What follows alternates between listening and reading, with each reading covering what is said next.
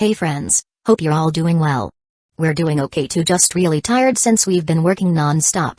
We wanted to answer a question many of you ask: how does our publishing process work? Most of our audiobooks are first posted on Patreon as paid content. They stay behind a paywall for a few months. After that, they become free to access on Patreon forever. Then, a few weeks later, we upload them to other platforms like YouTube, Facebook, and Twitter, X. Lately, our community hasn't been growing much, and we could really use your help. Please share our site in your Facebook groups, Discord servers, Reddit threads, Twitter, X, or with any friends who might be interested. Every little bit helps and we really appreciate it. Thanks a lot for being with us and supporting what we do. Not bad, encyclopedia. Haru praised. Without another word, Yukino gathered her long hair and tied it into twin tails. Haru's eyes lit up. The legendary slender and delicate twin-tail beauty had appeared. Of course, only in front of his steel body could Yukino, who was well-versed in Aikido, be considered delicate. I see something improper in your gaze. Yukino warned, sharp as ever. I'm merely admiring how well twin tails suit you. Haru replied, dead serious. Yukino paused, then gave him an amused look. Oh? So you like this hairstyle? Such a question was no challenge for Haru. I like it when you wear this hairstyle. Even though I can tell you're not being completely honest, I'll accept the compliment for now. With that, Yukino went to change into workout clothes. She was going to train too. A while later, Yutaha called, letting them know it was time to head over. Only then did the two take quick showers and change into more comfortable outfits. Yukino wore a blue striped dress with 4 white buttons running down from her collarbone to her waist. A black belt cinched her slender waist, as if emphasizing just how enviable her figure was. As Haru admired the sight, he felt a tinge of regret she had switched back to her usual long, straight hair. Had enough? Yukino shot him a knowing, amused look. Not even close. Absolutely not. Haru shook his head firmly. Not bothering to continue the topic, Yukino stepped forward and naturally wrapped her arm around his. Her delicate fragrance filled the air, making him feel at ease. On the way, Yukino never once asked why the Kasumijoka family had invited Haru over, as if she wasn't even curious. But the more nonchalant she acted, the more uneasy Haru felt. Because that meant she was thinking and she might have already figured something out. Yukino, aren't you going to ask me why? Finally, Haru had to bring it up himself. Yukino's lips curled into the same cryptic smile she had in the photography club. Tell me when we get home tonight. For now, let's just enjoy dinner. That smile. Haru suddenly felt like he was in the middle of a boss fight cutscene. The pressure was real. When they arrived at the Kasumijoka residence, the family of 3 came out to greet them. Good evening, Uncle, Auntie. I'm Yukinoshita Yukino, Haru's girlfriend and also the vice president of the photography club. Yukino introduced herself with flawless etiquette. Kasumijoka's mother looked pleasantly surprised, her eyes filled with admiration. She sincerely complimented, I told Yutaha last time that you're the most beautiful girl I've met besides her. But today, you look even more stunning than before. Thank you. Yukino replied with a polite smile. She had heard such compliments countless times and had long since gotten used to them. After the initial greetings, the couple chatted with Haru and Yukino for a bit before Kasumijoka's mother headed to the kitchen to prepare dinner. Kasumijoka's father, on the other hand, turned to Haru with a sheepish smile. About that night. I have to apologize. I'm in my 50s, and yet I somehow managed to embarrass myself like that. Feeling the dangerous aura radiating from Yukino's smile, Haru quickly waved it off. It's all in the past, uncle. No need to dwell on it. True, true. But it's a shame you're not of drinking age yet. Otherwise, I'd insist on having a drink with you. Guess you'll just have to wait a few more years, uncle. Haha, I'll be waiting. While the two men continued their conversation, Yutaha sat nearby for a while before turning to Yukino with an invitation. Want to come to my room? Yukino instinctively refused. I'm fine here. Yutaha chuckled. I've polished the opening of my new novel. Since we're here today, why don't you take a look? Alright. After a brief moment of thought, Yukino changed her mind. The two strikingly beautiful girls left the living room together. Yutaha's bedroom was tidy and well lit. Whether it was always this neat or had been cleaned up specifically for the occasion remained a mystery. They sat in front of the computer. Yukino, unreserved, opened the document and began reading seriously. Yutaha pulled up a chair and sat beside her. After about 10 minutes, Yukino suddenly turned her head, her tone cool. The male lead's character design? Yutaha nodded slightly. I modeled him after Amamiya-kun. You specifically invited me to read this just to provoke me? Yukino's expression grew colder. Yutaha, however, replied softly, I won't deny that I might have thought that way before but not anymore. Yukino stared at her for a couple of seconds before turning back to the screen. Then what's your reasoning now? Using my boyfriend as your protagonist's template, don't you think that's a little strange? Yutaha didn't seem flustered. Instead, she responded earnestly, because he's the most unforgettable man I've ever met. No one else even comes close. Yukino let out a cold chuckle. And you think I wouldn't be mad hearing you praise my boyfriend like that? Believe me or not, since I decided to move on, I haven't thought that way anymore. Yutaha took a deep breath. She was feeling the pressure. Despite being a year older than Yukino, in this moment, she felt as though their roles had reversed. Yukino now seemed more like the senior. I don't like this story. Yukino suddenly changed the topic, but I think it might have commercial potential. Yutaha blinked in surprise. You're not bothered by it? You mean the previous conversation? Yukino turned to her, crossing her long, slender legs and resting her delicate hands atop them. It was her signature posture when discussing something seriously. I can tell you're not lying, she said coolly. But don't you think your efforts are misplaced, senpai? Yutaha's expression grew complicated. She replied softly, if someone at the foot of the mountain keeps climbing, maybe they can reach the top someday. And if you fall along the way? Yukino finally drew her blade, her sharp gaze radiating a dangerous intensity. Then that's my own mistake to bear. Yutaha gave her answer. Yukino let out a quiet laugh. Yutaha couldn't decipher the meaning behind that laughter. But one thing was clear, Yukino's overwhelming presence had softened, even if only slightly. My stance remains unchanged. Your perseverance is admirable, senpai, but admiration is all you'll get from me. Yukino's voice was calm yet firm. Hearing this, Yutaha finally exhaled in relief. She had been worried that Yukino would make a scene today or worse, completely destroy her in front of Haru. After all, she was the guilty party here. No matter how composed she had seemed when suggesting to Haru that he invite Yukino, deep down, she couldn't shake her anxiety. What truly surprised her, though, was Yukino's kindness. It far exceeded her expectations. She thinks I'm pitiful. Yutaha bit her lip. She could see right through Yukino's thoughts. She hated being pitied, rejected it outright. Yet, at this moment, she lacked the strength to protest. A knock at the door broke the silence. Haru stepped in, carrying a plate of snacks. What are you two talking about? Yutaha pressed her lips together, saying nothing. Yukino casually closed the document. Just reading senpai's novel. Haru set the snacks down beside them. Let me take a look too. You don't need to. Yukino shut him down immediately. Haru blinked. So, you don't need my feedback? If you really want to read it, you can buy a copy when it's published. Yukino stated bluntly. Haru glanced at Yutaha, whose eyes were now darting away uncomfortably. After a moment's recollection, it clicked, wasn't the male lead based on him? Sensing the awkwardness, he wisely dropped the subject. Well, try the cookies. I had one just now, and they're pretty good. Yukino didn't refuse, reaching for a cookie and taking a bite.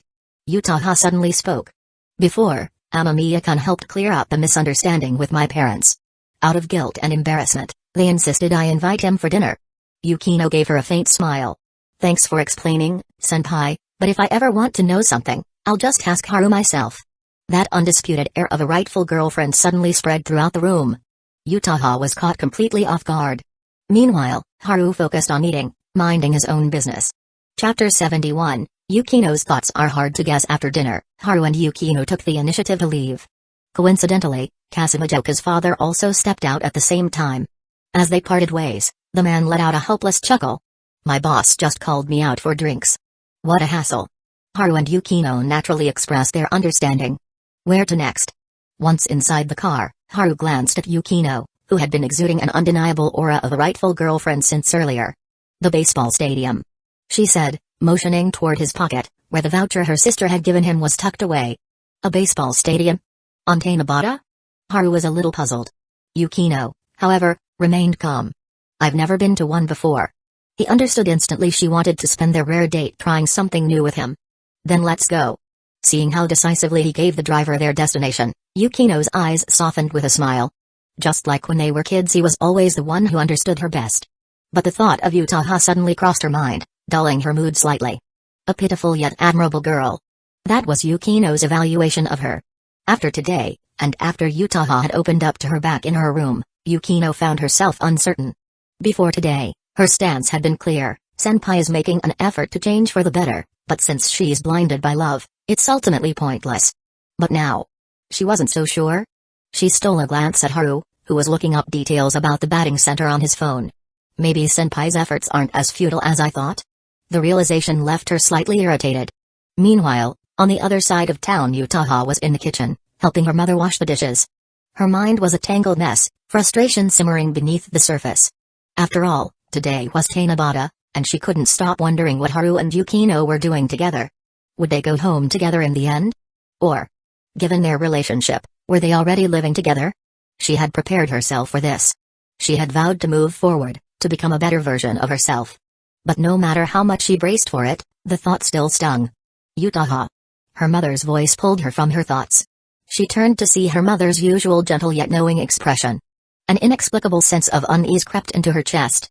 Since your father is out drinking with his boss, this is your only chance to convince me before he gets back. With just one sentence, her mother shattered any last hope she had of avoiding this conversation. Mom, I'm not sure I understand what you mean. She forced a casual smile, feigning ignorance. Amamiya Haru. Her mother said plainly. Yutaha's body tensed immediately. But to her surprise, her mother didn't press the issue. Instead, she changed the subject. That boy got along well with your father earlier. When I stepped out, he even helped me carry the dishes and made conversation about cooking. There was a hint of admiration in her tone. He is polite, well-mannered, and clearly understands social dynamics. The gifts he and Yukinoshita brought today weren't cheap either. And from what you've told me, he's already writing scripts at his age and holds a solid reputation in the photography club. Her mother gave her a knowing look. He's an impressive young man. Yutaha couldn't help but smile. Hearing her mother praise the boy she liked so highly that filled her with a quiet sense of pride. It validated her feelings. But then, her mother sighed. Fix your expression first. She said dryly. I don't even need to ask, you've already answered me.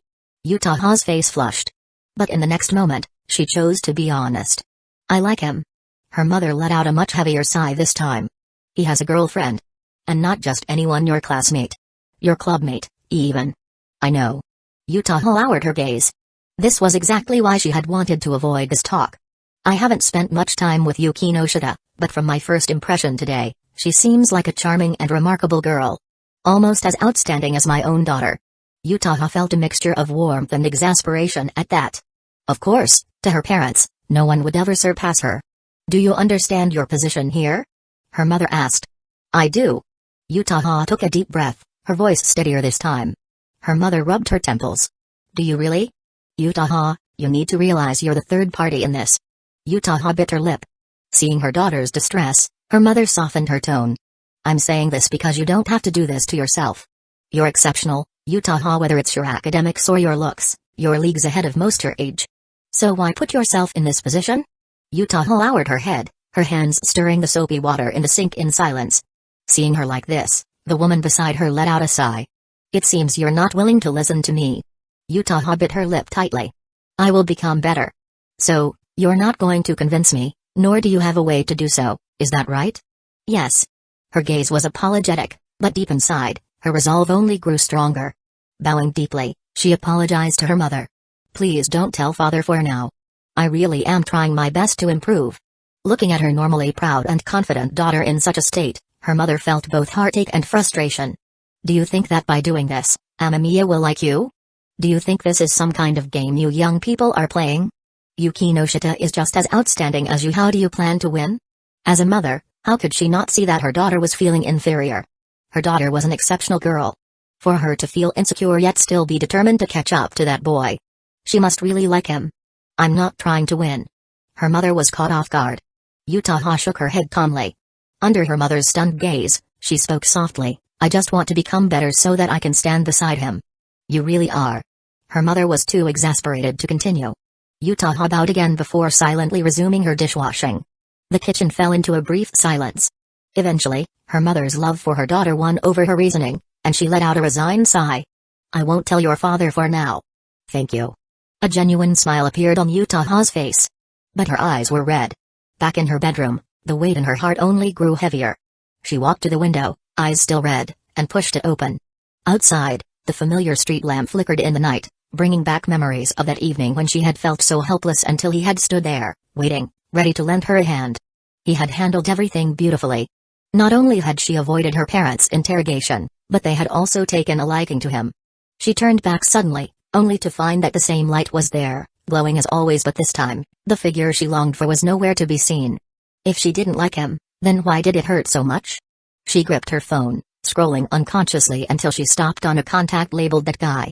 Her rational mind warned her he was probably with Yukinoshita right now. If she called, he might not even pick up. She wanted to be reckless just this once. She pressed the call button. Meanwhile, Haru and Yukino had just arrived at the batting cages when his phone suddenly rang. He glanced at the caller ID and hesitated for a moment. Yukino looked over and said in a calm voice, "Go ahead and answer it." Haru turned to her in surprise. Yukino's expression remained as composed as ever. She is very pitiful now. But pitiful? That was the last thing Haru had expected to hear. Yukino gave a small nod and said nothing more. Sharp and perceptive as always, she had already noticed something was off with Yutaha's mother during that dinner. And after what Yutaha had confided in her in the bedroom, it wasn't hard to guess she must have talked things through with her parents. And from the looks of it, the conversation hadn't gone well. Before Haru could pick up, Yukino rubbed her temple with a slight sigh, her voice carrying a rare hint of exasperation. "I'm starting to regret transferring to Sobya High School with you. If we had just gone to Toyosaki High School instead, maybe we wouldn't be caught up in all this drama." Despite her words, she knew deep down she was frustrated with herself for being too soft-hearted. Yutaha was incredibly capable in the photography club. Apart from Haru, the president, she was the second most skilled, only just behind Yukino herself. And the most impressive part? Yutaha had started from far behind, yet she had adjusted her mindset, set aside her pride, and worked hard to catch up. Even Yukino had to admit, begrudgingly, that they had quite a bit in common. In fact, Yutaha was probably the first girl in school she had ever truly acknowledged. Haru gave her an awkward smile, knowing he had no argument. To be fair, Toyosaki High School had a much stricter academic environment. Not that it would have mattered much to him, his grades had always been solid from elementary school through high school. The call connected. "Senpai? What's wrong?" Haru spoke first. On the other end of the line, Yutaha seemed surprised that he had actually picked up. Then, as if pleased, she stammered slightly, "And nothing, really. I just wanted to check if you guys left anything at my place." A terrible lie. Not only did Haru and Yukino think so, but even Yutaha herself knew it. Haru had no intention of calling her out on it. "I don't think we left anything, but I'll double-check later. If we did, I'll trouble you to hold on to it, and we'll pick it up another day." Perhaps out of guilt, her response was unusually brief. Then came silence. Standing beside him, Yukino frowned and shot him a look, a silent reminder, her tone isn't right. Haru fell into thought. Yeah. He could tell, too. She sounded like she had just cried. Or maybe she was holding back her tears. Haru was relieved that his mind worked quickly. Almost as soon as he sensed something was off, he found something to say. "Earlier, when we were in your room, I noticed a folder on your desktop with some game shortcuts." "Yes, I play sometimes." Yutaha finally spoke again. She didn't mention that she had only started researching games because she had heard in the club that Haru liked them. Haru glanced at Yukino and continued, "If you don't mind, maybe next time, you can tell me what games you like. We could even play together." "Okay. I'll send you a list later." "Sounds like a plan." Another topic wrapped up.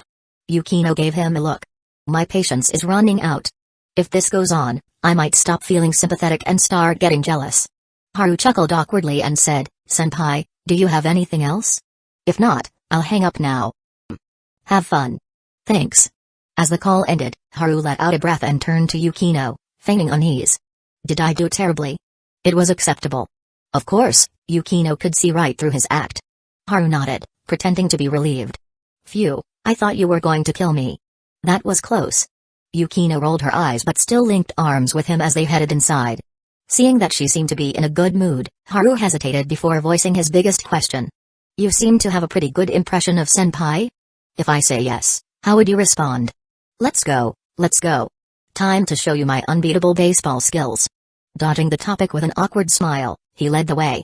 Yukino withdrew her gaze, speaking casually, "If she could keep her former pride and confidence, I'd feel a real sense of accomplishment right now." Haru nodded like an obedient follower. "That's right. Yukino is undefeated." Whatever emotions Yukino had just felt were instantly ruined. She shot him an exasperated glare. "You should shut up now." "Understood." He responded loudly, playing the perfect lackey. Yukino couldn't stand him anymore and turned her head away, her gaze flickering. Whatever she was truly thinking only she knew. The vouchers Haruno had given them were great, more than enough to enjoy themselves here. Haru gripped the bat, taking his stance. The pitching machine fired, and the baseball hurtled toward him at high speed, spinning in midair. He had chosen the fastest setting, but thanks to his auto-aim instincts, he could still track the ball's trajectory perfectly. Bang! The bat struck the ball dead center. Yukino, sitting behind him, followed the ball's path and nodded in approval. Not bad. Your strength is impressive as always. Haru set the bat down and turned back. I was only using 20% of my power. You get one compliment, and you start acting like a monkey climbing a pole. Clearly, she didn't believe him. That swing had been powerful, far beyond what she could manage. Not to mention, it wasn't just about strength, precision was just as important. With that kind of speed, if the ball had hit a person, they'd be looking at a fracture at the very least. Now, it was Yukino's turn. Haru didn't sit back down. Instead, he stepped behind her, wrapping his hands around hers on the bat. Yukino turned her fair face to him, eyes meeting his. What do you think you're doing? Haru answered seriously, I just remembered couples in dramas love doing this. You're right, but that only works when the girl doesn't know how to play baseball. So, you don't need this genius to guide you? No, thank you. Haru sighed in disappointment and stepped back. The moment Yukino swung, her long hair swayed with emotion. When the bat connected, her face lit up with a beautiful smile. Under the bright lights of the batting cage, she looked breathtaking. Several onlookers had already taken notice of the elegant girl. But because she was with Haru, no one dared to approach. All they could do was envy him from afar. Not bad. You're about half as good as me. Haru, seated behind her, nodded sagely. Yukino ignored him and continued practicing. After a while, she paused to catch her breath and pointed at her water bottle. Haru nodded, unscrewed the cap and took a sip himself. Yukino shot him a glare. I meant give it to me. Haru played dumb. You should really go pro with your batting skills. She snatched the bottle from him, took several gulps, and finally felt refreshed. Then, she heard him sigh. I was going to suggest a fun little game. A not-so-decent game, right? She saw right through him. Haru refused to admit it. Of course not. Oh? Aren't you curious what game it is? Not interested. Just play along. After a brief silence, Yukino sat down beside him, eyes filled with disapproval. Fine. What game? When you're thirsty, I'll do this. Haru took a sip of water but didn't swallow. Then, he pointed at himself. Yukino gave him a look that screamed, I knew it. Haru swallowed and sighed.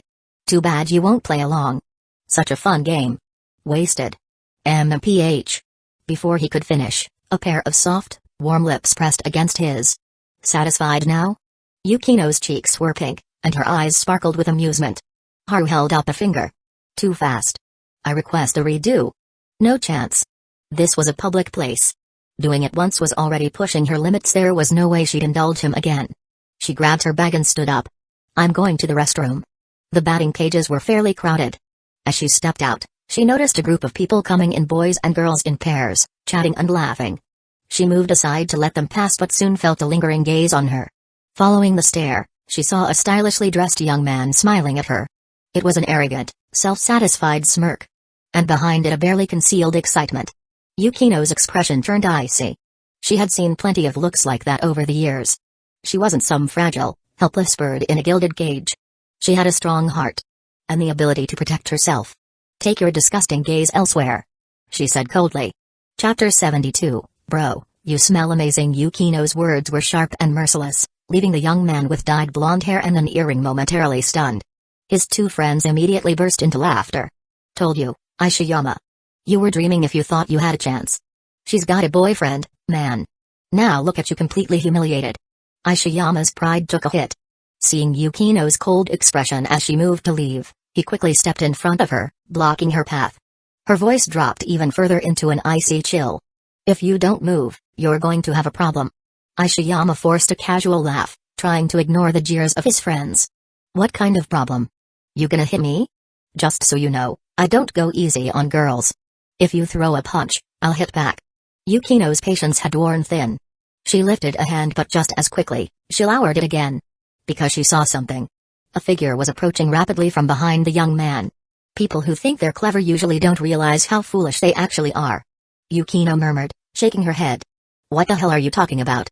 Ishiyama frowned. He didn't quite understand her words, but one thing was clear: this unbelievably beautiful girl was insulting him.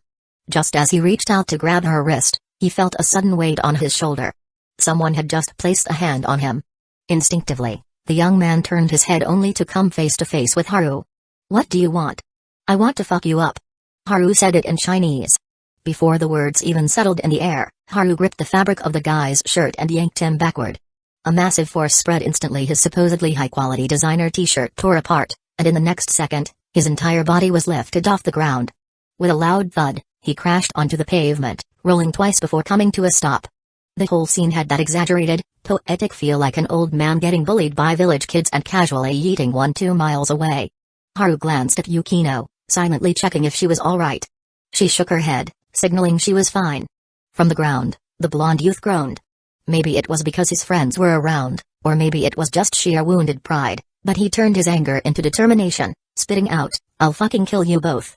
You should probably try standing up first."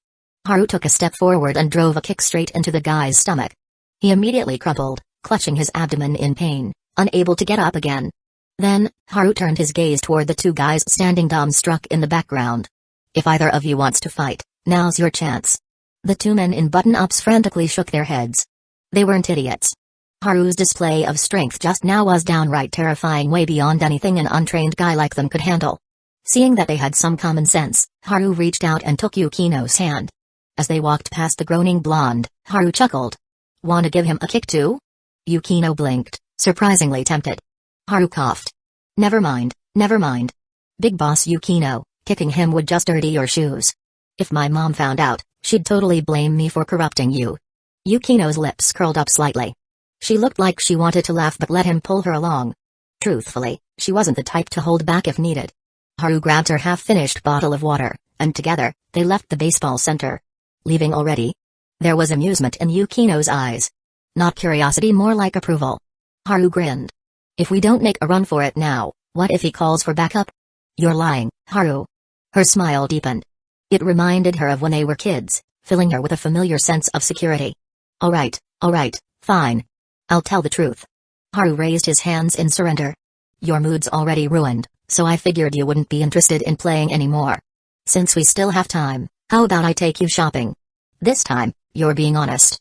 The streets were bustling with life that night, but since Yukino wasn't fond of crowds, Haru led her toward quieter shops.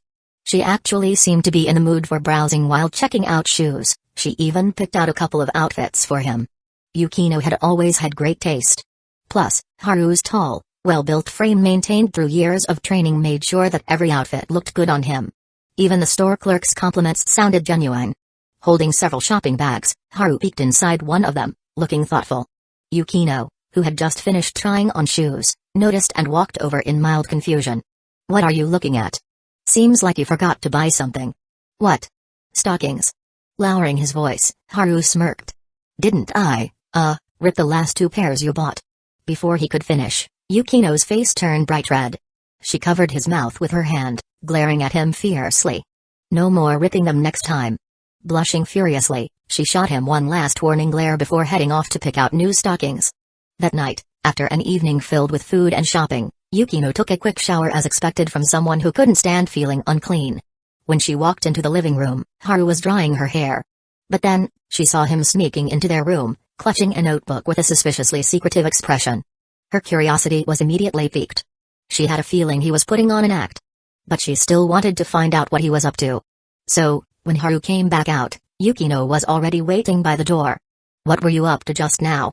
"Oh, that? Just my diary." "You write a diary? Wanna see? It's in the left drawer of the desk. You can read it if you want, we're that close, after all." With that, Haru wandered off to play with their cat. Yukino hesitated. That he's totally acting feeling was getting stronger. But he did say diary. And if her boyfriend had a diary and even invited her to read it, there was no way she could resist. Following her instincts, she stepped into the bedroom, pulled open the drawer, and sure enough, there it was, a black notebook. She flipped it open. The first line made her face heat up instantly. June 25th, Yukino's legs are amazing. June 27th, Yukino's legs are amazing. June 30th, no, I must stay strong. From today onward, I'll resist temptation. July 1st, Yukino's legs are the best in the world, wearing her nightgown, Yukino's chest rose and fell steadily. Even without makeup, her beauty was undeniable, but now, a delicate blush covered her cheeks. Still, more than embarrassment, she felt irritation. She suddenly recalled Haru's past words, normal people don't write diaries. Looking at this, he was definitely not normal. She had a gut feeling. Turning around, she looked toward the door and sure enough, there he was. Haru leaned against the doorframe, an orange cat in his arms, grinning like a man whose plan had worked perfectly. Finished reading? Expressionless, Yukino closed the notebook and slid it back into the drawer. Yes. And? It matches your perverted nature perfectly. I prefer to think of it as an appreciation for beauty. She raised an eyebrow, half smiling. Are you complimenting me? What else? You, my dear Yukino, are the definition of beauty. Is there a single girl in the world whose legs are better than yours? Haru declared righteously. Yukino sighed, pressing a hand to her forehead. So you're trying to joke your way out of my questioning, huh? Questioning? Am I on trial? Haru set the cat down and walked toward her. The cat meowed softly before scampering off into the living room. Haru wrapped an arm around her waist, pulling her close. The scent of her freshly washed hair filled his senses. Yukino didn't resist, resting her head against his chest. Then, she asked, what exactly happened with Kasumijoka? Haru didn't hide anything. Even Utaha's confession, he told her everything. Yukino, who had been with him for over 10 years, was the last person he'd ever want to deceive. She actually confessed. Yukino wasn't angry. She wasn't jealous, either. She was surprised. After a few seconds, she murmured, I see. She's more perceptive than I thought. She must have realized she couldn't win against me and decided to at least tell you how she felt. Haru breathed in her gentle fragrance, remaining silent. She's no longer insecure. Yukino's voice was soft. Haru smiled. You've been analyzing this all along? Observing. She corrected. And drawing conclusions. Yukino corrected him. Then, as if talking to herself, she slowly continued, she used to be insecure, but now she has come to terms with herself and has conveyed her feelings to you. There's no reason for her to be insecure anymore. Haru recalled a line from the long season, look ahead, don't look back. Yukino was taken aback, a thoughtful expression crossing her face. That's true. She must have already made up her mind. Almost instinctively, she thought of what Utaha had said earlier, if I really fall, then that's my own doing. Determination, courage, and stubbornness. Yukino closed her eyes, her emotions growing complicated.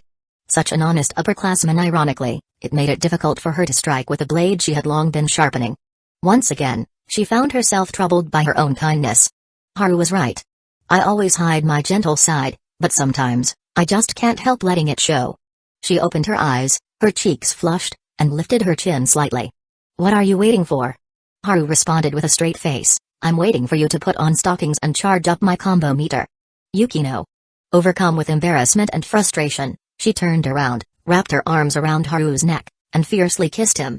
Another forceful ambush kiss. Battle mode Yukino. Then, she retreated at lightning speed. While the two of them were enjoying a sweet Tanabata together, Utaha lay in bed, staring into space. One moment, she was wondering what Haru was doing right now. The next, she was thinking about how to promote her new book. If the marketing wasn't strong enough, wouldn't all her hard work go to waste? After a while, her gaze dropped to her own long, pale, and slender legs.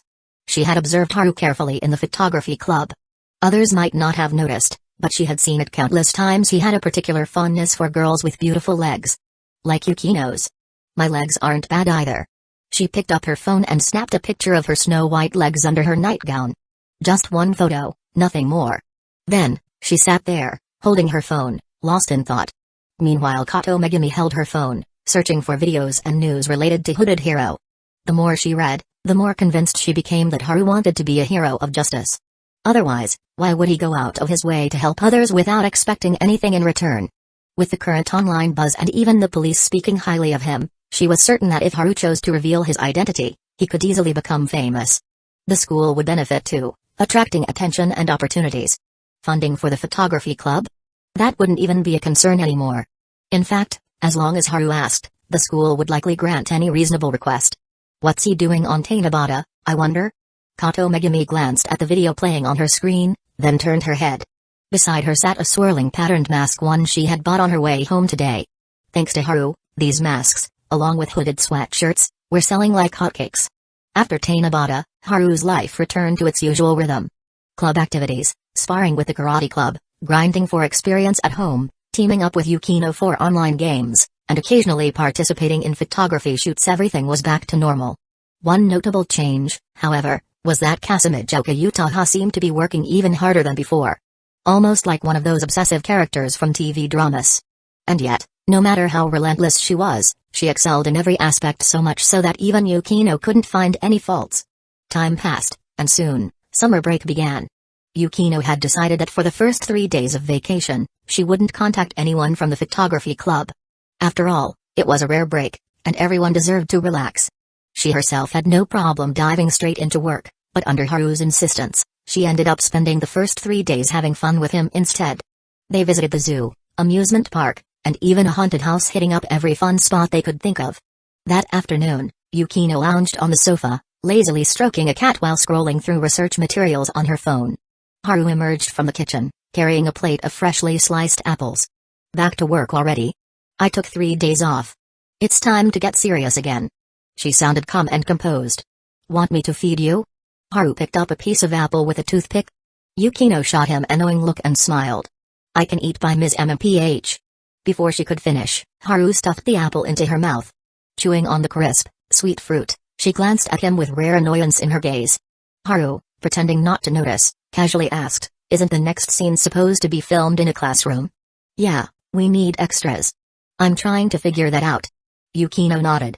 Leave it to me. I'll handle the location too. An idea immediately formed in Haru's mind. Seeing the curiosity and excitement in Yukino's eyes, he pulled out his phone and called for Rikawa and the others. What? You want us to be extras? And you're providing food, snacks, and drinks? No problem, we're in. After hanging up, he contacted a few more classmates. Since he had helped a lot of them with their studies before, and now he was offering free food and drinks, it only took 10 minutes to gather all the extras they needed. Impressed? Haru grinned, expecting praise. Yukino, sincere as ever, nodded. Very impressive. Her eyes sparkled with anticipation. As for the filming location, are you planning to ask the principal? Yep. Hearing this, Yukino relaxed. Given how much the principal admired Haru, borrowing a classroom for a short film shoot wouldn't be an issue at all. And sure enough, when Haru reached out, the principal readily agreed. Before hanging up, though, the old man added, if you're free during the break, come have a go at me on the chessboard. Naturally, Haru agreed. A casual beat down? Once in a while, that could be fun. By the way, do you have someone in mind for the teacher role in the script? Since Yukino seemed so invested, Haru decided to discuss it further. You're thinking of recommending Hiratsuka-sensei, aren't you? Yukino guessed his thoughts instantly, pausing in her petting of the cat. Yeah, she's a good person. If we ask, she'll definitely agree. Let's not. She's too close to my sister. If she gets involved, and my sister catches wind of it, she'll probably show up and interfere with the shoot. Good point. Thinking of Haruno's unpredictable and mischievous nature, Haru felt a headache coming on. After pondering for a moment but failing to think of a better candidate, he asked, then who do you have in mind? I can do it myself. Yukino had clearly already made up her mind. You? Hold on. Haru's imagination kicked into overdrive. Yukino in a professional suit, her waist swaying slightly as she walked. Damn. That was an experience he hadn't unlocked yet. And one he absolutely needed to. Lost in thought, he didn't notice Yukino's curious gaze. Then, shaking off his daydreams, he boldly asked, you'd make a great teacher, no doubt. But do you have the outfit ready? I prepared it already. Oh? Then how about trying it on for me? I'm a professional, you know. I might even have some pointers for you. You want to see? Well, I don't mind. Yukino glanced at him, seemingly a little puzzled, but eventually put the cat down and walked to her room. Under Haru's expectant gaze, she returned 2 minutes later. And he froze. Because Yukino wasn't wearing the sleek, alluring business suit he had imagined. Not even a skirt suit. She had put on a proper, formal, and downright conservative women's business suit. A pantsuit, no less. Seeing his dumbfounded expression, Yukino chuckled. Disappointed because I didn't wear a skirt? She had already guessed what he was thinking when she went to change. And now, seeing his reaction, she couldn't help but laugh. A little bit, yeah. Haru admitted honestly, before suddenly standing up. His gaze trailed down from her tailored suit pants to the way her fitted blazer emphasized her slender waist. Higher up, past her modest chest, to her graceful, swan-like neck. What are you thinking? Yukino's expression turned wary. His gaze was setting off alarm bells. Haru studied her for another moment before sighing dramatically. Damn it. You're even cooler than me. I knew it. Yukino resisted the urge to scold him. But then, Haru stepped closer and wrapped an arm around her waist. Her cheeks warmed slightly, but she didn't pull away. Instead, she asked, somewhat awkwardly, what? Haru smirked. Bro. Bro. Yukino gave him a strange look, recalling that he had called her that before. This time, however, he held her close and added, Bro, you smell amazing. Chapter 73, Haruno. As expected of me on the 5th day of the summer break, Haru woke up early as usual. Glancing at the bed, he saw that Yukino was still sound asleep. Leaning in, he placed a gentle kiss on her forehead before carefully slipping out of bed. Just as he reached the door, a lazy voice called from behind him. Going for a run? He turned around. Yukino was still curled up in the blankets, only her delicate, drowsy face peeking out as she let out a sleepy yawn. Even with her hair slightly messy, she was irresistibly adorable. You woke up? Sorry, I didn't mean to disturb you. It's still early, go back to sleep. Unexpectedly, Yukino didn't retreat back under the covers. Instead, she murmured, wait for me, I'll come with you. Haru hesitated for a moment before saying, you were exhausted last night. You should rest a little longer, exercise can wait. At his words, Yukino's face turned red. Was he implying her stamina wasn't up to par? Annoyingly enough, he wasn't wrong. Even now, her legs still felt a little weak. Last night, he had seemed particularly fascinated by her in that formal women's suit. While they were playing games together, he insisted she wear it again, claiming it enhanced the atmosphere. But somehow, the night had devolved into him murmuring, damn, bro, you smell so good. After weighing her options, Yukino ultimately chose to stay in bed. Given her current state, running was simply out of the question. That's more like it. Rest is important. Haru said with a chuckle before heading to the bathroom. Yukino turned her gaze toward the small panda-shaped alarm clock on the bedside table, one she had given him a while ago. It read 5:43 a.m. She yawned again, closed her eyes, and let herself drift back to sleep. With summer break in full swing, Haru noticed something different during his morning run. The usually empty streets were now dotted with young people, most likely students, all jogging just like him. They seemed to be around his age, maybe a couple of years older. It was a rare sight on his usual early morning runs. The roads were practically deserted. You are exercising. Steel body, EXP plus 89, adjusting his breathing and pace, Haru ran along the quiet roads, steadily racking up experience points. Ever since acquiring steel body, he had noticed significant changes in his physique. Haru could already feel the effects of his training. Strength and agility were just the obvious ones. But what truly shocked him was his stamina. Even if he only slept 2 or 3 hours a night, he still woke up feeling completely refreshed. Just to be sure, he had even gone to the hospital for a checkup. The doctor's verdict, you're in perfect health. From his own tests, he confirmed that regular blades couldn't even scratch his skin anymore. As for firearms? Well, he was just a law-abiding high school student. Even if he had a way to get his hands on a gun, he had no intention of testing it. Still, even without actual data, he was confident that with his sheer speed and reaction time, he could dodge bullets. A high schooler who could dodge bullets. It reminded him of Detective Conan. There was that one scene where the heroine had humbly said, I can only dodge handgun bullets. Kyogoku-senpai, you on the other hand, can dodge rifle bullets. The difference in levels was clear. Handgun tier. Rifle tier. Gatling gun tier. Rocket launcher tier. Before Haru's mind could go further down that ridiculous train of thought, someone called out to him. Amamiya, out running early again? Good morning, Uncle Inokami. As he adjusted his pace, he greeted the familiar faces he passed along his route. Ah, youth is such a wonderful thing. The middle-aged man sighed, his hands full of grocery bags. I used to be as handsome as you, you know. But since I never took up exercise, well, now I'm stuck with this. He patted his beer belly dramatically. Haru stole a glance at the man's thinning hair and offered a polite nod. Now that was the hairstyle of a seasoned warrior. Not that he ever wanted to achieve that level of power. As he passed by a park, Haru spotted a familiar figure, a young woman with a fit, curvy silhouette, currently bent over with her hands on her knees, catching her breath. Sweat glistened on her ears as her wireless earbuds blinked faintly. She clutched a bottle of mineral water in one hand, and her brown tracksuit, while somewhat old-fashioned, completely hid her otherwise alluring figure. Curious, Haru slowed his pace and approached. Senpai, you're out running too? Yutaha turned at the sound of his voice, her eyes lighting up in surprise. Amamiya-kun? Sweat trailed down her strikingly beautiful face, dampening a few loose strands of hair, but she simply smiled. Ever since I overworked myself last time, I've been making a habit of running. Before this, the most I ever did was yoga at home to maintain my figure. Haru nodded. Exercise is a good habit, but don't overdo it. Your study workload is already intense. I know. Yutaha studied his face for a moment, tilting her head slightly. Did you just start running? I've been at it for about an hour now. Huh? She blinked, her gaze sweeping over him again as if trying to find something off. Is there something on my face? Haru asked, feeling slightly self-conscious. No, it's just.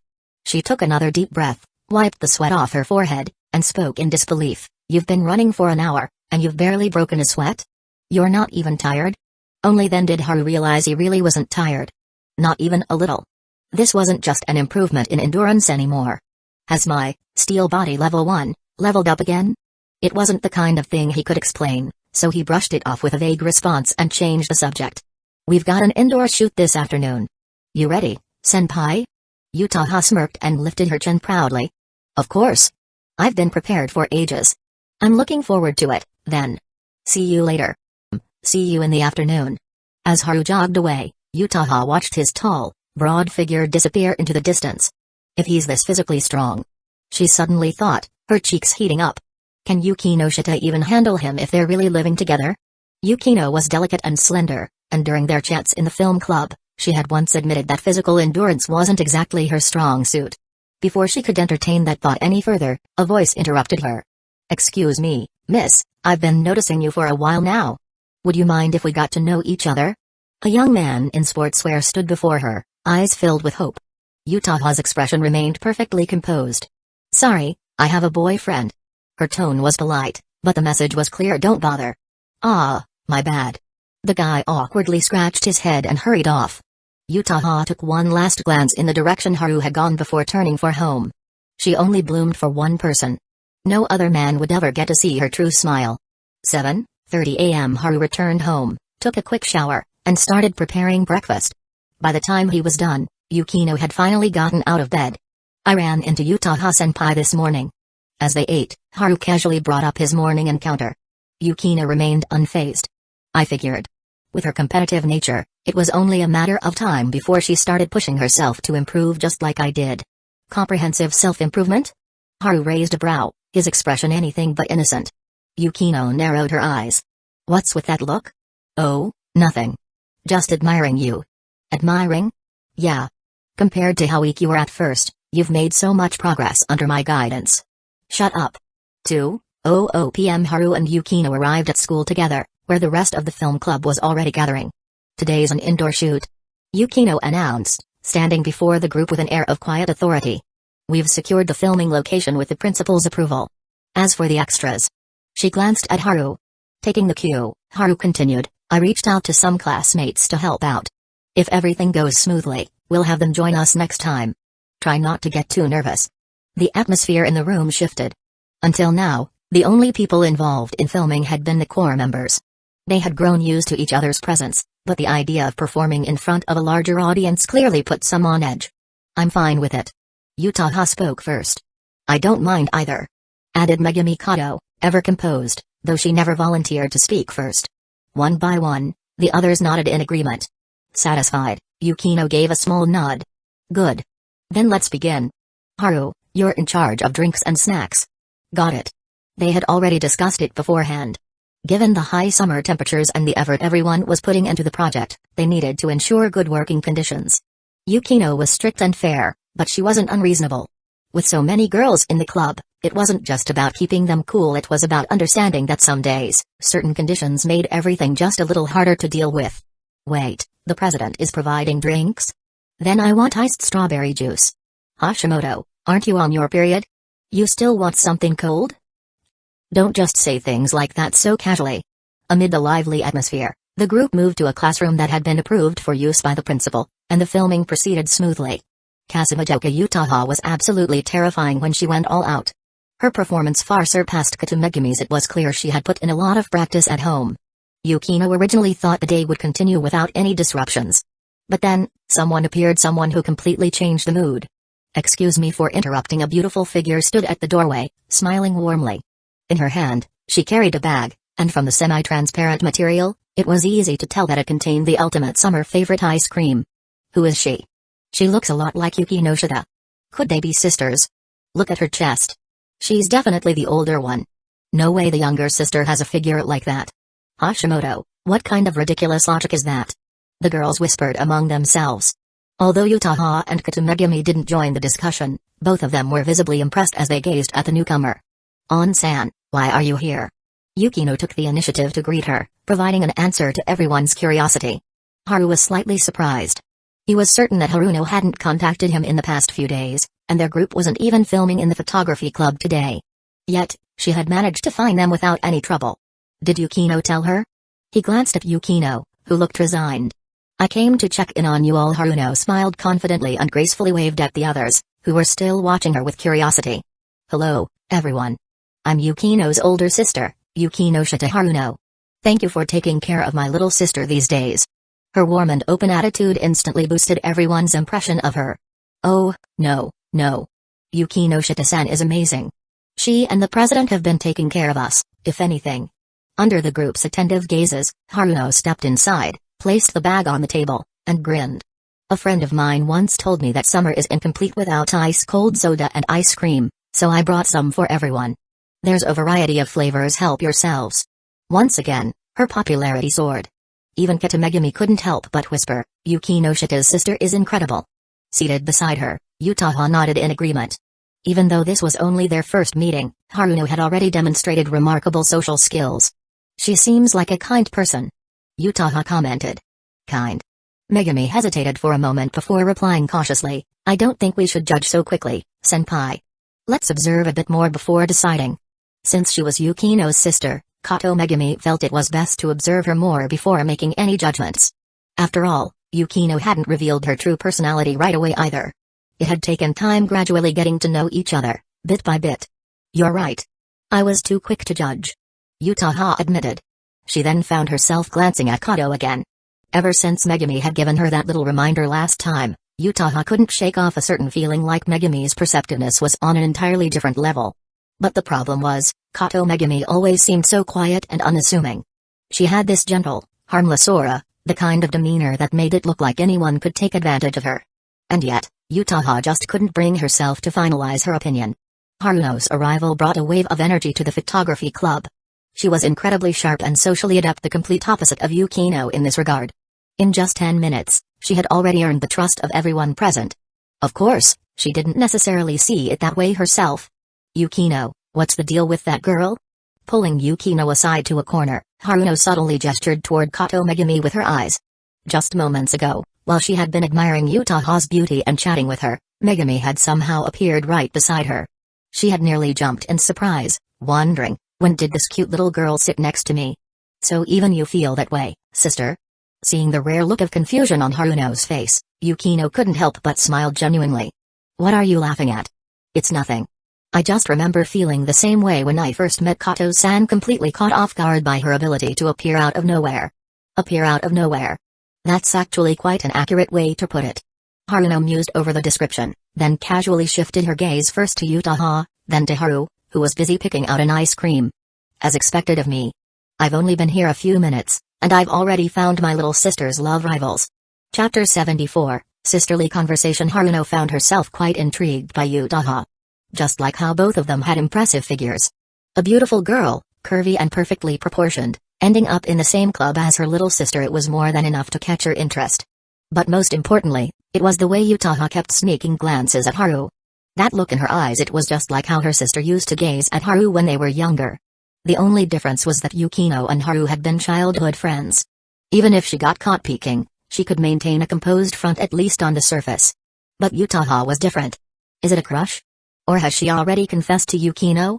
Otherwise, with Yukino's personality, there's no way she wouldn't have noticed. Haruno's mind raced through the possibilities when Yukino's voice suddenly pulled her back. What do you think of Kato-san? Kato? Haruno instinctively glanced at Kato Megami, who was quietly enjoying her ice cream, before turning back to her sister. She has an unremarkable presence, but if you look closely, she's actually kind of cute. Her figure's not bad either. Is that all? Yukino sounded almost disappointed. Hearing that tone, Haruno's curiosity flared. With a playful glint in her eyes, she leaned in. Wait, Does she have some unusual traits? Yukino figured her sister had been too focused on Utaha, or maybe she just hadn't spent enough time around Megumi yet to realize how ordinary the girl actually wasn't. Quiet, composed, able to get along with anyone. When she wasn't speaking, it was nearly impossible to tell what she was thinking. Adding all of that together, Yukino had long since recognized that Megumi was far from ordinary. She had thought that her sister, who was even more perceptive than herself, might notice Megumi's uniqueness and provide some new insight. But judging by Haruno's current attitude, she was clearly just here to watch the drama unfold. Meanwhile, compared to the cryptic conversation between the Yukinoshita sisters, Haru was having a much more relaxed chat on his end. He and Hashimoto, another club member who also liked Kamen Rider, were getting along well. President, do you have any plans for the summer break? Ah, this matcha ice cream is amazing. Hashimoto mumbled between bites. Haru glanced over at the Yukinoshita sisters, who were whispering in a corner, and shook his head. Nothing concrete yet. We've got plenty of time, so I'm just going with the flow. Then how about we all go swimming? That came out of nowhere. Well, you just said you had no plans. Haru eyed the two girls, who were practically bouncing with excitement, and quickly caught on. If you don't tell me the real reason, I'm rejecting all your suggestions. The two girls exchanged glances. They had planned to act innocent, but there was no fooling Haru. After a brief back and forth, they finally mumbled their confession. Alright, fine. We're just curious about everyone's body proportions. Haru raised an eyebrow. That's it? Now that they had come clean, the girls stopped holding back. Well, yeah. We just want to know what Vice President Yukinoshita and Kasumijoka-senpai actually look like under their uniforms. Right. They're so beautiful, and their legs are so long and straight. I'm honestly jealous. One of them sighed dreamily while the other nodded in agreement. Then, with bright, hopeful eyes, they turned to Haru. We actually tried inviting the Vice President last night in the group chat, but she rejected us immediately. Haru smirked. So now you want me to convince her? Not just her. Kasumijoka-senpai too. Haru blinked in surprise. Before he could even react, the girls giggled. Senpai talks to you all the time, so you two must be close, right? Besides, as a guy, aren't you even a little curious about Senpai's figure? Curious or not, why would he discuss this with them? Haru found their persistence amusing but didn't bother responding. Not to mention, discussing Utaha's figure in the middle of the photography club was definitely dangerous territory. Even if she did have an amazing body, that didn't mean he should be gossiping about it. After the break, filming resumed. Haruno, having no particular role, became the only bystander. She watched her sister throw herself into the shoot with full concentration, then turned to see Haru handling the camera and coordinating with the others. These kids sure have spirit. Then, she chuckled to herself. Why do I sound like an old lady? She was still a university student, yet she already found herself thinking like this. If anyone deserved the title of old lady, it was her dear friend Shizuka. Senpai, your performance today was excellent. You and Kato did great in your paired shots. Tomorrow, when the other members join, I hope you can maintain this energy. Yukino once again demonstrated her fair and pragmatic approach. She gave criticism when it was needed and praise when it was earned.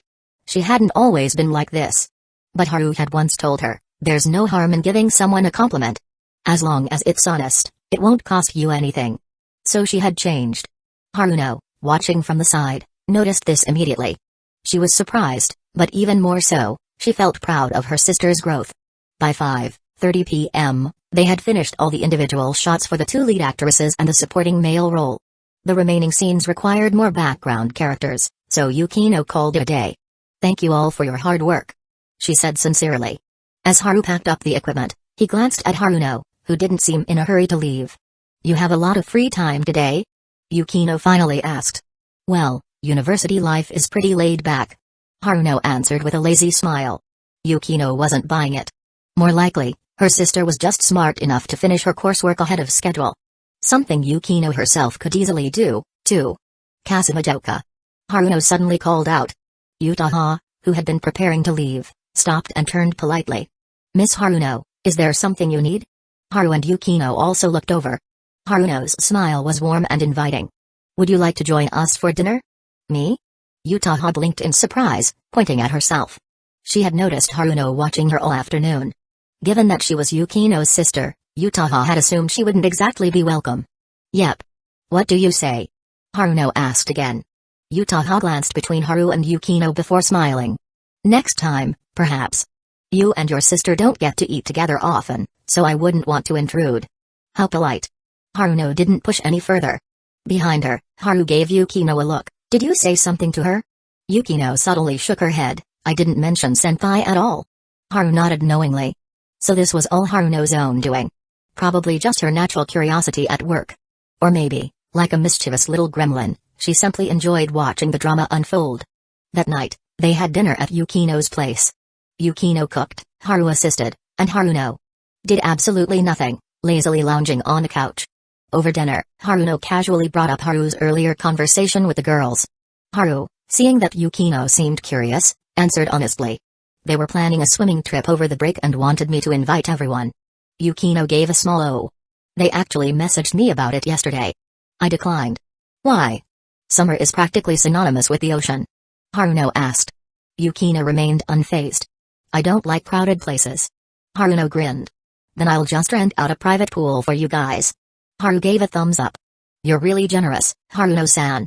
Thanks for the compliment. Haruno playfully winked at him. Yukino, however, ignored their light-hearted exchange and narrowed her eyes suspiciously. You really want me to go swimming that badly? To be precise, I want you to get along with the photography club members. If you can become real friends with them, even better. Haruno spoke leisurely as she took another bite of the tamagoyaki, clearly enjoying herself. Her little sister's cooking was always excellent. Yukino neither rejected nor accepted the suggestion, as if she hadn't even given it a second thought. But Haru knew she was curious. It was just that Haruno had a habit of leaving things half-said, and Yukino couldn't be bothered to ask. So what you really want is for Yukino to have more friends? Haru voiced the question on her behalf. For once, Haruno's tone carried a hint of warmth. No, I just think your club has a lot of potential. Such as? You're all dedicated. Shooting in this kind of heat, spending the entire afternoon without a single complaint, and no one even losing focus during the session. As Haruno spoke, her gaze subtly shifted toward her sister. From what I see, they're all reliable people when it comes to serious matters. If you had friends like that, both Mother and I would feel much more at ease. Yukino acted as though she hadn't heard a word and continued eating. Haru decided to change the subject. That does sound reasonable, but I'm the most reliable one in the club, right? You're the least reliable, Haru. That's unfair, Haruno-san. I protest. If you give me a hug like you did when you were little, maybe I'll reconsider. Nonsense. You were the one who forced me into those hugs. If I hadn't been worried about hurting you, I would have taken you down on the spot. The two bickered at the dining table, while Yukino remained as expressionless as ever. After dinner, Haru volunteered to wash the dishes, giving the sisters some private time. As soon as he left, Haruno pulled Yukino onto the couch and asked in a low voice, the reason you didn't respond earlier, was it because of Kasumi-jouka? This time, Yukino didn't pretend not to hear. Haruno's eyes gleamed with curiosity. Is she that impressive? She is. Exceptionally capable, though she still has a long way to go compared to you. Yukino made the comparison deliberately. Haruno saw right through her. With a smirk, she said, you mean compared to you, right? But since I'm the one asking, you just used me as a convenient excuse. Yukino stayed silent, putting on an air of indifference. Haruno didn't mind. Her eyes flicked lazily toward the TV. She does have great physical attributes. If she wears heels, she's easily over 170 centimeters tall. That's your takeaway from all this? Yukino looked perplexed. Haruno chuckled. What, would you rather I comment on her chest? With that, she straightened her back, emphasizing her curves.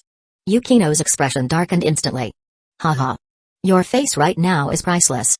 If this is the topic you insist on discussing, I'd rather go help Haru wash the dishes. Alright, I'll stop. Haruno waved her hand dismissively, still amused. Your club suddenly has a love rival pop up, yet you're completely unbothered. That must mean she never stood a chance against you, right? Yukino's gaze shifted toward the TV. She knew she couldn't win. So she gave up. Haruno's expression shifted in an instant. Wait. You mean? She confessed to Haru? And you knew about it? Just one word, but it was confirmation enough. That's some big news. I need a moment to process this. Haruno was genuinely intrigued. She rubbed her temples, her mental gears spinning at full speed. If there were data on a screen right now, it'd probably be at 99% capacity. A full minute passed before she finally sorted her thoughts. She turned to her sister with a knowing look. You're this composed, so that means she confessed and got rejected. A complete loss. Yukino sighed, clearly unimpressed with the term complete loss. Haruno continued, she didn't quit the club, though.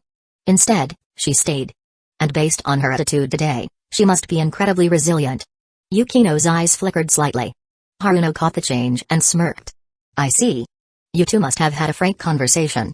Yukino finally turned to face her, her expression somewhat complicated. Yes. Her sister's perceptiveness was as terrifying as ever. Haruno's lips curled. She muttered to herself, a tenacious, hard-working girl. No wonder she stayed. You must have at least a little respect for her. But really, Yukino, why didn't you tell me about this sooner? Good gossip goes stale if you don't get it fresh.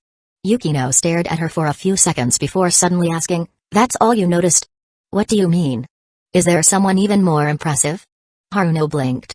Yukino shook her head, choosing not to say anything more. What she had actually meant was whether Haruno had noticed Megumi Kato. Judging by her sister's reaction, Kato's almost non-existent presence had completely escaped her attention. She's the one hiding the deepest, Yukino thought. That night, both Haru and Haruno ended up staying over. Yukino had no objections. The only problem was when she went to take a bath, Haruno insisted on joining her towel in hand, stepping right in. Just before the door closed, Haruno turned back and grinned at Haru. No eavesdropping, and definitely no peeking, okay? I'd have to be out of my mind to even try. Haru replied dryly. As their clothes were tossed into the laundry basket, Haruno turned to see Yukino looking visibly exasperated by her intrusion. Completely unbothered, Haruno smirked and puffed out her chest. Jealous? You're my little sister, so I'll allow you to personally experience what you're lacking. Yukino shot her a sharp glare. Fat is simply a biological cushion for the human body. Its purpose is to protect organs and bones, not for childish displays like this. You really don't want to touch them. Kasumijoka's figure is probably similar to mine, you know. Not even a little. Thanks. Yukino coldly stepped into the spacious bathtub. Though, truth be told, she was a little curious. Not for any particular reason, just pure curiosity. Haruno chuckled and slid into the water as well. Since you don't want to talk about this, let's switch to a topic you do like. Chapter 75, Yukino, meow. You mean something I like? Hearing her sister say that, Yukino finally showed some interest. That's right. I promise this will be an episode you'll enjoy. Be serious. Seeing her sister's usual stoic expression return, Haruno dropped the teasing and smiled meaningfully. The reason you're okay with Kasumijoka staying in the club isn't just because you admire her talent. There's something more important, isn't there? Yukino froze. She hadn't expected her sister to start off with such a bombshell. No build-up, no lead-in, just straight to the ultimate move. Haruno, however, seemed completely unsurprised by her reaction. Mind sharing the reason with me? Yukino remained silent. Haruno let out a small sigh, resting her smooth arms along the edges of the bathtub, and murmured, is it that you can't tell me, or that you can't tell anyone? A jolt of unease ran through Yukino. She knew her sister had pieced things together not through any supernatural ability, but simply by understanding both her and her boyfriend well. That, combined with Kasumijoka's obvious slip-ups, had allowed Haruno to land on the truth effortlessly. But hearing it said aloud still caught her off guard. Haruno leaned lazily against the bathtub's edge, her tone relaxed. I have a guess, but if I say it and I'm wrong, you might get mad. Oh? So you actually care if I get mad? Yukino kept her face expressionless, trying to keep her sister from reading her thoughts. Of course I care, you're my little sister, after all. Besides. Haruno's teasing smile returned. You're already living with Haru. The moment those words left her lips, Yukino's cheeks flushed red. It was unclear whether it was from the bathroom steam or something else. Haruno clearly enjoyed seeing her sister flustered. She casually threw out another remark, Haru's been working out for years. His stamina must be something else. You sure you're keeping up? Sister. Yukino's entire face turned crimson as she shot her sister a glare. Even Haru wouldn't joke about such things unless they were in an intimate moment together. Haruno blinked innocently. So, you're struggling, huh? Yukino's gaze grew colder. Alright. I'll stop. Haruno raised her hands in surrender, deciding not to push her luck. Still, as she leaned back against the tub, she couldn't help but wonder, could Yukino's petite frame really keep up? She had known about Haru's physical prowess for years. From elementary to high school, he had always been the strongest competitor in their class sports events. By the time the two sisters stepped out of the bathroom, Haru was sitting on the couch, watching a video on his phone. Hearing the door open, he glanced up. Both of them had changed into sleepwear, their faces still flushed from the bath's heat. One quick look, and Haru could immediately tell that Haruno wasn't wearing a bra. Meanwhile, Yukino's figure remained as modest as ever. Haru quietly scolded himself for noticing such things. Haruno, oblivious to his thoughts, casually dried her hair with a towel before grabbing a blow dryer and taking a seat. Yukino, on the other hand, wrapped her long hair in a towel and glanced at Haru. He got the message and put down his phone. So, when Haruno finished blow-drying her hair and turned around, she was surprised to see Haru carefully helping Yukino dry hers. She stared for 2 full seconds before sighing in mock regret. If I'd known, I would have asked Haru to help me too. Haru is my boyfriend. Yukino's cool voice cut through the hum of the hairdryer. Relax, it's not like I'm trying to steal him from you. Haruno laughed cheerfully. I do admire Haru, but I watched you two grow up together. We're too close, I'd feel weird making a move on him. Yukino pursed her lips, her expression slightly tense. So, you're basically saying you wouldn't mind making a move? Seeing his girlfriend in trouble, Haru stepped in to help her out. Actually, I was the one who made the move on Yukino. Yukino's lips curled up slightly. Haruno chuckled. Showing off your love life in front of me? I'm not playing along with that. Once her hair was dry, Haruno seized the moment while they were settling back down and quickly said, I want to sleep with Yukino tonight. You don't mind, do you, Haru? Yukino naturally kept quiet. A topic like this was too embarrassing. No matter how she refused, it would inevitably lead back to her boyfriend. Haru, on the other hand, was much more direct. Of course I mind. Haruno smirked and tossed out a trap card. Oh? You're the tiger. Could it be you actually want all 3 of us to sleep together? Haru ignored the game and flipped the table instead. Absolutely not. Yukino might be small and adorable, but I'm pretty big. There's only so much space on the bed, and Haruno, you keep growing every day. 3 people simply won't fit. On the surface, Haru's argument sounded perfectly logical. But both sisters turned to glare at him. What do you mean small but adorable?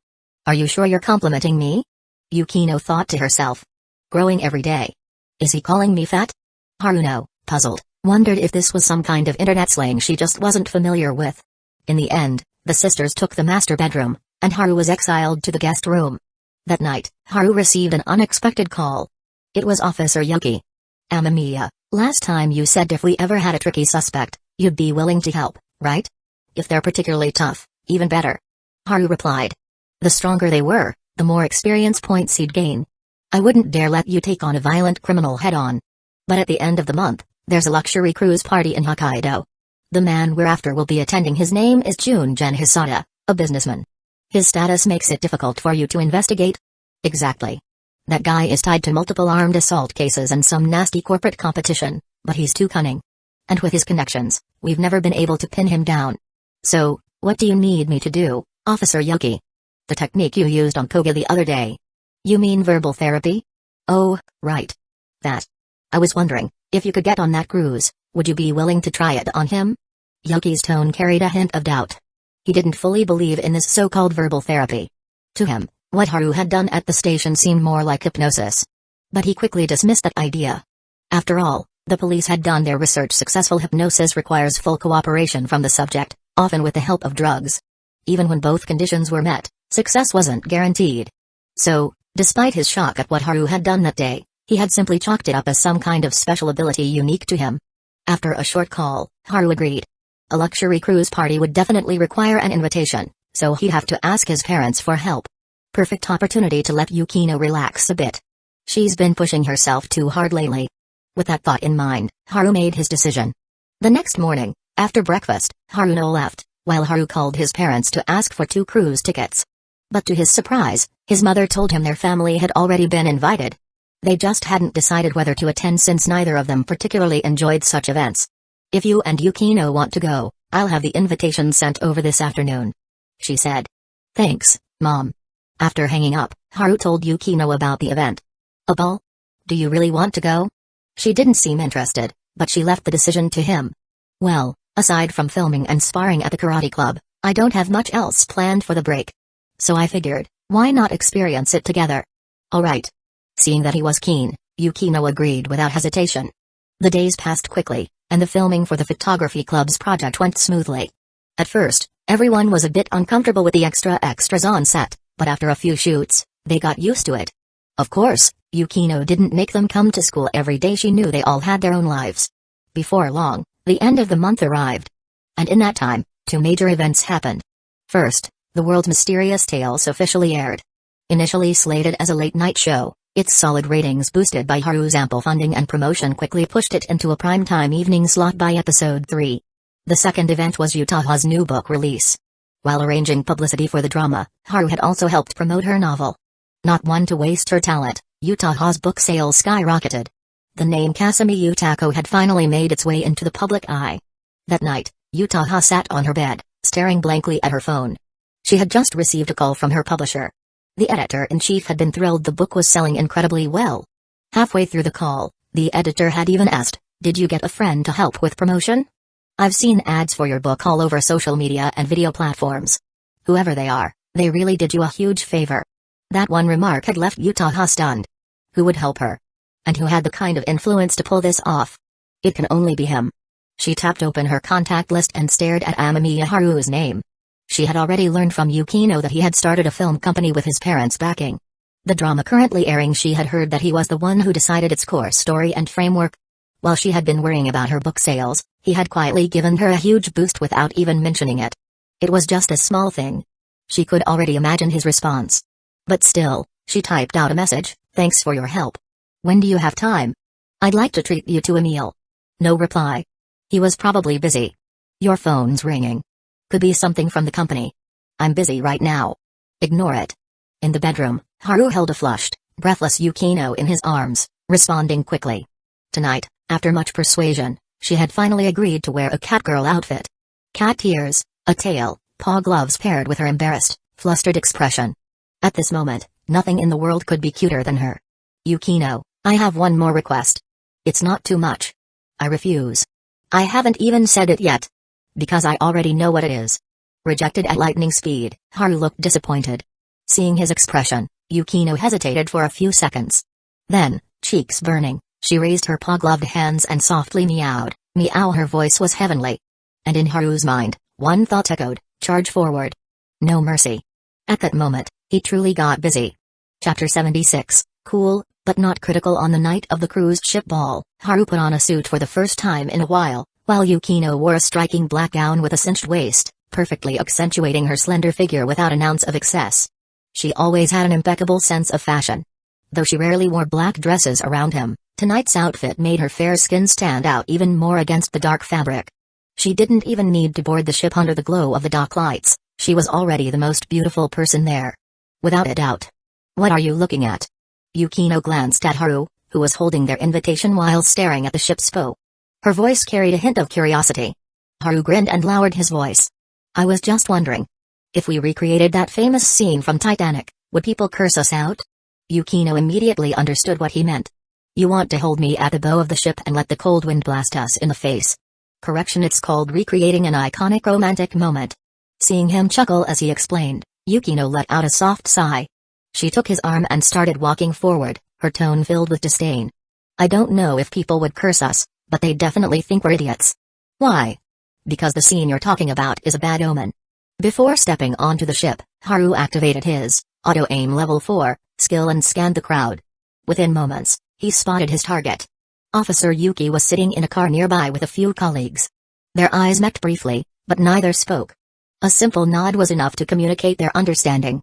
"Senpai, are we really going to get anything out of waiting here?" One of the officers in the car sounded doubtful. Officer Yuki watched Haru and Yukino disappear into the ship and murmured, "I don't know. But I've seen miracles happen once before." His colleagues didn't quite understand what he meant. But Officer Yuki didn't explain. He still remembered it clearly back when Haru had merely talked to Koga once, and the guy had confessed everything. After that conversation, Koga became merely cooperative. No matter what the police asked, he answered truthfully, revealing every crime he had committed.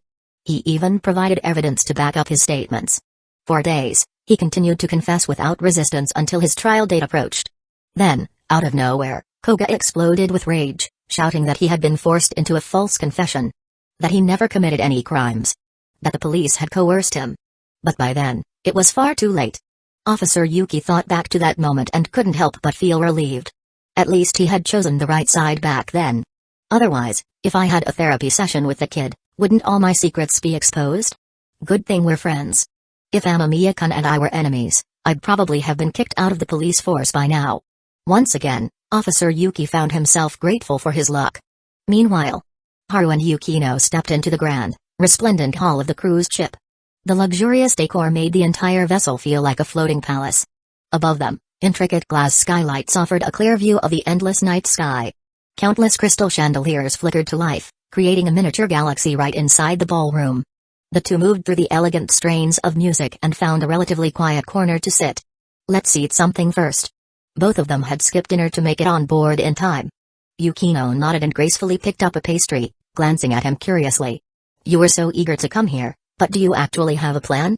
Haru gestured toward the lively crowd chatting animatedly. There's going to be a dance later. Yukino's lips curled slightly. She already knew what he was going to say. Sure enough, he put on a solemn expression and asked, May I have the honor of dancing with the beautiful second daughter of the Yukinoshita family? You may. Surprisingly, Yukino played along, smiling brilliantly.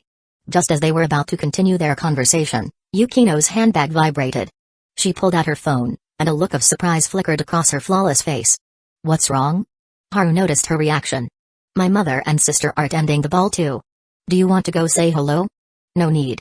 If they haven't come looking for me, it means it's not our business, at least for now. Haru nodded, casually scanning the crowd. His gaze swiftly flitted over various figures. Officer Yuki had sent him some photos earlier. His target, Junjun Hisada, the well-known CEO of a major digital appliance company. Haru had memorized his face and even consulted his lawyer. Allegedly, Hisada had been involved in deadly corporate competition, but had managed to pin the crimes on a scapegoat. The fact that the police had specifically contacted him meant that the Metropolitan Police Department was still watching Hisada just without solid evidence.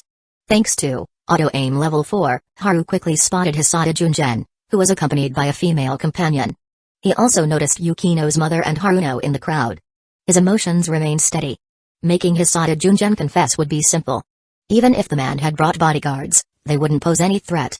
After all, now that his skills had leveled up, he had more leverage than ever. Why are you two just sitting here eating?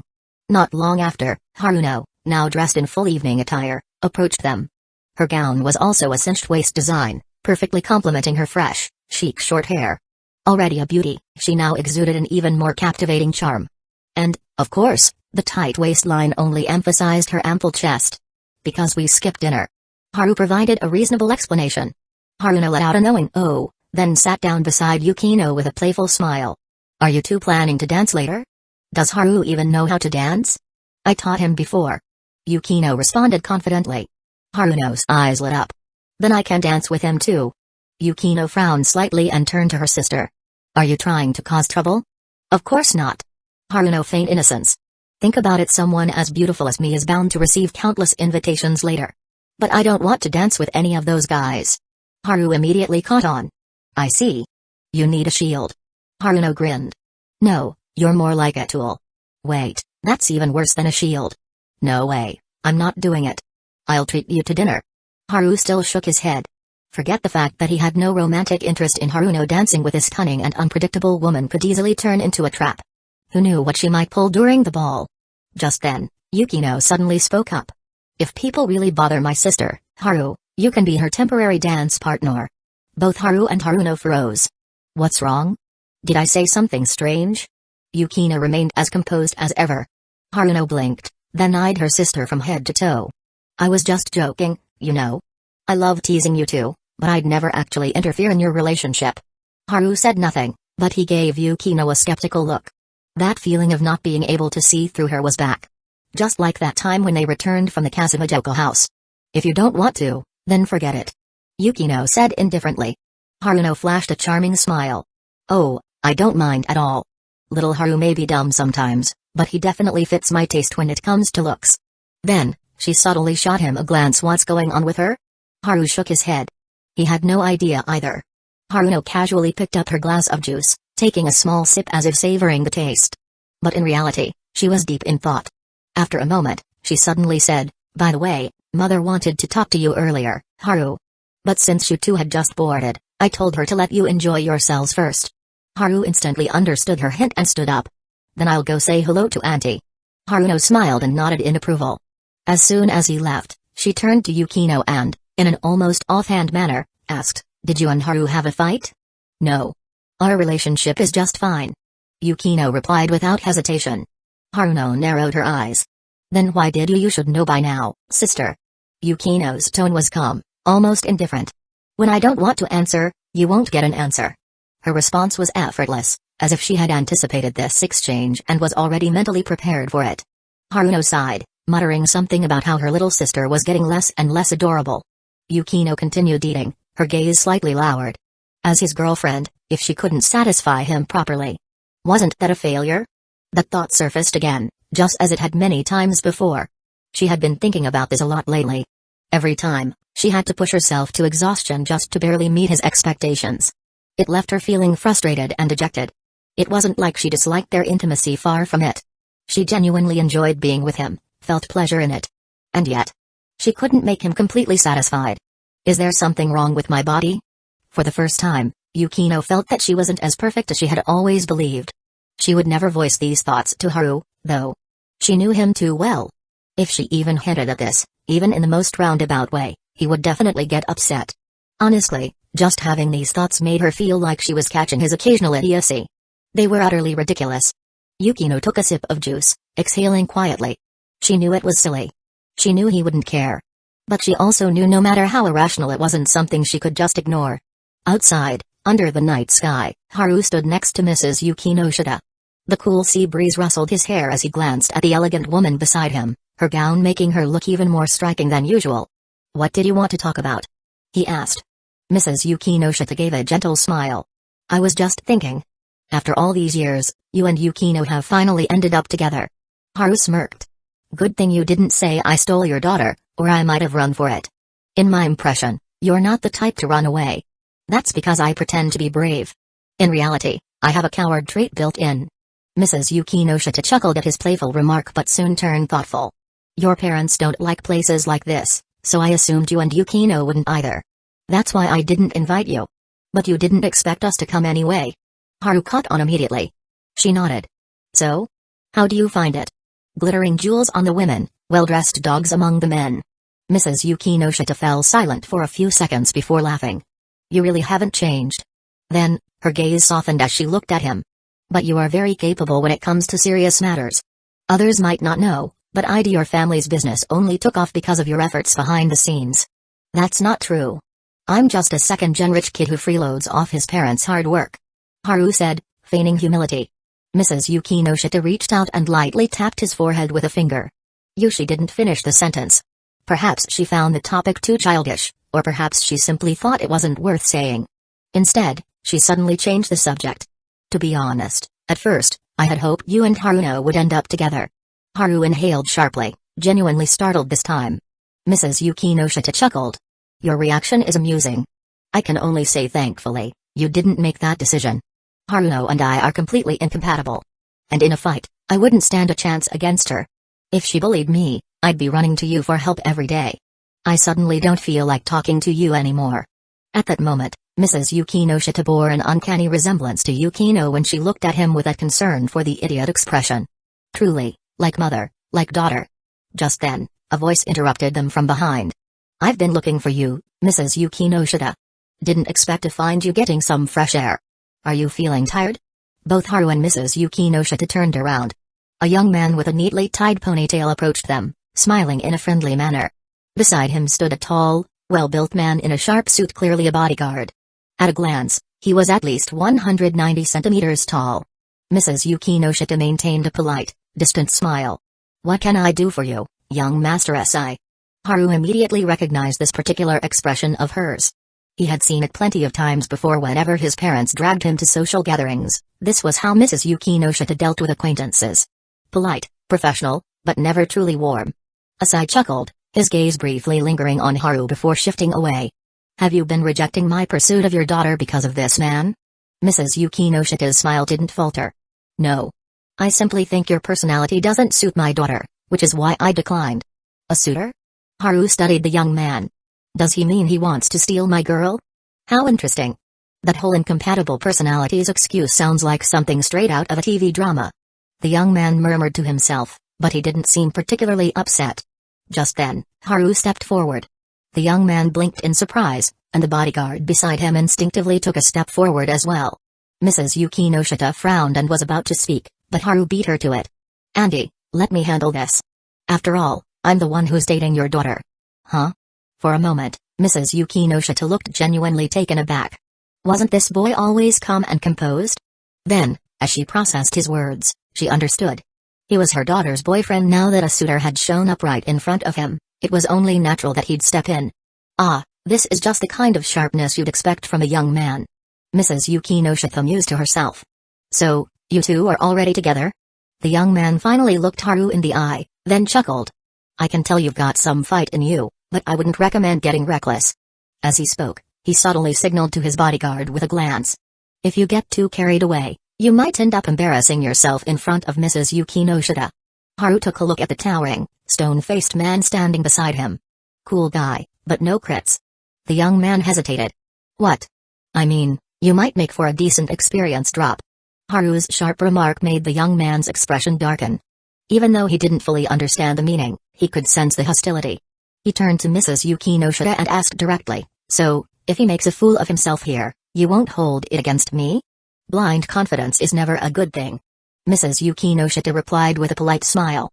It was an elegant yet unmistakable way of saying, you're no match for him. Mrs. Yukinoshita had always paid attention to Haru. She was well aware of the rumors how he once took on 10 opponents at once in the karate club. So, she wasn't the least bit worried. Of course, the young man had no idea. Seeing the composed look on Mrs. Yukinoshita's face, he realized he was being underestimated. He took a step back, his smile turning sharper. Well, since you were the one who provoked me first, I suppose I don't need to hold back.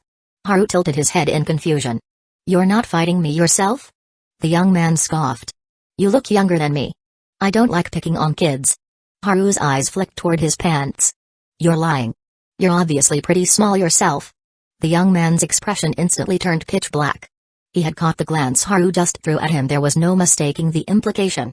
This wasn't just an insult, it was a direct hit to his pride as a man. At that exact moment, his bodyguard stepped forward. And at that exact moment, Haru moved as well. A real fight was never like those Hollywood movies, where opponents circled each other, trading punches in turn. The bodyguard wasted no time, closing the distance with a series of short, powerful strides. His fist shot out in a brutal straight punch aimed directly at Haru's chest. It was fast, sharp, lethal. But just before the blow connected, Haru suddenly dropped his stance, smoothly dodging the attack. In the same motion, his right fist lashed out in a textbook perfect strike faster than lightning, landing squarely in the bodyguard's gut. The man's face twisted in pain. His stomach churned, threatening to empty whatever little was inside, but he gritted his teeth and forced himself to endure it. He powered through the agony, raising his arm for another punch, but Haru had already read his movements. He adjusted his footing, meeting the attack head-on. Fist collided with fist. A sharp crack rang out through the air. The bodyguard staggered backward, his right arm hanging limply at his side. His expression shifted from icy indifference to sheer horror. His right hand was broken. Behind him, the young man stood frozen, mouth slightly open in shock. Mrs. Yukinoshita, too, was visibly surprised. The exchange had been so fast, so precise that from the moment Haru made his move to the bodyguard's arm snapping, only a few seconds had passed. Have I not been paying enough attention to him? This is far beyond what I'd heard. The elegant woman's thoughts spun as she gazed at the boy. Meanwhile, Haru simply dusted himself off and flashed a polite smile at the now pale bodyguard. First-year student, Amamiya Haru, Karate Club, Sobu High School. A pleasure to spar with you. You are currently in combat. Steel Body, EXP plus 478. You are currently in combat. Martial Arts, EXP plus 463. This guy is a first year? The bodyguard could hardly stand, let alone respond.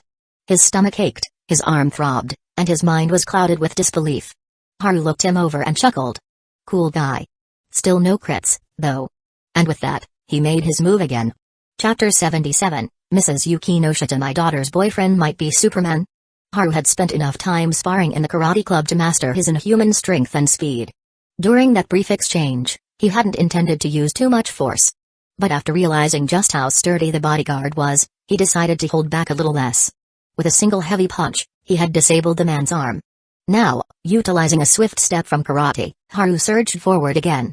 The sheer explosive power he displayed in that moment was terrifying. Before anyone could blink, he had already closed the gap. The bodyguard's remaining left hand barely had time to rise in defense before Haru seized his wrist, locking it in place. At the same time, his other arm bent sharply and shot upward, a textbook perfect elbow strike, reminiscent of those viral fight clips on the internet. A dull, sickening thud echoed through the air. Though the bodyguard was impressively built, He was no king of elbow resistance. Against inhuman strength, he simply couldn't hold out. A wave of searing pain overtook him, his vision darkening as his breath hitched. His body staggered backward, crashing into the cabin door with a loud bang before he slid to the floor, coughing violently. The young man with the ponytail stood frozen, utterly dumbfounded. Meanwhile, Mrs. Yukinoshita observed Haru with keen interest, her eyes never leaving him for a second. "That just leaves you." Haru turned to the young man. His opponent flinched, instinctively stepping back, his voice laced with anger. You're planning to hit me too? We're just sparring." Ever heard the phrase, "anyone who watches gets a turn"? What kind of idiot came up with before he could finish his sentence? Haru's fist drove straight into his face. The poor guy didn't even have time to scream. His lean frame flew backward, crashing hard onto the floor with a resounding thud. Haru didn't bother sparing him another glance. Instead, he turned to Mrs. Yukinoshita. "That was a bit loud. Could I trouble you to stop any staff members from checking in?" Mrs. Yukinoshita chuckled. "Only the staff?" "Yes. Other guests won't come rushing out just because they heard a noise. By the time they do, everything here will already be handled." "All right." She didn't ask Haru how he intended to handle things. Mrs. Yukinoshita was a woman of swift action. Since she had agreed, she immediately left and intercepted a crew member just as they were about to step outside. Meanwhile, Haru approached the bloodied young man sprawled on the floor, grabbed his hair, and forced him to meet his gaze. Their eyes locked. Haru focused his full attention, speaking with deliberate seriousness. "You and your bodyguard got into an argument. In the heat of the moment, things got physical. Fortunately, you both had enough restraint to keep it from getting out of hand." The young man's furious eyes instantly dulled. A second later, he clutched his wounded brow and muttered through gritted teeth, "Damn bastard. Couldn't you have hit a little wider? That freaking hurts." Haru noticed the system prompt confirming that hypnosis had taken effect. Satisfied, he helped the young man up. "Thanks." The guy actually thanked him. Haru responded casually, "You're surprisingly easygoing." As he turned away, he met the wide, terrified eyes of the bodyguard still slumped against the door. "I need you to cooperate as well," Haru said, striding toward him. 1 minute later, a group of curious guests and crew members stepped out to investigate the commotion. Mrs. Yukinoshita was among them, her gaze both intrigued and slightly concerned about Haru. But when they arrived, they were greeted by the sight of a bloodied young man and his own bodyguard screaming insults at each other. The sheer absurdity of the scene left many onlookers stunned. The argument escalated. Just as the two seemed ready to go at it again, the staff hurried to intervene, pulling them apart. Mrs. Yukinoshita scanned the area, but Haru was nowhere in sight. Knowing he had already slipped away, she turned back inside as well. However, she didn't go looking for Haru or her daughter. Instead, she sought out her husband. "Do you remember what I told you last time about Haru's achievements in the karate club?" she asked casually. "Of course. Even before that, I'd heard from Yukino that he was serious about training and had stuck with it for years." Her husband replied with an easy smile. Mrs. Yukinoshita's gaze sharpened. "Considering his age and physique, do you think he'd stand a chance against a professionally trained bodyguard over 190 centimeters tall?" Her husband hesitated. "That's hard to say. A teenager's body hasn't fully developed yet. Unless the bodyguard underestimates him or turns out to be unskilled, there's no way he could lose." He paused, suddenly curious. "Why are you asking?" Mrs. Yukinoshita smiled. "I was just wondering how skilled Haru really is." "Haha, I'm sure he's good. He's in the karate club, right? There's a tournament later this year. If he participates, you can see for yourself." "That's a good point." She didn't press the topic further. But as she scanned the crowd, she spotted Haru, now reunited with Yukino, and her mind replayed the events she had just witnessed. His speed and power far exceed those of a professional bodyguard. That wasn't something science could explain. And yet, deep down, Mrs. Yukinoshita already had her answer. To put it simply, my daughter's boyfriend might actually be a little Superman. For a brief moment, she and Haruno shared the exact same thought. Is Yukino's body really going to be okay?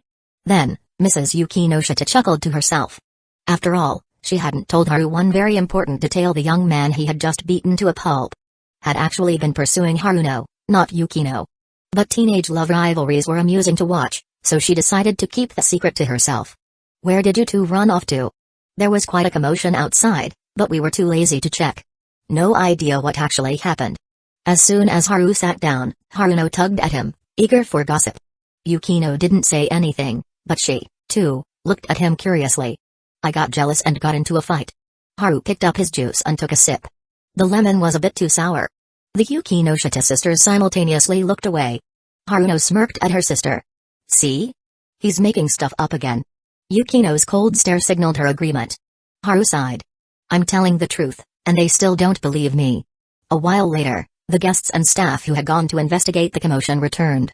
Haruno, unable to resist her curiosity, got up to ask around. When she came back, she rolled her eyes at Haru. I knew you were exaggerating. I asked around. It was the heir of the Asai family and his bodyguard who got into a fight on the deck. Haru shrugged with both hands, mimicking a certain famous basketball player, as if to say, what can you do? Yukino calmly picked up a piece of watermelon, showing zero interest in the topic. A few moments later, soft, elegant music filled the hall. The first dance of the evening had begun. Haru stood up, completely ignoring Haruno's teasing grin. Bowing slightly, he extended a hand toward Yukino. Allow Tokyo's greatest dance master to teach you how to waltz. Can you stop being ridiculous for once? Despite her words, she placed her delicate hand in his. The two stepped onto the dance floor. Haru had previously learned to dance from Yukino, so there was no risk of any clumsy mistakes like stepping on her feet. Yukino caught the faint scent of his shampoo, her eyes lingering on his face, which was just inches away. It reminded her of the interrogation she had endured from her sister earlier. Just then, Haru spoke. When Senpai's new book was released, I helped promote it a bit while I was busy with the drama's publicity. I know. Yukino snapped out of her thoughts, responding calmly. You know? I've been following her book release too. The moment I saw all those promotional channels, I figured you had something to do with it. Sigh. You're too smart. Takes all the fun out of it. I'm your girlfriend. Isn't that enough for you? You're really full of yourself. They exchanged light-hearted banter, smiling at each other. Then, Haru suddenly asked, you seemed preoccupied just now. What's on your mind? Yukino's steps faltered slightly. Sensing her hesitation, Haru softened his voice. You don't have to answer if you don't want to. I was just curious. She nodded lightly. I knew he'd say that. Always considerate. Always attuned to her emotions. After a few seconds, she changed the subject with an unexpected suggestion. Let's go swimming next month. Huh? Haru was caught off guard by the sudden shift in topic. Yukino raised an eyebrow, smiling faintly. Haruno said she is willing to rent out an entire pool for us. We could invite everyone. Haru put on a serious face. Be honest, were you replaced with a clone? The Yukino I know would never suggest something like this. You and my sister both want me to improve my relationships at school, don't you? Haru chuckled awkwardly. She wasn't wrong. Yukino had never been popular, and finding classmates to casually chat with had always been difficult for her. I never really cared about these things, she admitted. But if it's something you want, I'm willing to change. At that moment, her eyes were incredibly soft. Haru's voice also lowered. Should I let everyone know in the group chat tonight? As for swimsuits, I think the standard school ones will be fine. That's unacceptable. Since Haruno is covering the cost, you should let me pick out a swimsuit for you. Don't even think about it. The first dance ended. Haru led Yukino back to their seats. Haruno was still there, enjoying her fruit, showing no intention of dancing with anyone. You two chat. I'm going to the restroom. Haru waved and left. In the restroom, he turned on the faucet and splashed cold water on his face, lost in thought. Something's bothering Yukino. He could tell. But he hadn't figured out the reason yet. Knowing her, it definitely wasn't because of some potential rival in love. It has to be something else. Not being able to help my girlfriend with her worries.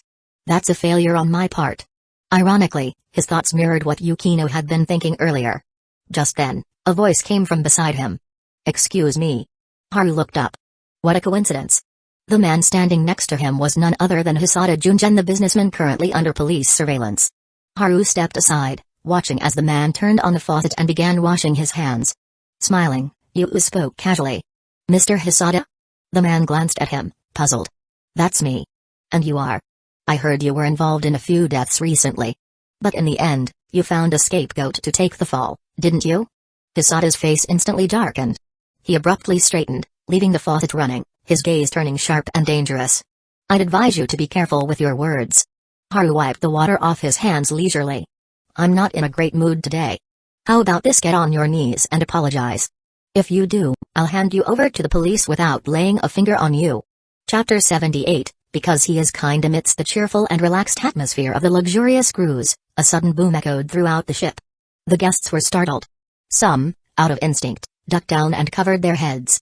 Near the restroom, Shattered wooden panels and debris scattered in all directions as if an immense force had struck. The restroom door showed significant damage, and the walls on both sides had chunks of stone and wood peeling off. The flickering lights illuminated the airborne fragments, while large sections of the wall continued to crumble. The scene looked as if a heavy-duty truck had rammed through the space. Guests and staff standing nearby froze in shock. Because just moments ago they had seen a silhouette flying out along with the debris. Now, that figure lay amidst the dust and rubble. What happened? After a brief silence, panicked voices rang out as people rushed toward the scene. When they saw the bloodied face of the man sprawled on the ground, they were stunned. Wait. Isn't that Mr. Hisada? Some of the guests who were familiar with Hisada Junjun recognized him, though they weren't entirely sure. Because his face was swollen beyond recognition. His brow and nose were completely split open, and dark red blood seeped through the floorboards, filling the gaps between them. Among the crowd, Mr. and Mrs. Yukinoshita had also arrived at the scene. After recognizing the man, they exchanged glances, the same thought flashing in their minds: someone was out for revenge. In their social circles, Hisada Junjun's dirty dealings weren't exactly a secret. It was just a matter of how much one knew. Mrs. Yukinoshita, being a sharp and ambitious businesswoman, was well aware of his criminal record. This is excessive. She heard her husband mutter in shock. Her gaze followed his and landed on the wrecked restroom, her own expression shifting into one of deep surprise. It looks like he was hit by a truck. She gave her assessment. Her husband nodded, still in disbelief. I doubt this party will continue after this. The host is going to be investigated for sure. He insisted on protecting privacy and didn't install security cameras now. That decision is coming back to haunt him. Mrs. Yukinoshita remained silent. Her sharp eyes scanned the ruined restroom, a strange thought flashing through her mind. It reminded her of something. Specifically, earlier that evening when Haru had fought the bodyguard. His strength and speed had left her equally stunned back then. But she quickly dismissed the thought. A superhuman? That's just my imagination running wild. At the end of the day, Haru is just a kid. Maybe he's just a little stronger than most people, that's all. As she wrestled with her thoughts, Hisada Junjun slowly regained consciousness. Supported by a few people, he struggled to his feet. It took him a moment to regain focus. The staff and guests surrounded him, asking if he was okay. But suddenly he shoved them aside. Limping forward, he muttered under his breath, "Don't stop me. I have to turn myself in." Gasps of shock rippled through the crowd. I've committed too many crimes. If I don't confess today, I'll never sleep peacefully again. Everyone looked at each other in confusion. The staff hesitated, unsure if they should stop him. But when he suddenly snapped at them, they backed away, afraid to interfere. Under countless baffled gazes, Hisada Junjun limped off the ship. Meanwhile, at the dock, Officer Yuki and his team had been waiting for an update. When they saw a battered, limping man stepping off the cruise, shouting about turning himself in, they were utterly stunned. You've got to be kidding me. Officer Yuki took a long drag of his cigarette before tossing it aside and stepping forward, his face filled with admiration. Amamiya did it again. The boy never failed to surprise him. And his efficiency? Absolutely terrifying. Back on the ship. As the guests were still reeling from Hisada Junjun's bizarre behavior, Haru had already returned to his seat, sitting beside the Yukinoshita sisters as if nothing had happened. They all watched the crime scene unfold from a safe distance. The reason Haru had acted so rashly was simple: he had noticed Yukino's unease earlier. And because he couldn't figure out the cause, his frustration had been building up. Hisada Junjun's refusal to cooperate had simply given him a good excuse to vent. Now that he had calmed down, he realized he had probably caused a bit too much of a scene. But at least the problem was solved. Of course, from the police's perspective, this would probably be classified as yet another hardcore solution. Looks like the ball is ending early, Haruno said, watching the wreckage near the restroom with an air of disinterest. Yukino withdrew her gaze, her tone serious. Don't you think that was way too loud? It sounded like something crashed into the cruise ship. Haru glanced at her serious expression and teased, but we didn't even go to the boat to embrace the wind. Why do bad omens still happen? His sudden remark distracted Yukino, lessening her unease. Who asked you? Haruno, always eager for gossip, chimed in. Wait, were you guys actually planning to go to the boat? Isn't that a famous scene from Titanic? Haru sighed dramatically. Yeah, but unfortunately, Yukino refused. Haruno played along. What a shame. Yukino ignored them both. With an incident like this on board, the ball was inevitably cancelled. The three of them disembarked and shared a ride back to the hotel. Haruno, still curious about what had happened, tried calling her mother for details, but even she wasn't sure. Feeling unfulfilled, Haruno grumbled in the hotel elevator, I won't be able to sleep tonight. Yukino, Let's sleep together. Yukino shot her a deadpan look. I failed to see any logical connection between those two statements. Haruno chuckled. Of course, there's a connection. Hugging my little sister is the only way I'll sleep soundly. Haru cut in. Nonsense. Only I have the right to hug Yukino to sleep. Yukino's expression darkened. Am I a body pillow? Why do these two always trigger my idiot intolerance? In the end, Haruno failed to obtain the Yukino pillow for the night. Later that evening, as they were winding down, Yukino received a message from her sister. It was Hisada Junjin who got beaten up. Apparently, he was in a really bad shape. She shared the news with Haru before bed. Oh? Who's that? Haru asked, playing along. Yukino shook her head. I don't know him personally. I only heard our mother mention him before. Apparently, he's a big-time businessman. She pondered for a moment. If Haruno said he was beaten badly, then it must have been really bad. But why? Haru replied nonchalantly, probably because he was kind. Yukino gave him a puzzled look. Haru smirked. You know the saying, a kind man is easily bullied, just like a gentle horse is always saddled. So he got bullied. Yukino narrowed her eyes. I'm pretty sure that's not how the proverb goes. Close enough. The next day, Haru and Yukino departed from Hokkaido. The incident from the night before attracted media attention, but the police stated that an investigation was ongoing and that further updates would be provided later. Officer Yuki also sent Haru a message, short and simple, filled with gratitude. Everything seemed to return to normal. But a day later, an online theory began to spread, that luxury cruise was full of rich people. And where there are rich people, there are bound to be criminals. So the one who did it must have been Hooded Man. At first, only a small group of netizens paid attention. But once journalists released photos of the cruise's wrecked restroom, the internet exploded. The level of destruction, shattered walls, cracked floors was clearly beyond human capability. At the very least, it looked like a heavy-duty truck had slammed into the spot at full speed. And so, Hooded Man went viral once again. To the internet, Hooded Man was already superhuman. The idea that only he could pull off such a feat became the accepted truth. Some even went as far as to claim that Hooded Man might be a real-life Superman just without the red underwear and cape. What is all this nonsense? Haru, the very person in question, chuckled helplessly and set his phone aside. Yukino, calmly pouring tea beside him, glanced over. You're reading the news comments too? You saw them. I read them this morning.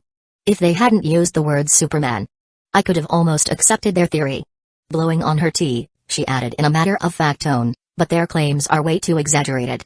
I saw the damage photos too. There's no way you could have caused that level of destruction. Wow. Haru smiled, not bothering to argue. At that moment, Yukino suddenly asked, Did Senpai message you? Yeah. Since I helped promote her new book, she wants to treat me to a meal as thanks. And you refused? Yukino's gaze sharpened slightly. Of course. I told her not to overthink it, we're friends, there's no need to be so formal. Oh. Yukino's reaction was indifferent. Haru frowned. That's it? Just ho? What kind of reaction were you expecting? I figured you'd at least get a little jealous. That way, as your boyfriend, I could take the opportunity to do what? Her beautiful eyes locked onto him, sharp and unwavering. Haru remained unfazed. To comfort you, of course. Yeah, more like you want to comfort me in bed. Yukino felt both embarrassed and annoyed.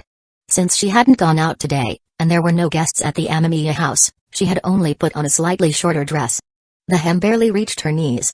And just now, as she sat down to pour tea, the fabric shifted, revealing the smooth, graceful curves of her legs. Haru kept sneaking glances. Not even trying to hide it.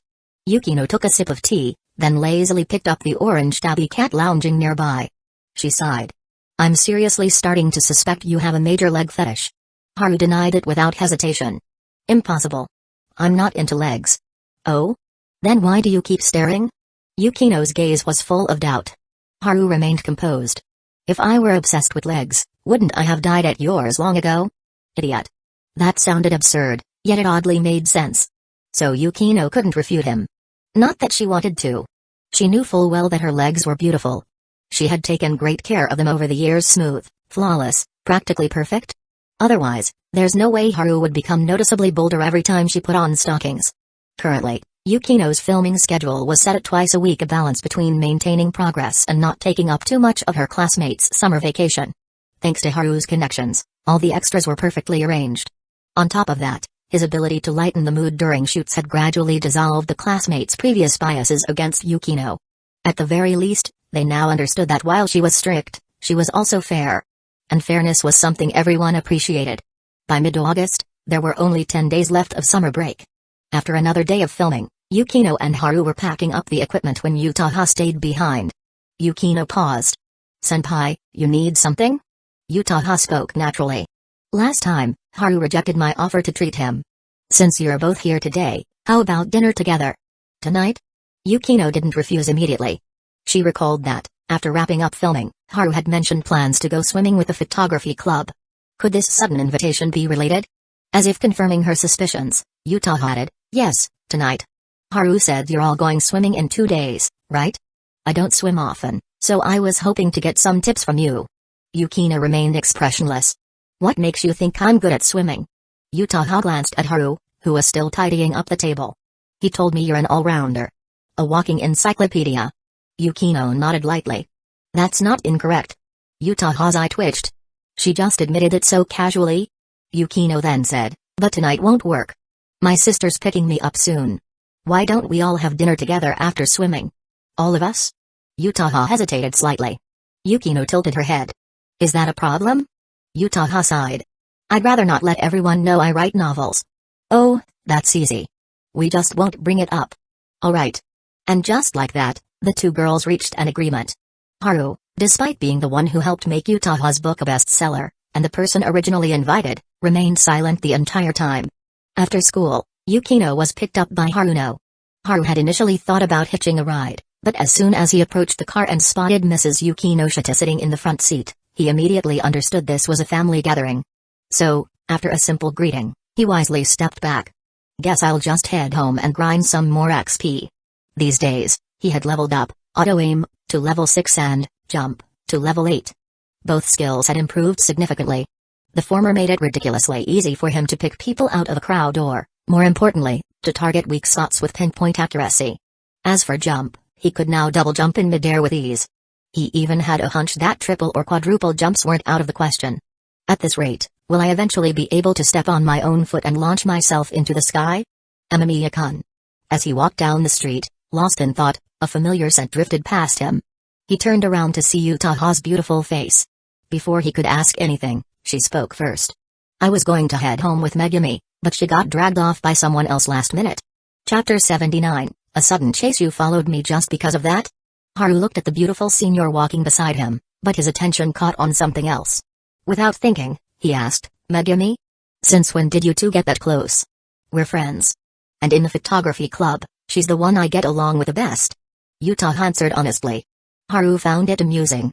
The world really worked in mysterious ways. Who would have thought these two would end up as close friends? Since they were headed in the same direction, he dropped the topic and started chatting about club activities. But to his surprise, Yutaha suddenly said, "About last time, you have to let me properly thank you." "Didn't you already say thank you?" Haru raised an eyebrow. "A verbal thank you isn't nearly enough." For once, she looked serious. Shaking her head slightly, she spoke with sincerity. "I know that for you, helping out a club member with their debut novel is no big deal. But for me, this was huge." A soft, self-deprecating smile played on her lips. "The 2 days before the book launch, I barely got any sleep. It felt like I was back to those days when I pushed myself to be better, to prove something." Haru sighed. "All right, how do you want to thank me?" "Just a simple meal together." She answered immediately, clearly having thought it through. "Fine." Seeing the mix of anticipation and nervousness in her eyes, he couldn't bring himself to refuse. Yutaha didn't pick anything extravagant, just a small restaurant nearby. She didn't even book a private room, opting instead for a table in the lively main hall. "You order," she said, handing him the menu with a bright smile. It was obvious she was genuinely happy. Taking the menu, Haru smirked. "You're practically a rich author now, so I won't hold back. Go ahead." "It's on me." Yutaha rested her chin on her hand, watching him intently. Haru could clearly see the warmth in her gaze. After ordering, he looked at her with a complicated expression. "You really don't have to do all this." "Do what?" she asked, feigning innocence. "Kasumijoka-senpai is supposed to be proud and independent. Why put yourself in such a humble position?" "You're wrong, Amamiya-kun." Yutaha chuckled softly, shaking her head. "I'm not the same as before. And I can feel it. I'm growing, becoming better." Haru had no words for that. The raw honesty in her words reached him, and he couldn't pretend he wasn't moved. "All right, Let's change the topic, she said, sensing his hesitation. After I finish this book, I plan to fully devote myself to writing scripts. Haru was momentarily stunned. Isn't that a huge leap? Not really. I've written scripts before. Sure, I'm not as good as you, but I've been building my experience. And I looked it up. Plenty of novelists have successfully transitioned into screenwriting. That's true. Well, if you've made up your mind, I won't discourage you. Good luck. Thanks. She smiled at his words. They continued chatting, moving from one topic to another. Have you been following the big news about the Hokkaido cruise incident? She asked while their food was being served. Haru thought to himself, of course I have. I was the one who did it. But all he said was, yeah, I've seen some of the news. People are starting to believe that superheroes might actually exist. Yutaha gave a helpless chuckle. That's not what I meant. She pulled out her phone and showed him some photos taken by reporters. Look at these marks. She pointed to the damaged walls and doors, ones that Haru himself had effortlessly destroyed. I've already seen these pictures, he admitted. Then don't you think this kind of destruction isn't something a normal person could do? Oh, definitely. I've been thinking. Maybe the cruise ship was touched by Killer Queen, that's why it ended up like this. What? Yutaha blinked at him, then let out a quiet laugh. I think I'm starting to understand what Yukinoshita-san feels like having to deal with you every day. You can imagine it? Haru played along. With your expert-level skill in dodging serious conversations? Yukino must be constantly frustrated with you. You've got it all wrong. Most of the time, she's the one frustrating me. Really? I don't believe that. Their conversation flowed naturally, filled with playful teasing. Unlike before, Yutaha no longer avoided talking about Yukinoshita. In fact, she even brought her up herself. Midway through the meal, Haru's phone buzzed on the table. He glanced at the screen and saw a message from Hayakawa, accompanied by an image. At first, he thought it was something inappropriate and planned to check it later in private. But when he tapped it open, it was just a silly meme. Another message followed. Isn't this hilarious? I'm thinking of redrawing it myself. If you're interested, I'll make one for you too. Haru smirked and replied, sure. Putting his phone down, he chuckled. Was that from Yukinoshita? Yuta asked, noticing his amused expression. Haru shook his head. No, it was Hayakawa, the guy who's been playing extra in our shoots. He pulled up the chat and tapped on the image. Have you seen Spy X Family? He found a meme from it and wants to redraw it as a gift for a few people. Yutaha peered at the screen, but since she hadn't watched the series, she didn't quite get the joke. Meanwhile, Haru took another look and grinned. Now he was really looking forward to Hayakawa's version. The atmosphere at dinner was warm and light-hearted. Yutaha acted just like a close friend, carefully avoiding any topics that could be considered ambiguous. Haru felt relieved.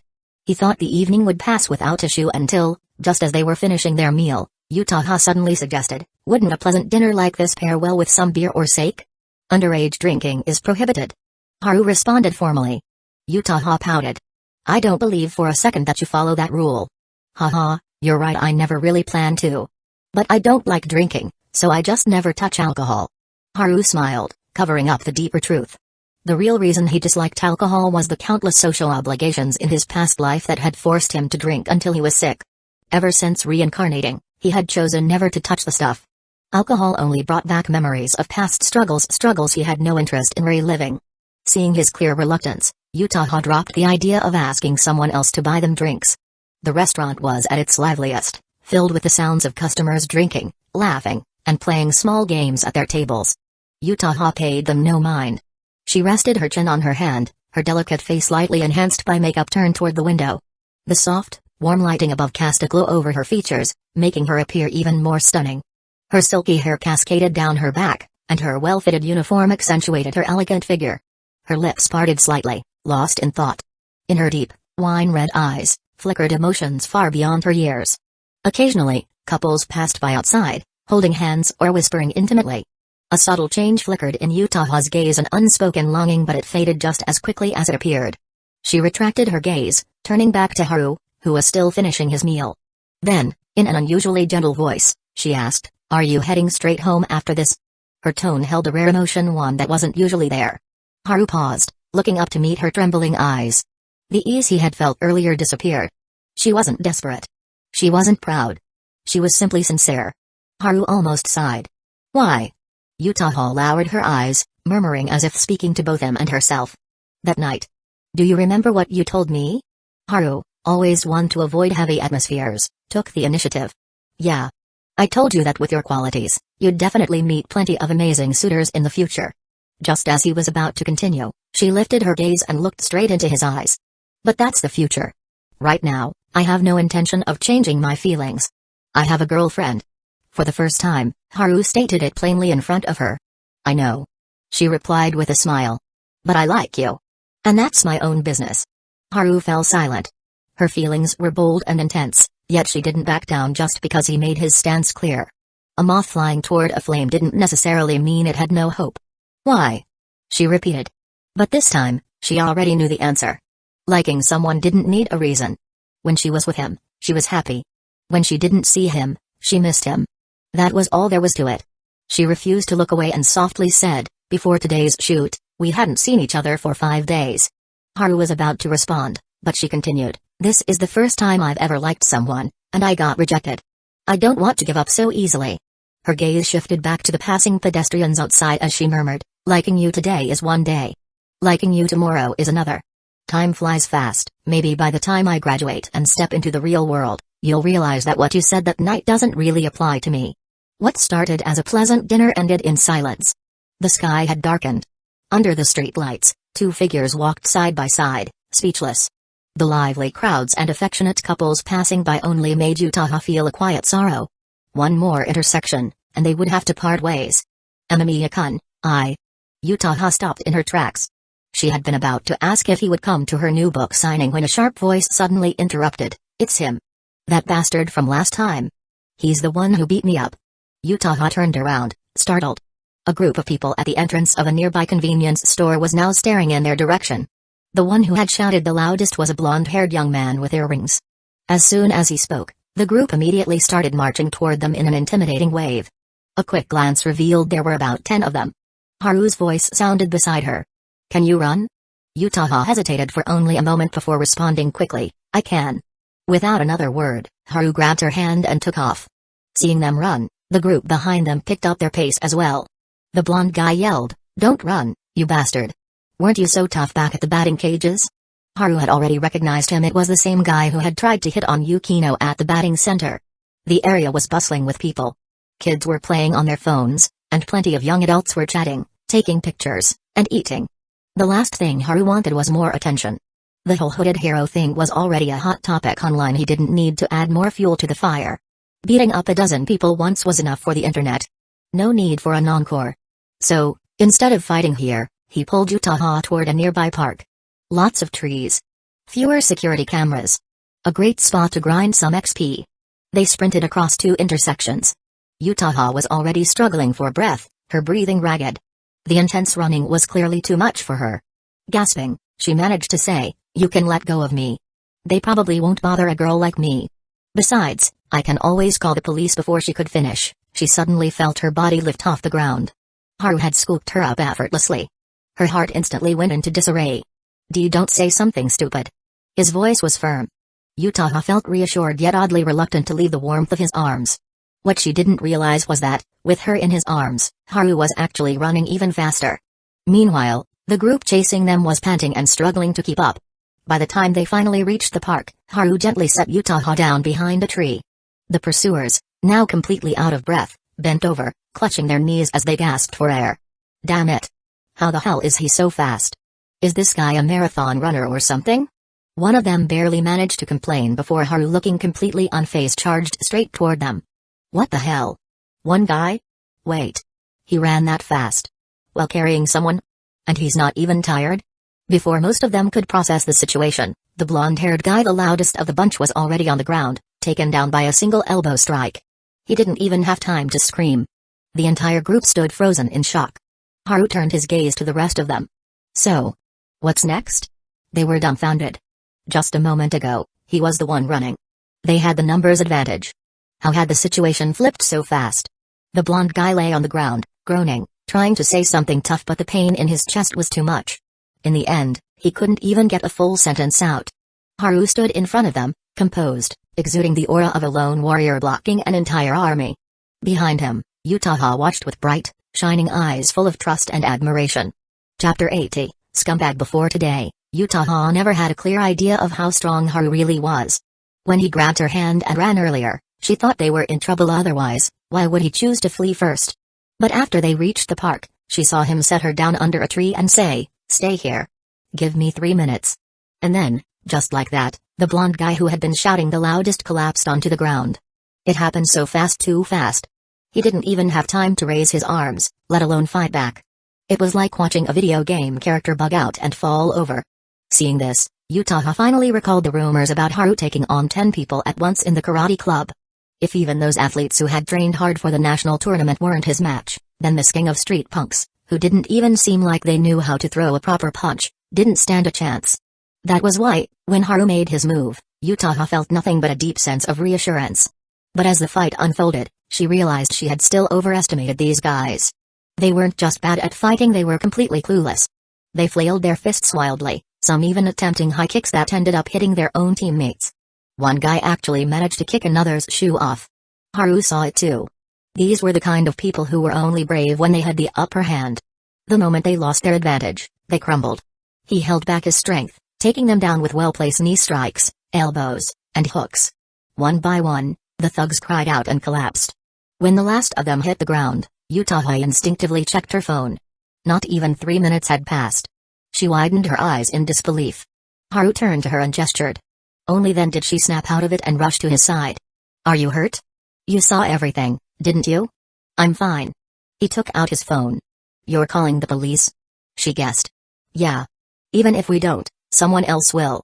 These guys were screaming so loudly that anyone passing by would have heard them. Haru nodded toward the groaning bodies scattered across the ground. Yutaha said nothing. Instead, she took out a handkerchief and carefully wiped the blood off his knuckles. The more she wiped, the quieter she became. Haru knew what she was thinking and said gently, "Don't worry. I really didn't get hurt." "Okay." She clutched the handkerchief tightly. Just then, as Haru was dialing the number, her voice suddenly rang out, sharp with urgency, "Watch out behind you." At the same moment, the blonde guy, his face covered in blood, sprang up, a switchblade in his hand. With a twisted expression, he lunged forward, snarling, "You bastard, just die already." Without thinking, Yutaha moved to block him. But Haru yanked her aside, pulling her away just in time. She stumbled backward, her breath hitching, and in her wide, frightened eyes, she saw Haru's foot connect with the blonde guy's chest. A dull thud echoed in the night. The thug tumbled backward, rolling several times before coming to a stop completely unconscious. His knife flew from his grasp, landing who knows where. Haru turned to the girl beside him, exhaling slightly as he saw her release a tense breath. He opened his mouth to say something but then closed it again. Should he scold her? For a moment, he considered it. But then he thought better of it. She didn't know about his steel body ability. She had acted purely on instinct, trying to protect him without a second thought. How could he blame her for that? The only thing that truly frustrated him was the what if. What if he hadn't reacted in time? What if she had gotten stabbed? Yutaha saw the change in his expression. She bit her lip but spoke firmly, "I just wanted to help you." "Forget it. Let me talk to the police first." Haru turned away and made the call. Yutaha stood in silence. Just then, a young couple walked out from deeper inside the park. Their flushed faces suggested they had come here for a date. The moment they saw the scene before them, the bodies strewn across the ground, Haru standing with his back to them, and Yutaha making eye contact with them, the couple flinched in terror. "Sorry. We didn't mean to disturb you," they blurted out before bowing hastily and running off. Yutaha raised a hand to her forehead. They had definitely misunderstood the situation. She wanted to laugh, but she couldn't quite bring herself to. After all, something truly dangerous had just happened. And Haru had been upset with her. When he finished the call, he turned to her and said, "Let's go. I'll walk you home." "Aren't we waiting for the police?" she asked instinctively. "The patrol officers are already on their way. They'll be here in a minute." They left the park together, walking side by side in silence. Yutaha stole a glance at his face, her heart uneasy. After hesitating for a long time, she finally whispered, "I was reckless earlier. I'm sorry." Haru shook his head. "I know you just wanted to help me. But it seems like you forgot about my little achievement in the karate club." His light-hearted remark successfully eased the tension. Yutaha smiled, her eyes soft. "I did forget. Just don't forget next time." "Okay," she agreed with a gentle laugh. After a moment, she asked, "You're so strong. Have you ever lost a fight before?" "I don't think so. I never really kept track." "That impressive, huh?" She gazed into his eyes, her wine-red irises shimmering under the streetlights. Haru chuckled. If I weren't this strong, I'd be the one lying on the ground back there. And you'd just be standing there, crying. Yutaha giggled. No way. I'd carry you to the hospital, and we'd get revenge next time. Haru blinked, momentarily taken aback. Then, he nodded. Yutaha walked beside him, watching him closely. Suddenly, she understood why, ever since the karate club incident, so many girls had talked about him with admiration. Even the third-year girls had gushed about him. Because this was the kind of security girls liked. The kind of strength that made you feel safe. I like him. I like him so much. She tightened her grip on his sleeve, eyes slightly misty. And then, beneath the dazzling city lights, she finally said it softly but with certainty, I like you, Haru. It was the first time she had called him by his name. She thought he would do what he always did, change the subject, gently rejecting her. But this time, after a moment of silence, he simply replied, I know. She froze. And then, in an instant, the sadness in her heart was replaced by something warm, something bright, a sudden, overwhelming joy. I'll take you home first. Haru repeated his words. Yutaha smiled a genuine, radiant smile. It was mesmerizing. Haru noticed it. He also noticed the shift in her emotions. The warmth in her gaze, the sincerity in her confession earlier, and the way she had thrown herself in harm's way for him. Could he really claim that he wasn't moved? Of course not.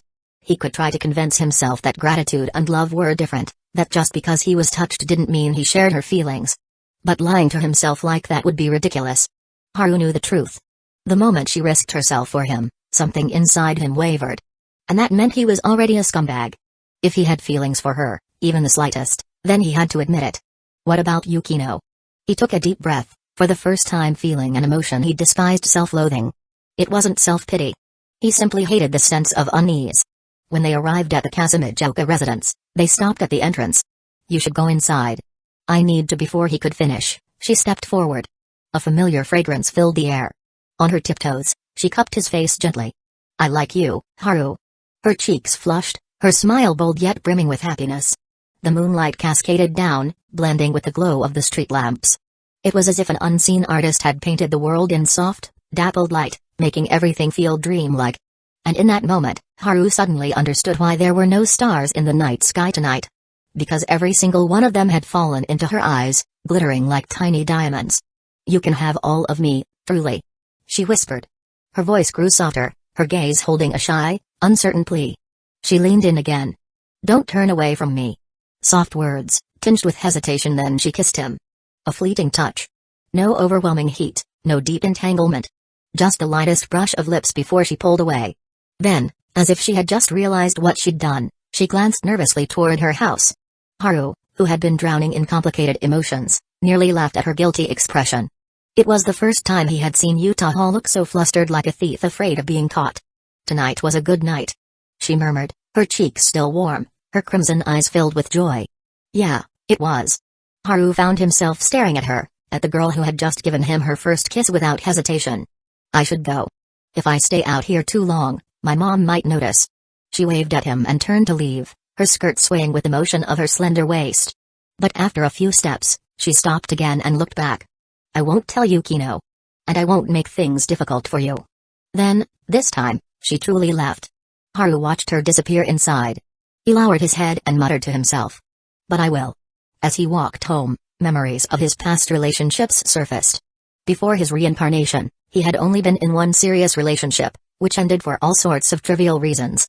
After coming to this world, his focus had always been on making money to ensure his parents lived comfortably, to build a future where they didn't have to struggle. Love? He figured he'd let it happen naturally. But now, he realized his so-called natural approach was just a way to avoid responsibility. You're such a scumbag. He cursed himself under his breath, rubbing his face as if that could clear his mind. There was no running from this. Flirting with both Yukino and Yutaha behind their backs? That wasn't something he could do. And he wouldn't. If he had already acknowledged he was a scumbag, then at the very least he should be one who took responsibility. That was the thought on his mind as he arrived home. The moment he stepped inside, he noticed a pair of familiar shoes near the entrance. Yukino's shoes. Haru changed into his indoor slippers and walked into the living room. Sure enough, Yukino was there, sitting on the couch, absently stroking the orange cat in her lap. At the sound of his footsteps, she looked up. Even without makeup, her face was as breathtaking as ever. She frowned slightly. Why are you home so late? Haru stared at her for a moment before speaking in a low voice. Yukino. There's something I need to tell you. For some reason, seeing the emotions swirling in his eyes made her tense. The usually composed Yukino felt something stir inside her, a string being pulled out of tune. She placed the cat down and sat up straight. Go on. What happened? Chapter 81, How could things ever stay the same? As Yukino's voice echoed through the living room, the atmosphere shifted. The fat cat lounging on the couch seemed to sense the tension. Letting out a soft meow, it quickly leaped off and disappeared into the shadows. Haru met Yukino's gaze calm on the surface, yet concealing a turbulent storm underneath. His voice was heavy, tinged with guilt. I'm sorry. The instant those words left his mouth, her eyes trembled. She had always been sharp. In that single moment, she had already pieced things together. Almost instinctively, she asked, her voice detached, You and Kasumijoka-senpai? Yeah. When it came to matters of the heart, Haru had never wanted to lie to her. Just as he had once told her, word for word, how he had rejected Utaha's confession in the past, now, he could only give her the truth. The moment he admitted it, the air in the room froze. 3 seconds passed. Yukino averted her gaze, picking up the remote to lower the volume of the television. Her voice was quiet. I know you have a habit of being an idiot, but this isn't something you should joke about. Haru felt his chest grow heavier. She was trying to run away from it. No, she was giving him a chance. If he were to say, I was just joking, she would pretend none of this had happened. But the crack between them would remain. Haru took a deep breath. I'm not joking. Kasumijoka, I said if you keep this up, I'll get mad. Her voice rose slightly. Her slender fingers fidgeted with the remote, as if attempting to change the channel, yet in the end, she never pressed the button. Finally, she tossed the remote aside.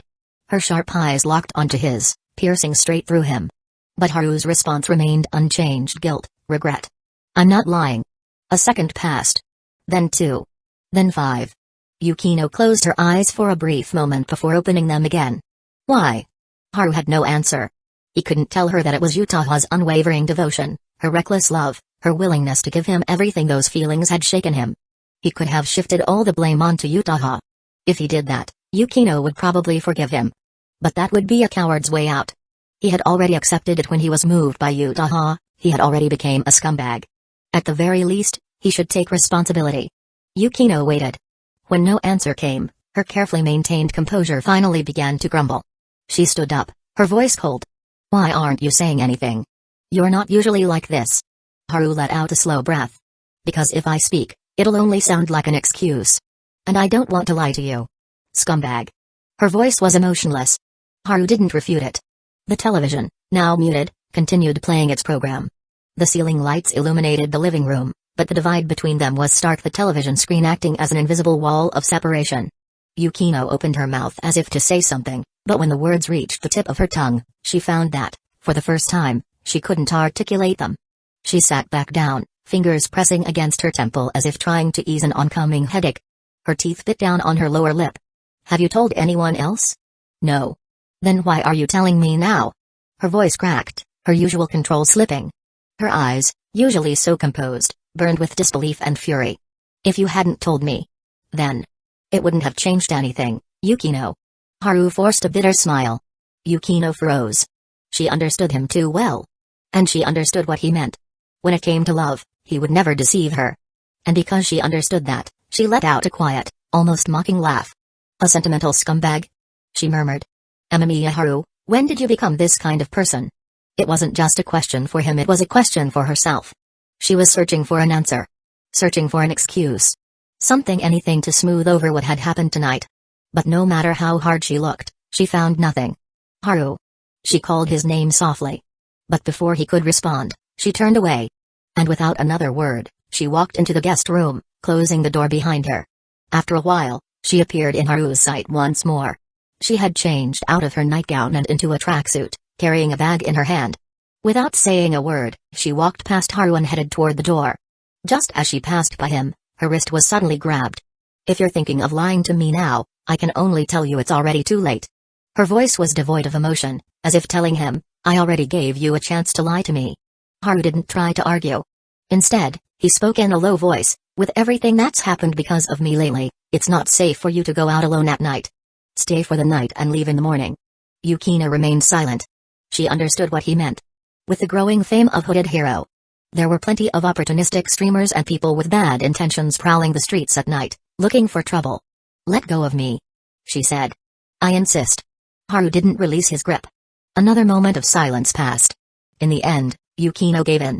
Only then did Haru let go. She walked to the guest room door, pausing to give him a complicated look. She was waiting. Just like when they were kids, whenever he made her angry, he would always come over, apologize, and find a way to make her smile again. Then, they would make up like nothing had happened. Even as she pushed the door open, she still thought that if he chose to lie to her now, she might just forgive him. But the words never came. Yukino withdrew her gaze and stepped inside. With a soft thud, the door closed behind her. Haru turned off the TV, walked out to the balcony, and pulled out his phone. He dialed Officer Yuki's personal number. "Sorry, I'm guessing I need to go to the station to make a statement about that incident. I can come now." "Oh, no big deal. I took over the case myself. Those kids cooperated easily. They spilled everything before I even asked." "What about the blonde guy? The one who pulled a knife? I might have hit him a little hard. He's in the hospital. 2 broken ribs. It's a bit serious, but nothing I can't handle." "Don't worry." "Thanks." "Haha, no need for that between us. Besides, I'm counting on you and the Yukinoshita family to help with my promotion. I've been stuck in this position for years, you know." Officer Yuki always made it clear he was desperate for a promotion. Haru was about to end the call when Yuki suddenly lowered his voice. "By the way, there's something your parents might need to step in for." Noticing the shift in his tone, Haru frowned. "What is it?" "Thanks to you, Hisata has confessed. Just as we expected, his family isn't taking it lightly. They've been pulling strings these past few days, but my superior and I have been blocking them. However," Yuki's tone grew serious, "I don't know what's going on in Hisata's son's head, but after seeing photos of the wreckage on the cruise ship, he's convinced the Hooded Hero was behind it. Now, he's trying to dig up information on you." Haru's expression remained unchanged. "Has he found anything?" "No. I've already taken care of the surveillance footage from those areas. But he's stirring things up online, and more people are starting to suspect the Hooded Hero's connection to the incident. My superiors are feeling the pressure and want to launch a full investigation." "I see." After a pause, Haru suddenly asked, "What if I go to them first?" "Don't even think about it. Hisata's son isn't in a good state of mind, and a lot of his family members legally own firearms.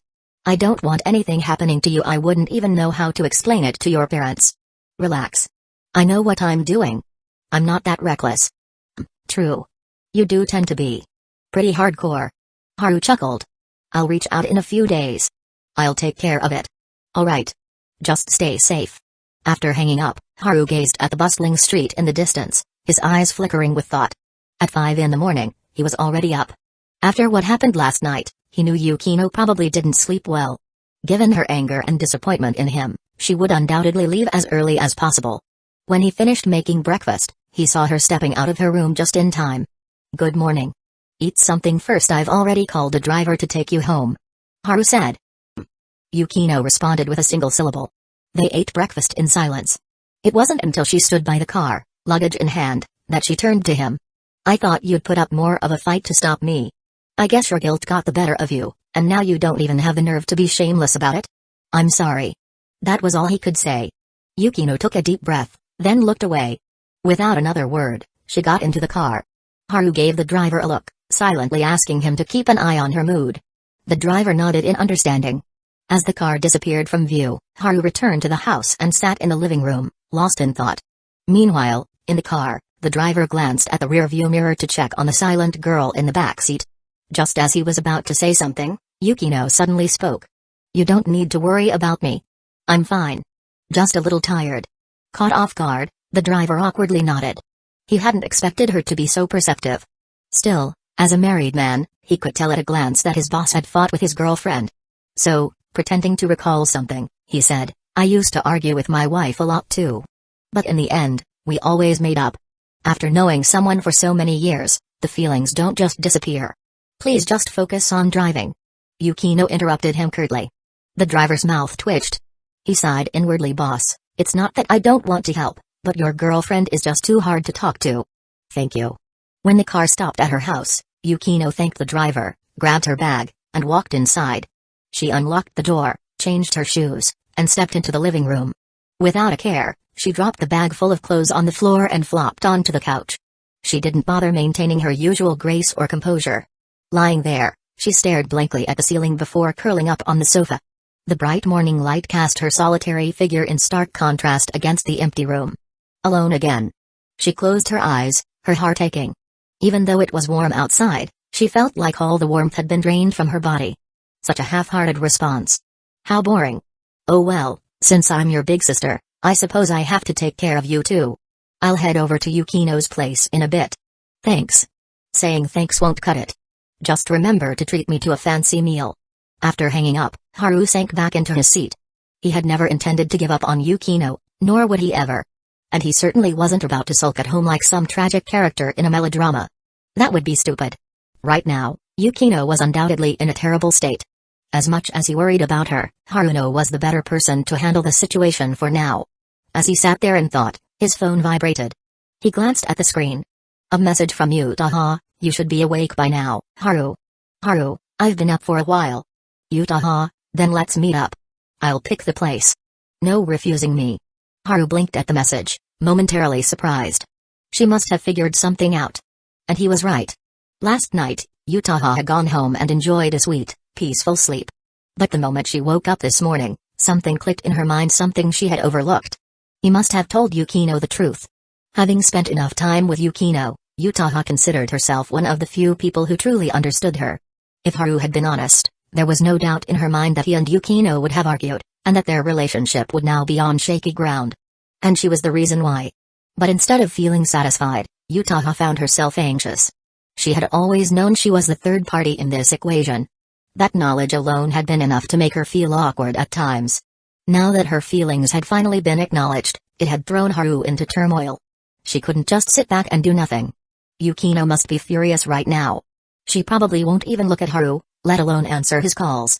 That means the only person who can speak on his behalf is me. With that thought, Yutaha steeled herself for the bold and risky move she was about to make. Meanwhile, on the other side of town, Haruno arrived at her sister's apartment. She pressed the doorbell and then, just for good measure, knocked firmly on the door. Open up, Yukino. I know you're in there. There was the sound of footsteps before the door swung open, revealing Yukino's cold, impassive face. What are you doing here? She asked flatly. Haruno grinned as usual. Take a guess. Yukino's eyes narrowed. Did he ask you to come? Haruno let out a short laugh. Congratulations, you guessed wrong. Yukino remained silent. Yukino stared at her sister with suspicion, scrutinizing her face for any sign of deception. But no matter how long she stared, she couldn't find a single crack. With no other choice, she stepped aside. Fine. I'll just assume you came on your own. Don't bother testing me. You know me, and I know you even better. Haruno stepped inside with an easy grace, bending down to switch into indoor slippers as if she owned the place.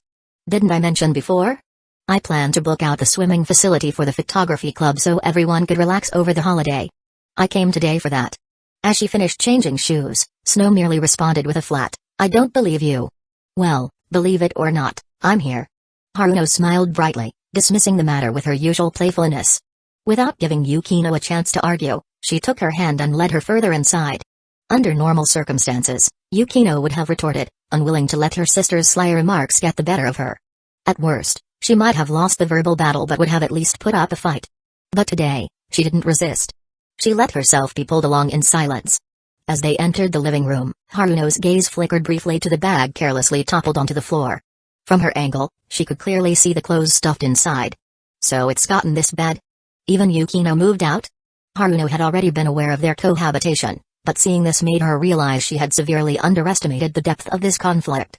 She recalled something Haru had once said, an old Chinese saying, since we're already here, we might as well make the most of it. That was exactly how she felt now. Since she was already here, she might as well take care of her sister. As for Haru's promise of a fancy meal as thanks? Oh, that was nowhere near enough. Haruno's thoughts shifted seamlessly as she sat Yukino down before getting up again. Where's the tea? I'll make us some. Yukino instinctively made a move to stand, but Haruno gently pressed down on her shoulder, her gaze suddenly serious. Until you decide whether or not to tell me what really happened, just stay put. Yukino hesitated, then relented, lowering her eyes. For once, her sister didn't tease or prod her like usual. Instead, she showed concern in her own indirect way. And that only made it worse. She dropped her head, running her fingers through her silky hair, Her usual composed image nowhere to be found. If only he would call right now and apologize. If only last night had been nothing more than a bad dream. Haruno returned with the tea leaves but suddenly paused mid-step. A second later, she resumed as if nothing had happened, carefully preparing the tea with practiced hands. In her mind, Haru had always been waiting for Yukino to make her decision. He had waited for years, as though his patience was limitless, as though Yukino would always be the same girl who had once stood by his side. Stories always romanticized the idea of if only life could always be as it was at first sight, but in reality, no one's life ever remained that simple. Not mine, not yours, not his, not hers. No one's. Chapter 82, Yukino. She had already lost her home before meeting Haru. Yutaha first met up with Kato Megumi. As usual, they arranged to meet at a small, budget-friendly cafe near Yutaha's house. Ever since they became friends, the two would often meet at this cafe whenever they had time to discuss the heroine's script. Megumi assumed that today's meeting was for the same reason. But the moment she saw Yutaha, a different thought crossed her mind. The reason was simple: Yutaha looked stunning. She was dressed far more elegantly than usual. The well-fitted dress not only accentuated her tall figure but also highlighted her slender waist and ample chest. At first, Megumi thought Yutaha might be going out with her parents later, which would explain the extra effort in her appearance. But as they ordered their drinks and got into their usual script discussion, Megumi noticed something else. Yutaha-senpai was in an unusually good mood, far more open and carefree than usual, as if she wasn't carrying her usual burdens.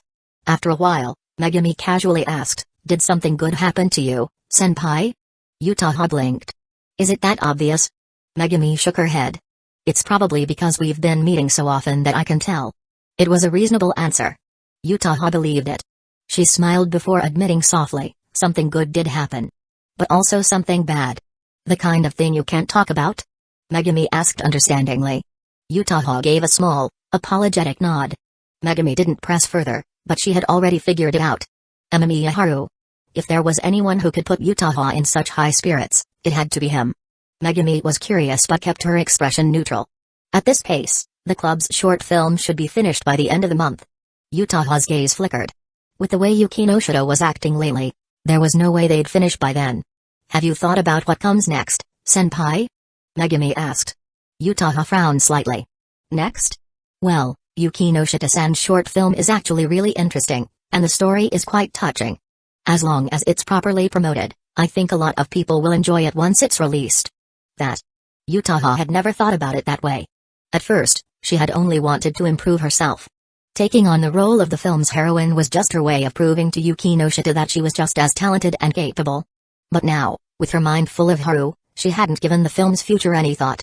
Hearing Megumi mention it, she suddenly realized if the short film gained popularity, the attention she received at school would increase dramatically. How annoying. She muttered, picking up her juice with mild frustration. Megumi nodded in agreement. "You're already quite popular at school, senpai. If this film blows up, even more people will be paying attention to you." Yutaha suddenly said, "It's fine. I plan to work behind the scenes in the future anyway." "Behind the scenes?" For once, Megumi looked genuinely surprised. Yutaha's expression was serious. "I want to become the best screenwriter." "I see." Megumi thought Yutaha seemed more determined than ever. Did Haru say something to her again? But honestly, aiming to be the best screenwriter. That's quite a challenge. If even I don't believe I can be the best, how can I ever reach that goal? Eh? Megumi blinked. That sounded exactly like something Haru would say. What on earth had those two talked about? For the first time in her life, Megumi's curiosity was about to explode. At around 10 o'clock, they went their separate ways. Back in her bedroom, Yutaha stood in front of the mirror, adjusting her appearance. She touched up her makeup and, satisfied with the result, smiled. She and Haru had planned to meet for lunch. It had taken some serious effort on her part to get him to agree. "Mom, I won't be home for lunch." Before heading out, she tried to suppress the excitement bubbling inside her and casually informed her mother. Her mother watched her daughter's cheerful footsteps with a sigh. 10 minutes later, Yutaha and Haru met in a private room at a restaurant. That was also her request. "You seemed pretty eager to meet. Something important?" Haru looked as composed as ever. Yutaha gazed at his face, her lips curling into a playful smile. "I kind of regret giving away my first kiss so casually." "Well, it's too late for that now." "True." They exchanged light banter while placing their orders. Once the server left, Yutaha spoke again. "How are things between you and Yukinoshita-san now?" Despite her best efforts, a trace of worry and unease slipped into her voice. Haru answered calmly, "You don't need to blame yourself, and you don't need to overthink. This is something I should handle." Yutaha understood immediately. After a brief hesitation, she bit her lip and whispered, "I'm sorry. Are you going to start saying dumb things again?" Haru countered. What's done was done. He wasn't about to blame her. The only one at fault here was himself. Seeing his attitude, Yutaha deliberately put on a bright smile. "Actually, I have an idea." "What idea?" "You could just put all the blame on me. I get it now. You didn't come here to chat. You came to pick a fight." Haru cut her off. Her eyes twinkled with amusement. "Fine, I won't say it." She could feel his concern for her, and it warmed her heart. But her desire to help him was even stronger. Of course, she wouldn't say that out loud. Instead, she teased, "Want me to help you relax this afternoon? Your acting is getting sloppy." "That's kind of rude, you know." Though she had been joking, after lunch, she still stayed with him for a long time, unwilling to leave. She avoided mentioning Yukino, instead chatting about school life and the rising popularity of the mysterious hooded hero online. Haru listened patiently. And just like that, 2 uneventful days passed. Then, for the first time in a while, Yukino sent a message in the film club's group chat. All swimming and filming activities for the week were postponed. She had something to take care of. No one objected to the postponement. 2 days later, in the afternoon, Haru received a call from Haruno. "Yukino went back to Chiba. She's with our parents now. I was the one who suggested it. You know what that means, right? I'm heading out now. My point is, what about the fancy dinner you owe me? I'll put it on my tab. We'll settle it next time." Haru sincerely thanked Haruno over the phone. The real reason she called wasn't just to inform him that Yukino had gone home. She was sending him a message. Yukino was doing much better. Haru called for his driver. Once inside the car, he closed his eyes to rest. He recalled something Yukino had once said to him. "My world is actually very small." And now, she was proving it. She was angry. She was hurt. But she chose to be alone. And precisely because she was alone, she felt even lonelier.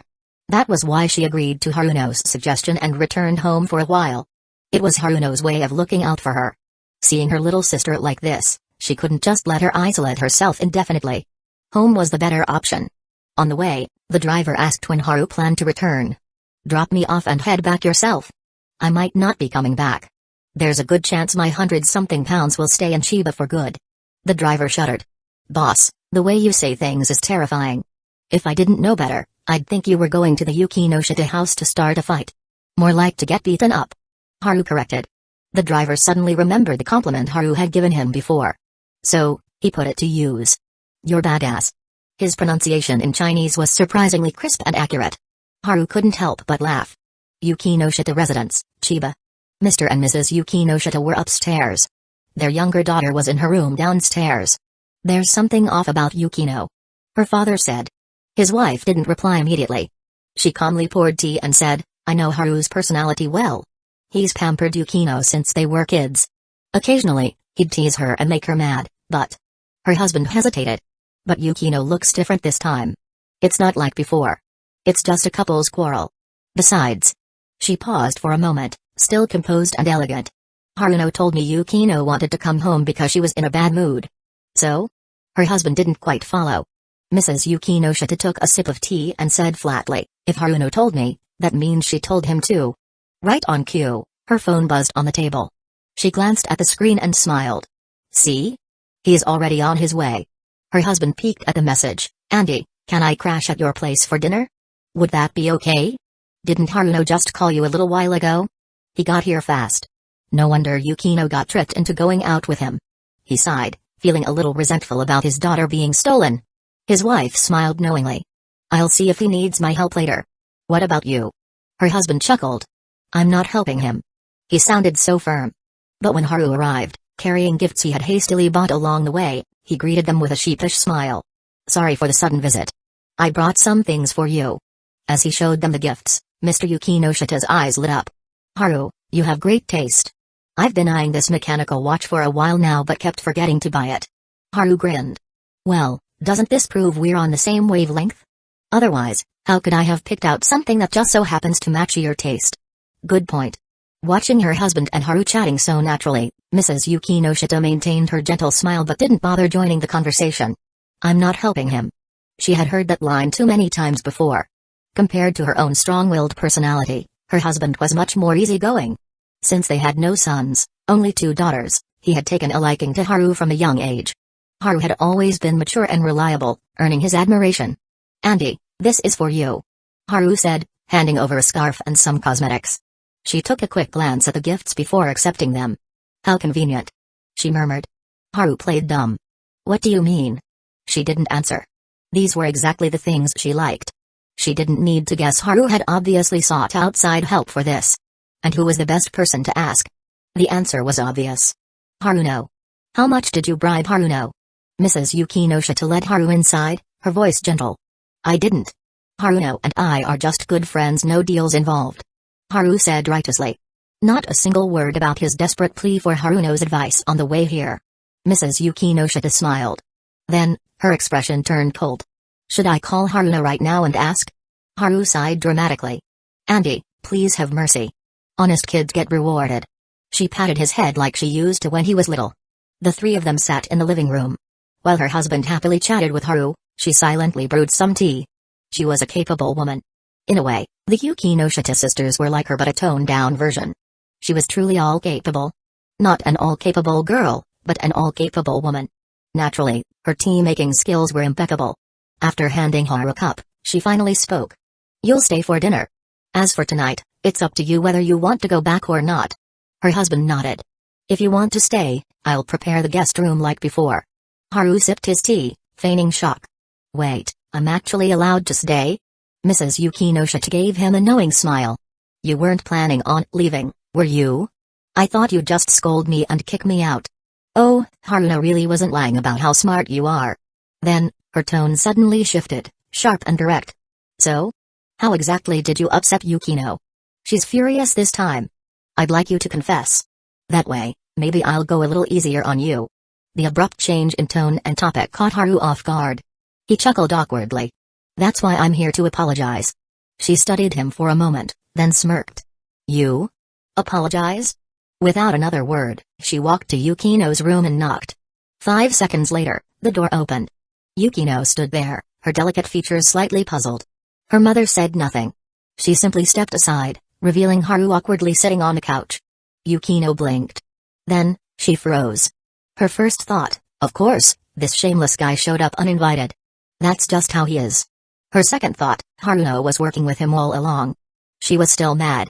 She still hadn't forgiven him yet. But since her mother had personally knocked on her door, there was no way she could just turn around and shut it. Mrs. Yukinoshita took in every shift in her daughter's expression. Then, she cast Haru a meaningful glance. It said, "I like your gifts, but you weren't honest with me. So, this is as much help as you're getting." The look was blatantly obvious. Yukino, sharp as always, caught it immediately. Her mind blanked for a second. "What? Even Mom's in on this?" She glanced at her father. "Great. Now it's both parents." Yukino was speechless. She hadn't even forgiven him yet. And somehow, she had already lost her home. Chapter 83, What a Mess. In the end, Yukino still came out of her room. Her complexion had improved a lot. She no longer looked as pale as she had that night, nor as absent-minded as she had been when Haruno visited her. Of course, she was still upset. So, the moment she sat down across from Haru, the atmosphere in the living room became noticeably tense. Mrs. Yukinoshita had said she would only help Haru for a little while, and she meant it. Now, she calmly sipped her tea, her expression composed, as if even if the sky were to collapse, she wouldn't bother speaking. Her husband, on the other hand, simply kept his gaze lowered, pretending to be deep in thought. With both of them acting like sages above mortal affairs, Haru had no choice but to break the silence himself. He looked at Yukino and asked, "I saw the notice you posted in the group chat. When's the next shoot scheduled?" "What do you think?" Yukino replied coldly. "You decide. After all, you're the director, and I'm just the cameraman. So, you came all the way here just to ask me this?" "Of course not. I wanted to talk to you about something else too. But I only want to talk about this." Yukino cut him off without hesitation. Mrs. Yukinoshita raised an eyebrow, sensing that the tension between them was unusually high this time. She exchanged a glance with her husband, who immediately understood and stood up with her. Before leaving, she casually said to Haru, "Stay for dinner tonight." "All right," he replied. Haru watched as the couple went upstairs before turning back to Yukino. After a brief silence, she finally spoke, her expression unreadable. "Did my sister tip you off? At least she is talking now." Relieved, Haru shook his head. "No, I figured it out on my own." No way was he going to sell out Haruno. He thought to himself. "Your lying skills are getting worse," Yukino said. "That's because I haven't had time to come up with a good excuse." That familiar tone caught Yukino off guard for a second. She lowered her gaze, staring at the steaming cup of tea in her hands. "You shouldn't have come." Haru understood what she meant. She didn't want her parents to notice. Softly, he said, "I didn't tell them anything. Even though your mother was ready to interrogate me, I held my ground and stayed silent." Yukino couldn't help but glare at him. "Can you take this seriously?" "Of course. Whatever you say." Haru nodded eagerly. For a moment, it felt like the past again. Whenever he made her mad, he would always pull this goofy, bootlicking act. Yukino snapped out of her thoughts and kept her tone indifferent. "You came to apologize?" "Not just that." "Then you have something else to say?" "Yeah." Seeing him answer so simply, Yukino's expression finally shifted. "What about Kasumijoka-senpai?" "In what way?" Haru treaded carefully. She stared at him intently, as if about to say something, but in the end, she just shook her head. "Never mind. It doesn't matter anymore." A hint of frustration crept into her voice. "You admitted the truth on your own. That means you really care about her. So, why did you have to come find me while I was still upset?" "Because I was worried about you," Haru said honestly. "I haven't seen you in days." Yukino just looked at him. He continued, "I actually wanted to see you that day, but I knew that if I showed up then, you wouldn't even let me through the door." "You guessed right," Yukino said. "That's why I waited a few days. I wanted to make sure you were feeling a little better before I came over." Hearing this, Yukino's fingers curled slightly into a fist on her lap. "What exactly do you mean by that?" Haru met her gaze head-on. "I mean that I won't give up." Yukino fell silent for a second. Then she asked, "Are you sure you don't want to hear my opinion?" "I'm not sure," Haru answered without hesitation. "But I still won't give up." Yukino stared at him for a moment before looking away. She muttered under her breath, "Scumbag." Silence returned to the living room. Upstairs, Mrs. Yukinoshita was arranging flowers, looking calm and composed. Her husband stood near the staircase for a few seconds before turning to her and whispering, "It's quiet down there now." Neither of them had eavesdropped on a conversation. "That means they're still at a standoff?" Mrs. Yukinoshita saw through the situation immediately. What were they fighting about this time? Her husband mumbled to himself, but she didn't seem to hear him. Instead, she thought to herself these two had known each other for years. To others, Yukino might seem difficult to get along with, but to Haru, she was actually easy to coax.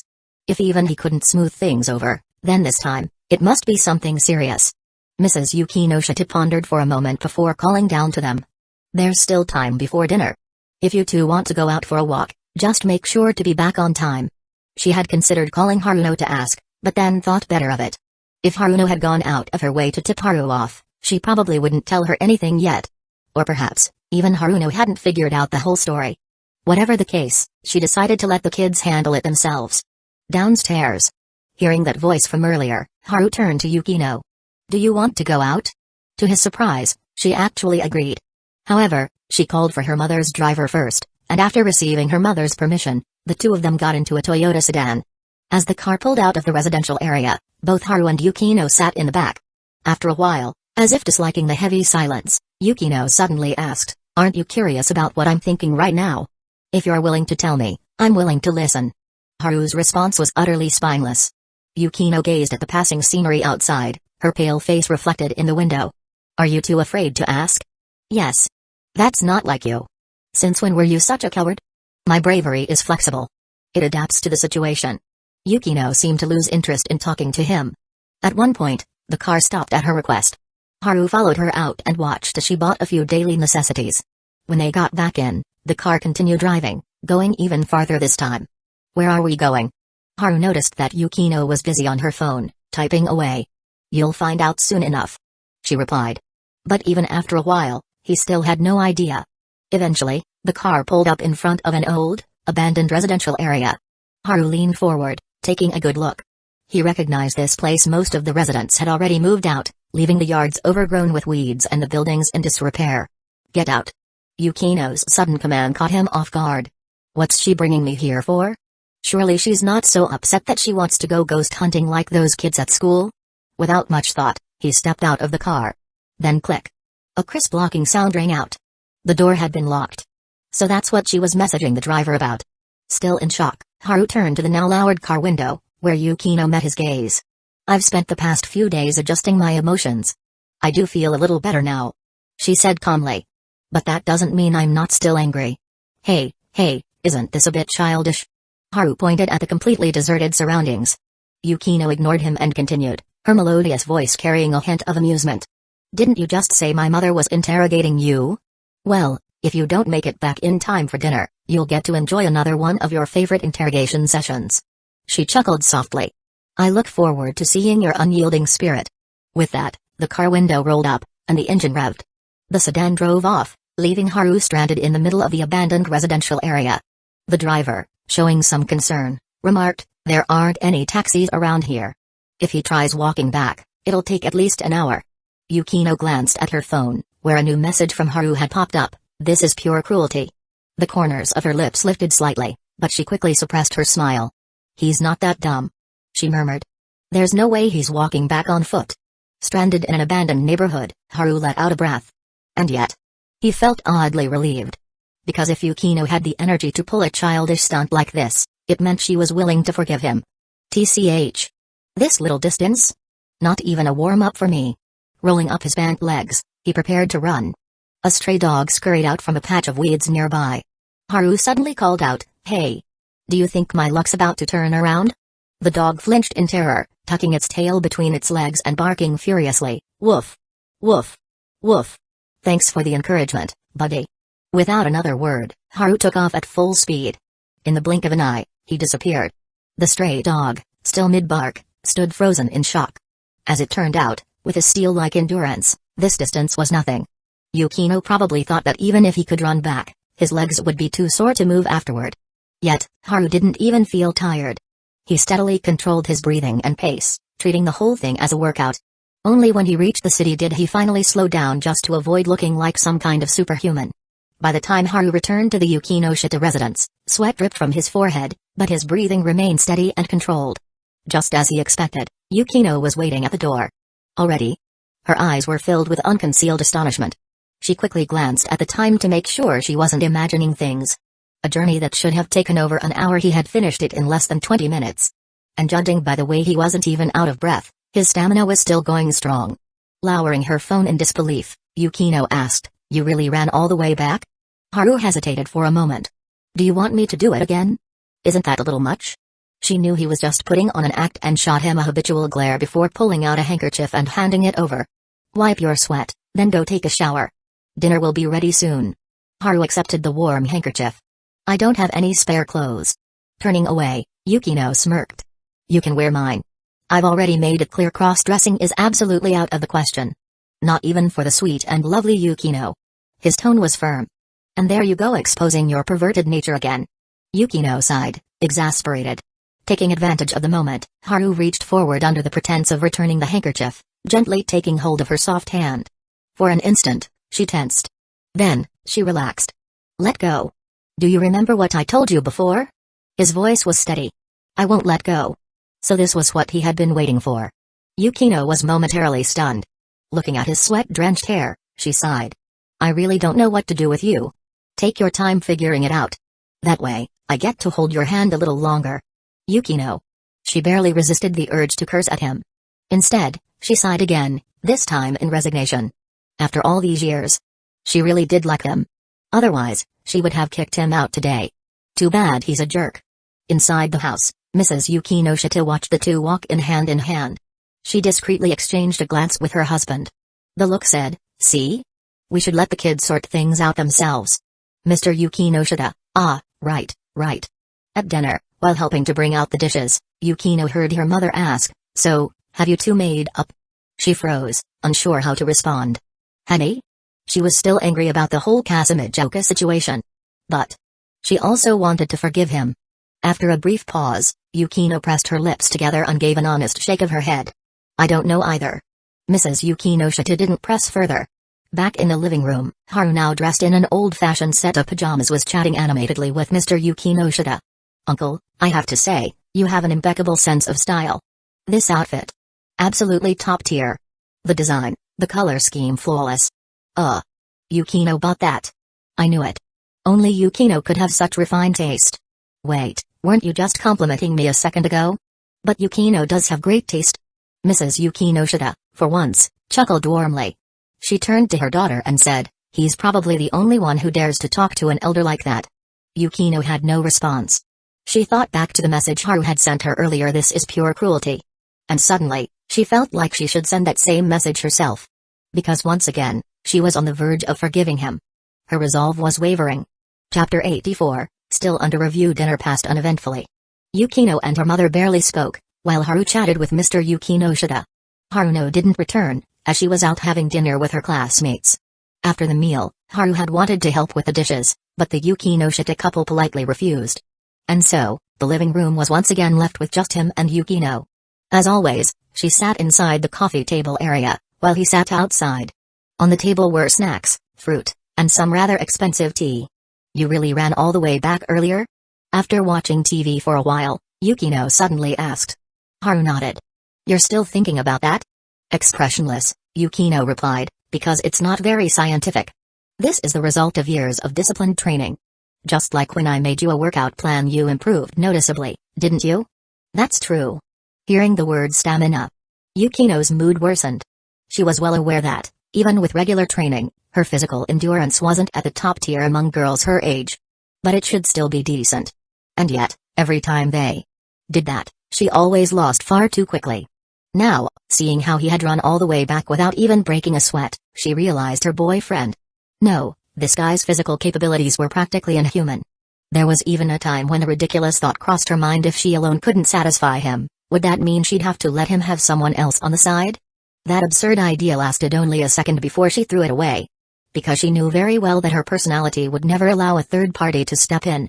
And yet, here she was now watching her once unthinkable thought become a reality. Yukino felt a deep discomfort.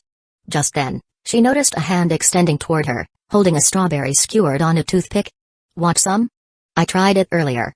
It's really good, no wonder it's so expensive. Haru said. Fruits like these are never cheap.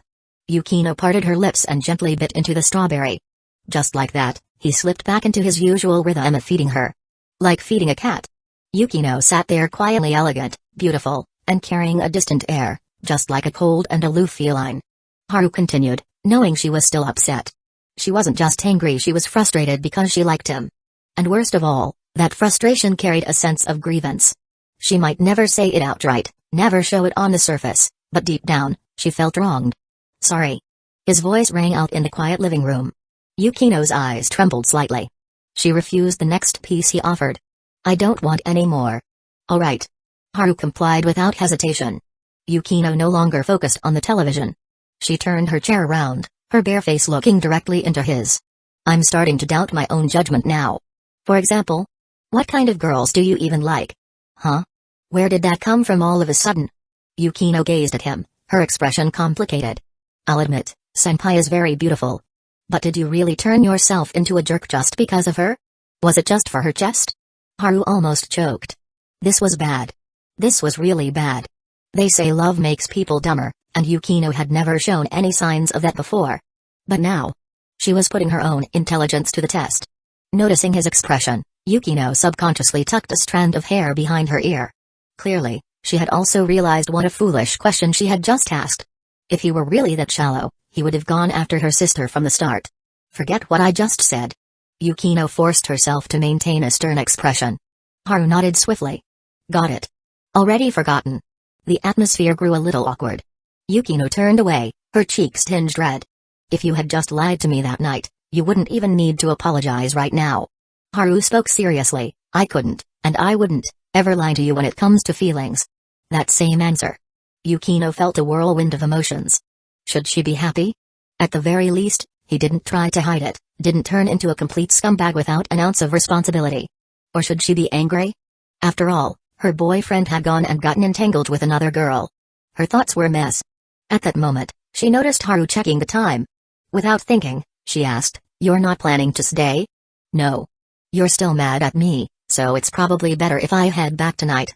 A tightness rose in Yukino's chest. Wasn't this guy supposed to be smart? How could he be this dense and cowardly now? If I really didn't want to see you, Would I have waited for you at the door after leaving you behind? She kept a cold face and was about to say something, but then he added, I'll come back tomorrow. Just like that, the little bit of momentum she had gathered collapsed instantly. Yukino felt like he was doing this on purpose. Seeing him deliberately avoid her sharp gaze and stuff a strawberry into his mouth only confirmed her suspicion. He was doing this on purpose. Yukino rubbed her temples. You know I'm mad, yet you're still trying to irritate me? Haru, your courage is surprisingly flexible. Haru put on a shy act. I have no choice. If I weren't a little flexible, you'd think I wasn't smart. Idiot. This time, she didn't hold back, her insult crisp and direct. Then, she stood up and walked off. I threw your clothes in the washer.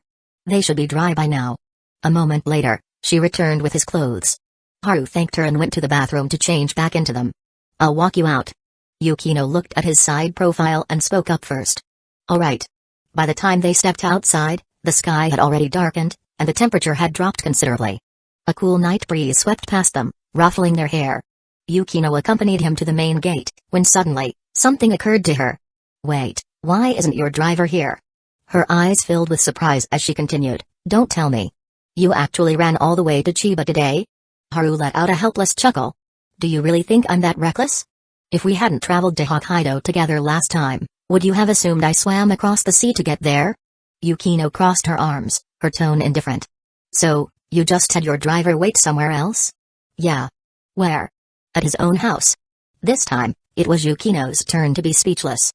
She knew full well that he was teasing her, and suddenly, she felt a headache coming on. My intolerance for stupidity is flaring up again.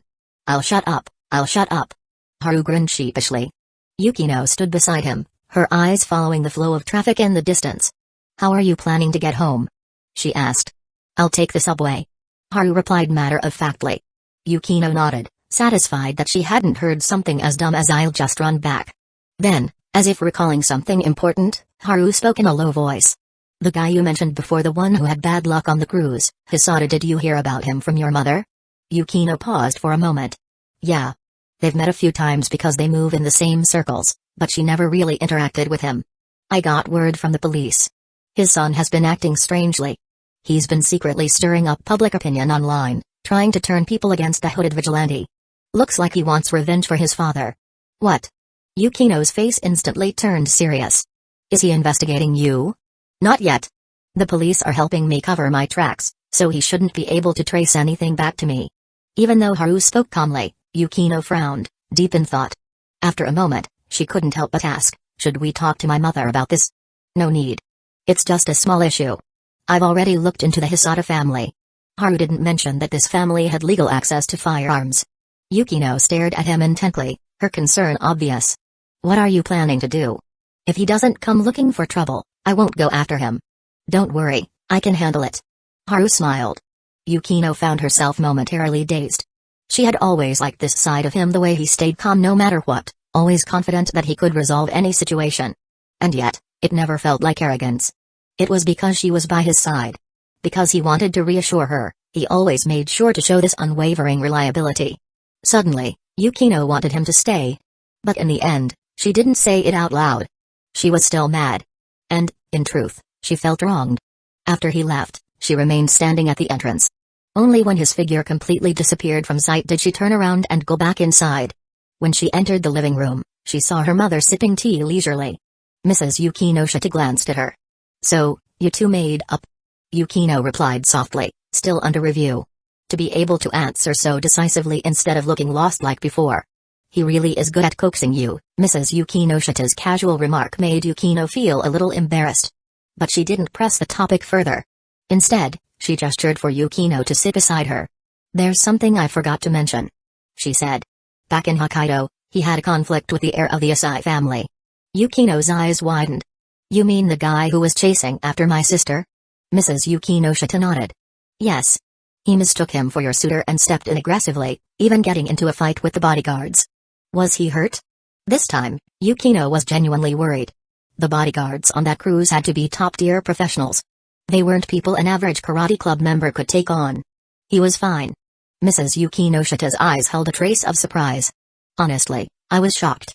His physical abilities and combat skills far exceeded what I knew about him. Yukino, however, wasn't particularly surprised. He's been good at fighting since elementary school. Recalling the time he fought off bullies for her, wielding a mop against multiple opponents, she couldn't help but smile. Seeing this, Mrs. Yukinoshita chose not to say anything else. She had originally intended to tell Yukino that the massive damage to the cruise ship might have been Haru's doing. It was something she had suspected for a while, but with no evidence, she couldn't say it outright. Not even to her husband. But seeing Yukino's current expression, she lost interest in bringing it up. I could probably take down the entire karate club by myself. On the subway, Haru was on a call with his senior, Oyama. That sounds like an exaggeration. No, wait. Considering your monstrous strength, I feel like you might actually pull it off. Want to learn? I can teach you. Yeah, no thanks. Your so-called resilience training is just self-inflicted torture. Oyama still remembered the excuse Haru had once used to justify his absurd training methods. After ending the call, Haru casually brushed off a few bold-looking girls trying to strike up a conversation with him before getting off the train at Shinjuku. The recent online chatter had been on his mind. If the rumors were spreading that fast, there was a chance something was happening in real life, too. Sure enough, after wandering around for just a few minutes, he stumbled upon an unusual scene. A large crowd, dressed in all sorts of styles, had gathered around a young man who was addressing them with enthusiasm. 3 imposing bodyguards stood nearby, clearly there to prevent anything from going wrong in such a lively district. Haru lingered at the back of the crowd, listening. The message was crystal clear. Since the hooded hero had often been spotted in Kabukicho, there was now a substantial cash reward for anyone who could provide information on his whereabouts. The mention of money had already attracted a swarm of eager participants. As the crowd began to disperse, the young man's gaze landed on Haru. His eyes flickered with recognition, and he paused. Amamiya? You are? Although Haru had already obtained information on the guy, he pretended not to know him.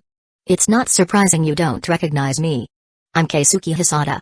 I met your parents a while back. They mentioned you, so I got curious and did a little digging. With a friendly smile, Keisuke stepped closer. What brings you here? Haru put on the kind of knowing look only men understood. I wanted to see what Kabukicho is really like. Keisuke burst into laughter. Well, you're in for a disappointment. A minor like you won't be getting into any paid attractions around here. That so? What a shame. With that topic settled, Keisuke's expression turned serious. I've heard about you at school. You're impressive. If you're willing to do me a favor, I can make it worth your while. What kind of favor? You've got influence at school, right? Don't deny it. I heard all about your exploits in the karate club. If you can get your classmates to help track down that hooded hero who's been all over the internet, I'll pay handsomely. No matter how many people you involve, I'll make sure they're rewarded. That's pretty generous of you, but I'm not interested in internet celebrities. Internet celebrities? No, you misunderstand. The hooded hero isn't just some online sensation. He's a recognized hero. Even the police acknowledge him, and he's got a massive fan base. Sounds like a social media star to me. Not interested. Haru waved dismissively, completely uninterested, and walked away. Keisuke's smile vanished instantly. As he watched Haru disappear into the crowd, his expression darkened. So, that guy's really that arrogant, huh? What the hell do the Yukinoshita family see in him? Chapter 85, the so-called main heroine Yukinoshita. Yukino. The next morning, after breakfast, Yukino returned to her apartment. Before leaving, however, she took a moment to ask her mother about the Hisada family. At the time, Mrs. Yukinoshita was flipping through her schedule and casually responded. Ever since Mr. Hisada confessed to his crimes, their family has been in complete disarray. Especially their youngest son, Keisuke Hisada. He was already unstable from fighting his brother over the inheritance, and lately, his mental condition has worsened. Yukino took note of everything carefully. On the way back to her apartment, she messaged Haru, informing him of her return and relaying her mother's words. Although Haru had previously told her he was already investigating the Hisada family, she preferred to be thorough. There was no harm in sending the information again. Not long after, Haru replied, so I don't have to go to Chiba today? Yukino, do you like Chiba that much? Haru, not really. I was just wondering, without your parents as my safety net, if I visit you today, would you throw me out? Yukino, why don't you test that theory yourself? Haru, good point. I suddenly feel like I've leveled up. Yukino set down her phone, resting her chin on her hand as she gazed out the window, lost in thought. After returning to her apartment, she pulled her hair back into a high ponytail with a hairband, rolled up her sleeves, and meticulously cleaned the entire place. Even as she tidied the guest room, she kept thinking if that guy wanted to stay over, she would definitely refuse. But then again, knowing how well he understood her, He probably wouldn't even bother asking at a time like this. Yukino moved to her bedroom to organize her wardrobe. When she noticed the neatly arranged collection of stockings in various styles and the boxes of little umbrellas in the drawer, she couldn't help but blush. Her legs and waist had always fascinated him, and during that particular period, she had half-heartedly resisted, leading to some memories that still made her face burn. But she had to admit she was greedy for his warmth. With that thought, Yukino pushed the little umbrellas to the bottom of the drawer. Not like I'll be needing those anytime soon, she thought. Right now, they were still in the trial period. Forget using those, she wouldn't even let him touch her legs. Scumbag. Yukino muttered under her breath before making sure everything was in place and heading for a shower. By the time she came out, her phone was vibrating non-stop on the table. That's when she remembered she had put it on silent last night to avoid being disturbed by that guy. Drying her damp hair with a towel, she picked up the phone, expecting a call from Haru. But when she saw the caller ID, she was taken aback. Kasumijoka-senpai. Yukino frowned, her expression immediately darkening. There were 2 missed calls, both from the same person. After adjusting her mood slightly, she put down the towel and answered in a cold tone, "What do you want?" She made no effort to hide her indifference. On the other end, Yutaha didn't seem surprised at all. She remained unfazed as she said, "I do have something to discuss with you." "Then talk." "There are 2 things. First, regarding the filming, I recently came up with some new ideas that could perfect the details of the short film. Second." She paused briefly. "I want to talk to you about him." "You're sure you want to talk to me about that?" Even as she asked, Yukino wasn't entirely sure how she felt about it. Yutaha's voice remained calm. "If you have the time, that is. 2:30 p.m. You pick the place." "Alright, then I won't disturb you any further." After hanging up, Yukino resumed drying her hair, but her mind was no longer at peace. With the existence of the film club and her temporary role as director, meeting Yutaha was inevitable. So she didn't refuse. She wasn't afraid to face her. If anything, she was calmly analyzing Yutaha's intentions. Did she want to apologize? Or was she here to plead for Haru? Or perhaps she just wanted to have a completely honest conversation with me? Holding the towel in her hands, Yukino found herself without an answer. Around noon, Haru messaged her, "Anything you feel like eating?" "I'm thinking of making an actual Chinese meal today." Yukino paused for a moment. Cooking was supposed to be my specialty. And his cooking skills? Well, she had taught him. But Chinese cuisine? That was one area she had little knowledge of. After a brief moment of thought, she replied, "Make whatever you want, just don't add too much chili." She had tried the Szechuan dishes Haru had hyped up before. They were delicious, but the spice level had been a bit too much for her to handle. Haru responded with a panda meme, giving an okay gesture.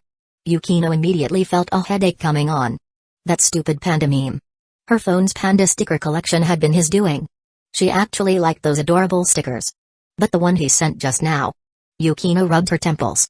If she remembered correctly, this was one of those ridiculous meme pandas he had laughed about before. "Do you even know what you've turned pandas into?" Without hesitation, she deleted the offending sticker from the chat. But Haru's message reminded her of something important. Kasumijoka had reached out to her without telling Haru. She's keeping this from him? Looks like this is something serious. Yukino let out a quiet chuckle before standing up to change. That long-lost main heroine aura. At that moment, it returned to her completely. At 2:15 p.m., Yukino arrived at the cafe Yutaha had chosen. To her surprise, Yutaha was already there. The moment she stepped inside, she spotted the curvaceous figure waving her over. Yukino kept her expression indifferent as she approached, taking a seat across from her. She immediately refused the approaching waiter, signaling that she wasn't ordering anything. Yutaha, on the other hand, ordered a latte. "Say what you need to say. Don't waste time. You should know that I have no desire to meet with you one-on-one right now." Yukino wasn't in the mood for small talk. Yutaha remained composed. "Should we start with the film club, or Haru?" Yukino cut her off. Yutaha nodded. "Alright, let's start with him." Yukino studied her calm demeanor and warned coldly, "If you're here to plead on his behalf, I suggest you abandon that idea now." What she didn't expect was for Yutaha to respond with something completely unexpected. "I'm here to declare victory." For a moment, Yukino froze. She almost thought she had misheard. Her gaze instinctively locked onto the busty, long-legged senpai sitting across from her. Declare victory? It took Yukino 2 full seconds to process that absurd statement. Yutaha remained unfazed. "That's right. The reason I asked you here today is to inform you of my victory." Yukino's face remained expressionless. "Did you hit your head on something this morning, or did you just not get enough sleep?" Yutaha smirked. I knew you'd say that. Yukinoshita, let me guess, he probably only told you about me, but didn't go into detail about what actually happened, did he? She straightened her posture, puffing out her chest as if she had already won. Yukino narrowed her eyes and let out a cold chuckle. Oh? So you're here to show off? Not boasting, proclaiming. Yutaha corrected her. She tucked a strand of hair behind her ear, a deep, enigmatic smile forming on her lips. He rejected me so many times. To be honest, it hurt. Every refusal reminded me that I was nowhere near as important to him as you were. Yukino remained unfazed. And then? And then? What else? Every time I saw his eyes filled only with you, I felt unwilling, no, frustrated. I always thought I was beautiful, that my looks alone were enough to make most guys fall for me. But with him, I had to go to great lengths just to make him glance at me. Yutaha tilted her chin slightly, exuding the pride and confidence she usually displayed among her peers. Because of that, I did everything I could. Even seducing him. Seducing? Yukino blinked, momentarily caught off guard. Yutaha let out a quiet chuckle. But in the end, I won. Is that what you think? Yukino's hand, resting on her lap, clenched into a fist before slowly relaxing only to clench again. She repeated the motion several times, trying to suppress the anger rising inside her. Her rational mind kept reminding her, Yutaha likes Haru. That's why she's trying to shoulder all the responsibility alone. She's provoking me on purpose, just to redirect all my anger onto herself. But she was angry. Truly, deeply angry. Even if she suspected this was all an act, it didn't lessen her fury in the slightest. Yutaha straightened her posture, her expression calm, even playful. Now, can we finally discuss the photography club? Silence. A long, heavy silence. A faint unease crept into Yutaha's heart. Had she failed? Had Yukino seen through her? Her mind raced, but she dared not let it show on her face. For nearly 10 seconds, neither of them spoke. Then, without warning, Yukino raised her hand and called the waiter over. Yutaha watched, bewildered. Ignoring Yutaha's gaze, Yukino turned to the waiter. I'll pay for this meal. How much is it? Yutaha immediately protested. I can pay for myself. Yukino didn't acknowledge her. After settling the bill, she took a slow, deep breath. Her face was as cold as ice. I remember you once told me. Yukino said evenly, that you no longer cared about winning. My judgment is rarely wrong, and back then, I could tell you weren't lying. Beneath the table, her long legs gracefully crossed. She brushed aside a stray lock of hair from her forehead. A signal. A signal that she was about to go on the offensive. Yet today, you say you're here to proclaim your victory. So tell me, what happened in the past month to make you change your mind so drastically? Yutaha's heart pounded violently. I don't believe my judgment was wrong back then. Yukino continued, her voice steady. And I don't think you're the kind of woman who spins lies so easily. Because if you were, Haru, unless he was blind, would never have been drawn to you. She stated it so matter-of-factly, like it was an undeniable truth.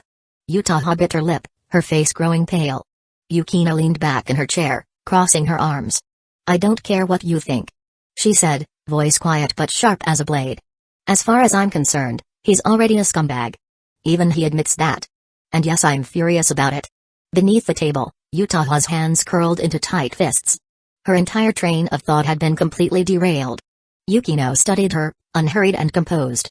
I've always acknowledged your talent, she admitted. And I admire your determination. But it seems you overestimate yourself in certain ways. She let out a soft, almost dismissive sigh. You have no idea, she said, voice laced with quiet dominance, that no matter how outstanding a girl may be, she can never be my opponent. Yutaha felt an invisible pressure bearing down on her. Smart, ambitious girls? Yukino continued. I've encountered plenty since middle school. But unfortunately at this moment, Yukino, like a lone winter plum standing resilient against the frost, finally revealed the full extent of her chilling intensity.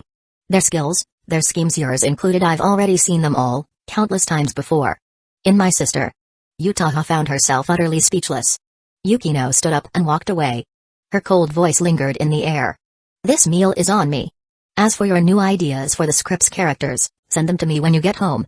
Oh, and your acting was decent, but you're still far from my sister's level. A sheer veil. The aura of a true queen was on full display in Yukino. Yutaha's tense body finally relaxed as she slumped back into her chair, unwillingness and frustration written all over her face. She had spent days coming up with this plan only for Yukino to cut through it without hesitation. It was out of guilt, for interfering where she shouldn't have. It was out of responsibility, for the rift between Haru and Yukino. That was why she had wanted to take all the blame upon herself, to redirect the anger. At the very least, the guy she liked would have an easier time. But now, looking at the result, she realized she was still far from being a true contender. Just then, a fair and delicate hand extended from the side, offering her a handkerchief. "Here, senpai. Wipe your sweat first." This voice? Yutaha's head shot up in shock, her gaze landing on the girl in front of her. "When did you get here?" Kato Megumi tilted her head slightly, her tone carrying a hint of disappointment. "You really didn't notice me, did you?" she continued, her voice calm as ever. "I walked past you both about 5 minutes ago specifically to get your attention." Yutaha. A moment later, she stiffened slightly. "You didn't hear my conversation with Yukinoshita just now, did you?" "I didn't eavesdrop." Megumi reassured her, voice light and gentle. "But judging by your reactions, it's pretty obvious you two had a fight. And senpai lost. Badly." Megumi left that part unsaid. Awkwardly, Yutaha accepted the handkerchief, her expression unnatural. "What are you even doing here? My house is just up ahead. I made plans with Hashimoto and the others to go out today. Well, actually, they insisted on dragging me along." Megumi tilted her head slightly, her voice carrying a touch of cuteness. "They wanted to introduce me to Kamen Rider. Apparently, since Amamiya-kun, our club president, loves it so much, as his friends, we have to follow the photography club's laws." "What kind of club law requires knowing about Kamen Rider?" Yutaha was too drained to even comment.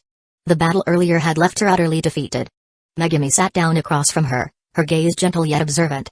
"You don't look too great. Is there anything I can do to help?" "No need." Yutaha muttered.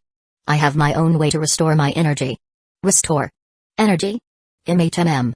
Think of it like a gaming term, recovering stamina." At that moment, Yutaha thought of Haru. Right now, the only person who could help her recover was him. At least, no matter how rational Yukino was, she hadn't come out of this completely unaffected. At the very least, Yutaha had successfully drawn Yukino's anger toward herself. It just hurt a little too much to handle. Chapter 86, Forgiven. "For now, what will you do next, Yutaha-senpai?" Since Kato's friends hadn't arrived yet, and Yutaha seemed to have taken quite the hit, she decided to shift the topic at least to help the other girl regain some composure. "I should probably go home and study." "No, I must study." Halfway through her sentence, Yutaha suddenly firmed her resolve, her voice carrying a trace of gritted determination. Kato blinked. "Even during the holidays?" As expected of senpai. But Yutaha didn't smile. Instead, she held her head in her hands and slowly leaned forward, pressing her chest against the table. "I just realized how big the gap between me and Yukinoshita really is." Recalling the scene where she was so effortlessly outplayed, her cheeks burned with humiliation. Her pride had taken a serious blow. Even now, it still felt surreal. "I'm older than her by a year, one should have more experience. So why is the gap between us so huge?" Then, it hit her what Yukinoshita had mentioned earlier. "My sister. Could that be the reason?" At that moment, Kato's voice pulled her back. "Have you ever considered that Yukinoshita is so exceptional because she's always had Amamiya-kun by her side?" Yutaha froze. Seeing that she had her attention, Kato continued, "Amamiya-kun is eloquent, always polite and generous to everyone. He's been with Yukinoshita since they were kids. If you think she never learned from him, that would be impossible." Yutaha frowned slightly, scrutinizing the girl across from her. "Eloquent? Polite to everyone? That sounds like you." Kato let out a small "eh?" before blinking in surprise. "Wow, senpai, you think that highly of me?" Yutaha wasn't sure how to respond. She thought back to Kato's words and behavior. Now that she really considered it, there was something about her. She had that same enigmatic presence as a mysterious NPC in a game, the kind where, until their mask was pulled away, you'd never know whether they were an ally or a villain. Under Yutaha's scrutinizing gaze, Kato remained unfazed. As if to say, if I ever lose my composure for even a second, then I wouldn't be Kato Megumi. "You're right. Yukinoshita grew up with Haru, and she also had an older sister who was probably just as exceptional," Yutaha admitted, steering the conversation back. Kato nodded. That was exactly her point. Though they hadn't interacted much with Yukinoshita's older sister, both of them had a feeling if Yukinoshita was this strong, then her sister must be even more formidable. In a cultivation novel, Yukinoshita would already be at the half-step grandmaster level. Yutaha let out a deep sigh. This is tough. It was hard to tell whether she was lamenting her gap with Yukinoshita or worrying about her own future. Yukinoshita's presence today had been unshakable. Not a single crack in her composure. Yutaha had seen her words had angered Yukinoshita. The plan had worked. And yet, Yukinoshita had forced herself to regain control. She had suppressed her emotions through sheer rationality, restoring her usual unflappable aura. That was something Utaha simply couldn't do. Kato lowered her gaze slightly, observing the girl in front of her through the corner of her eyes. She really hadn't eavesdropped on a conversation. But when she passed by earlier, she had overheard a few words. And from those alone, she had made a new discovery: Utaha was now involved with Amamiya-kun. Her eyes flickered for a brief moment. She should probably thank her senpai. After all, Utaha had just proven something very important, that winning over Amamiya-kun with sincerity was possible. Utaha remained oblivious to Kato's thoughts. Meanwhile, after leaving the cafe, Yukinoshita headed straight home. The entire way, she replayed her conversation with Utaha in her mind. She really went that far for Haru. I underestimated her. Her expression was calm, but deep down, a flicker of irritation remained. She wouldn't deny it, Utaha's plan had worked. Because she was angry. And she could imagine it now, how Utaha must have felt when Haru rejected her again and again. How frustrated, how unwilling she must have been to accept it. The thought made her mood even worse. She needed to pet a cat. So, she changed course and headed straight for Haru's place. When she rang the doorbell, it didn't take long before the door opened, revealing a surprised Haru. You? What are you doing here? I wanted to see him. She looked past him toward the plump orange cat slowly making its way over. Then come in. I'm in the middle of cooking, so I won't entertain you. He said casually. Yukino changed into indoor slippers and immediately went over to scoop up the fat cat. Meow. Recognizing her scent, the cat settled comfortably in her arms without resistance. Haru returned to the kitchen. You are currently cooking. Cooking, proficiency plus 73, your cooking skill has leveled up. Current level, level 7. Yukino walked over to the kitchen doorway, her nose catching the rich aroma in the air. Smells good. Not too much chili, either. Glancing into the pan, she asked, what are you making? Tilapia. Just a little chili. Haru replied, expertly flipping the fish onto a plate. And what else? Sweet and sour pork ribs, beef and potatoes, stir-fried cabbage. Just one more soup left. That much? I know you don't eat a lot, but I do. She watched him move around the kitchen, then hesitated for a moment before finally setting the cat down. Meow. The orange cat, clearly drawn by the delicious scent, attempted to scurry into the kitchen. Yukino bent down and pressed a hand on its head. You can't go in there. Then, she looked up at Haru's back. Give me an apron. Haru turned around, raising an eyebrow. You're joining in? Yukino's tone was calm. Didn't you say before that you wanted me to guide you in cooking? With the esteemed Miss Yukinoshita personally guiding me, it's truly an honor. Hey, fat cat, get out. There's no place for you here. Watching as Haru picked up the lazy orange cat and set it outside, then handed her an apron, Yukino's mood lightened considerably. At the very least, she wouldn't have to think about Utaha for a while. With Yukino's help, the last dish was finished in no time. As Haru packed everything into insulated containers, he casually suggested, why don't you just stay for dinner? That way, I don't have to carry these all the way to your place. Yukino glanced at the large food container, then suddenly smirked. I'd actually love to see you walking down the street carrying that thing. Haru nodded as if seriously considering it. If that's what you want, I can do it. Oh, I could even write something on the box. This is a special meal for my dear Yukinoshita Yukino. That way, everyone can witness my deep feelings for you. Yukino's smirk disappeared. You can shut up now. Without hesitation, she turned and walked into the living room. Knowing Haru, if he said he'd do something, he would do it. He might not mind the embarrassment, but I definitely would. Just the thought of him parading around town with a box labeled with her name, proudly showing it off to passers-by, made her head ache. The two settled in the living room, with Yukino claiming the orange cat for herself. She glanced at Haru, who was seated across from her. I just realized something. You only invited me to stay for dinner, not to stay over? If you want to stay, I'd be delighted. Haru smiled awkwardly, then admitted, but I know you're still mad at me. I wouldn't push my luck. Yukino stared at him for a few seconds before sighing. Sometimes I think that if you didn't understand me so well, my life would be easier. Haru responded matter-of-factly, it's divine will. No one can go against it. You actually believe in that? Of course. Why not? There's an old saying, if it doesn't cost anything, you might as well believe a little. Where exactly is this old saying from? I've never heard of it. I found it online.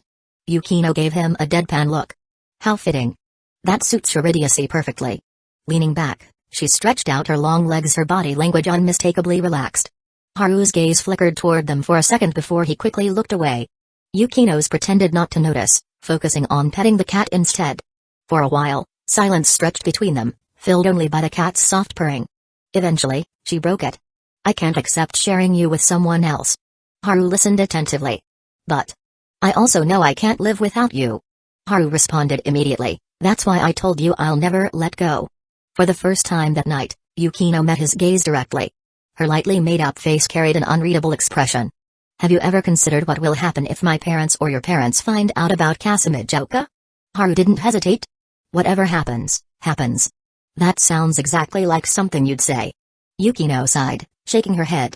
Then, looking down at the sleepy orange cat in her lap, she said, it's impossible to keep this hidden forever.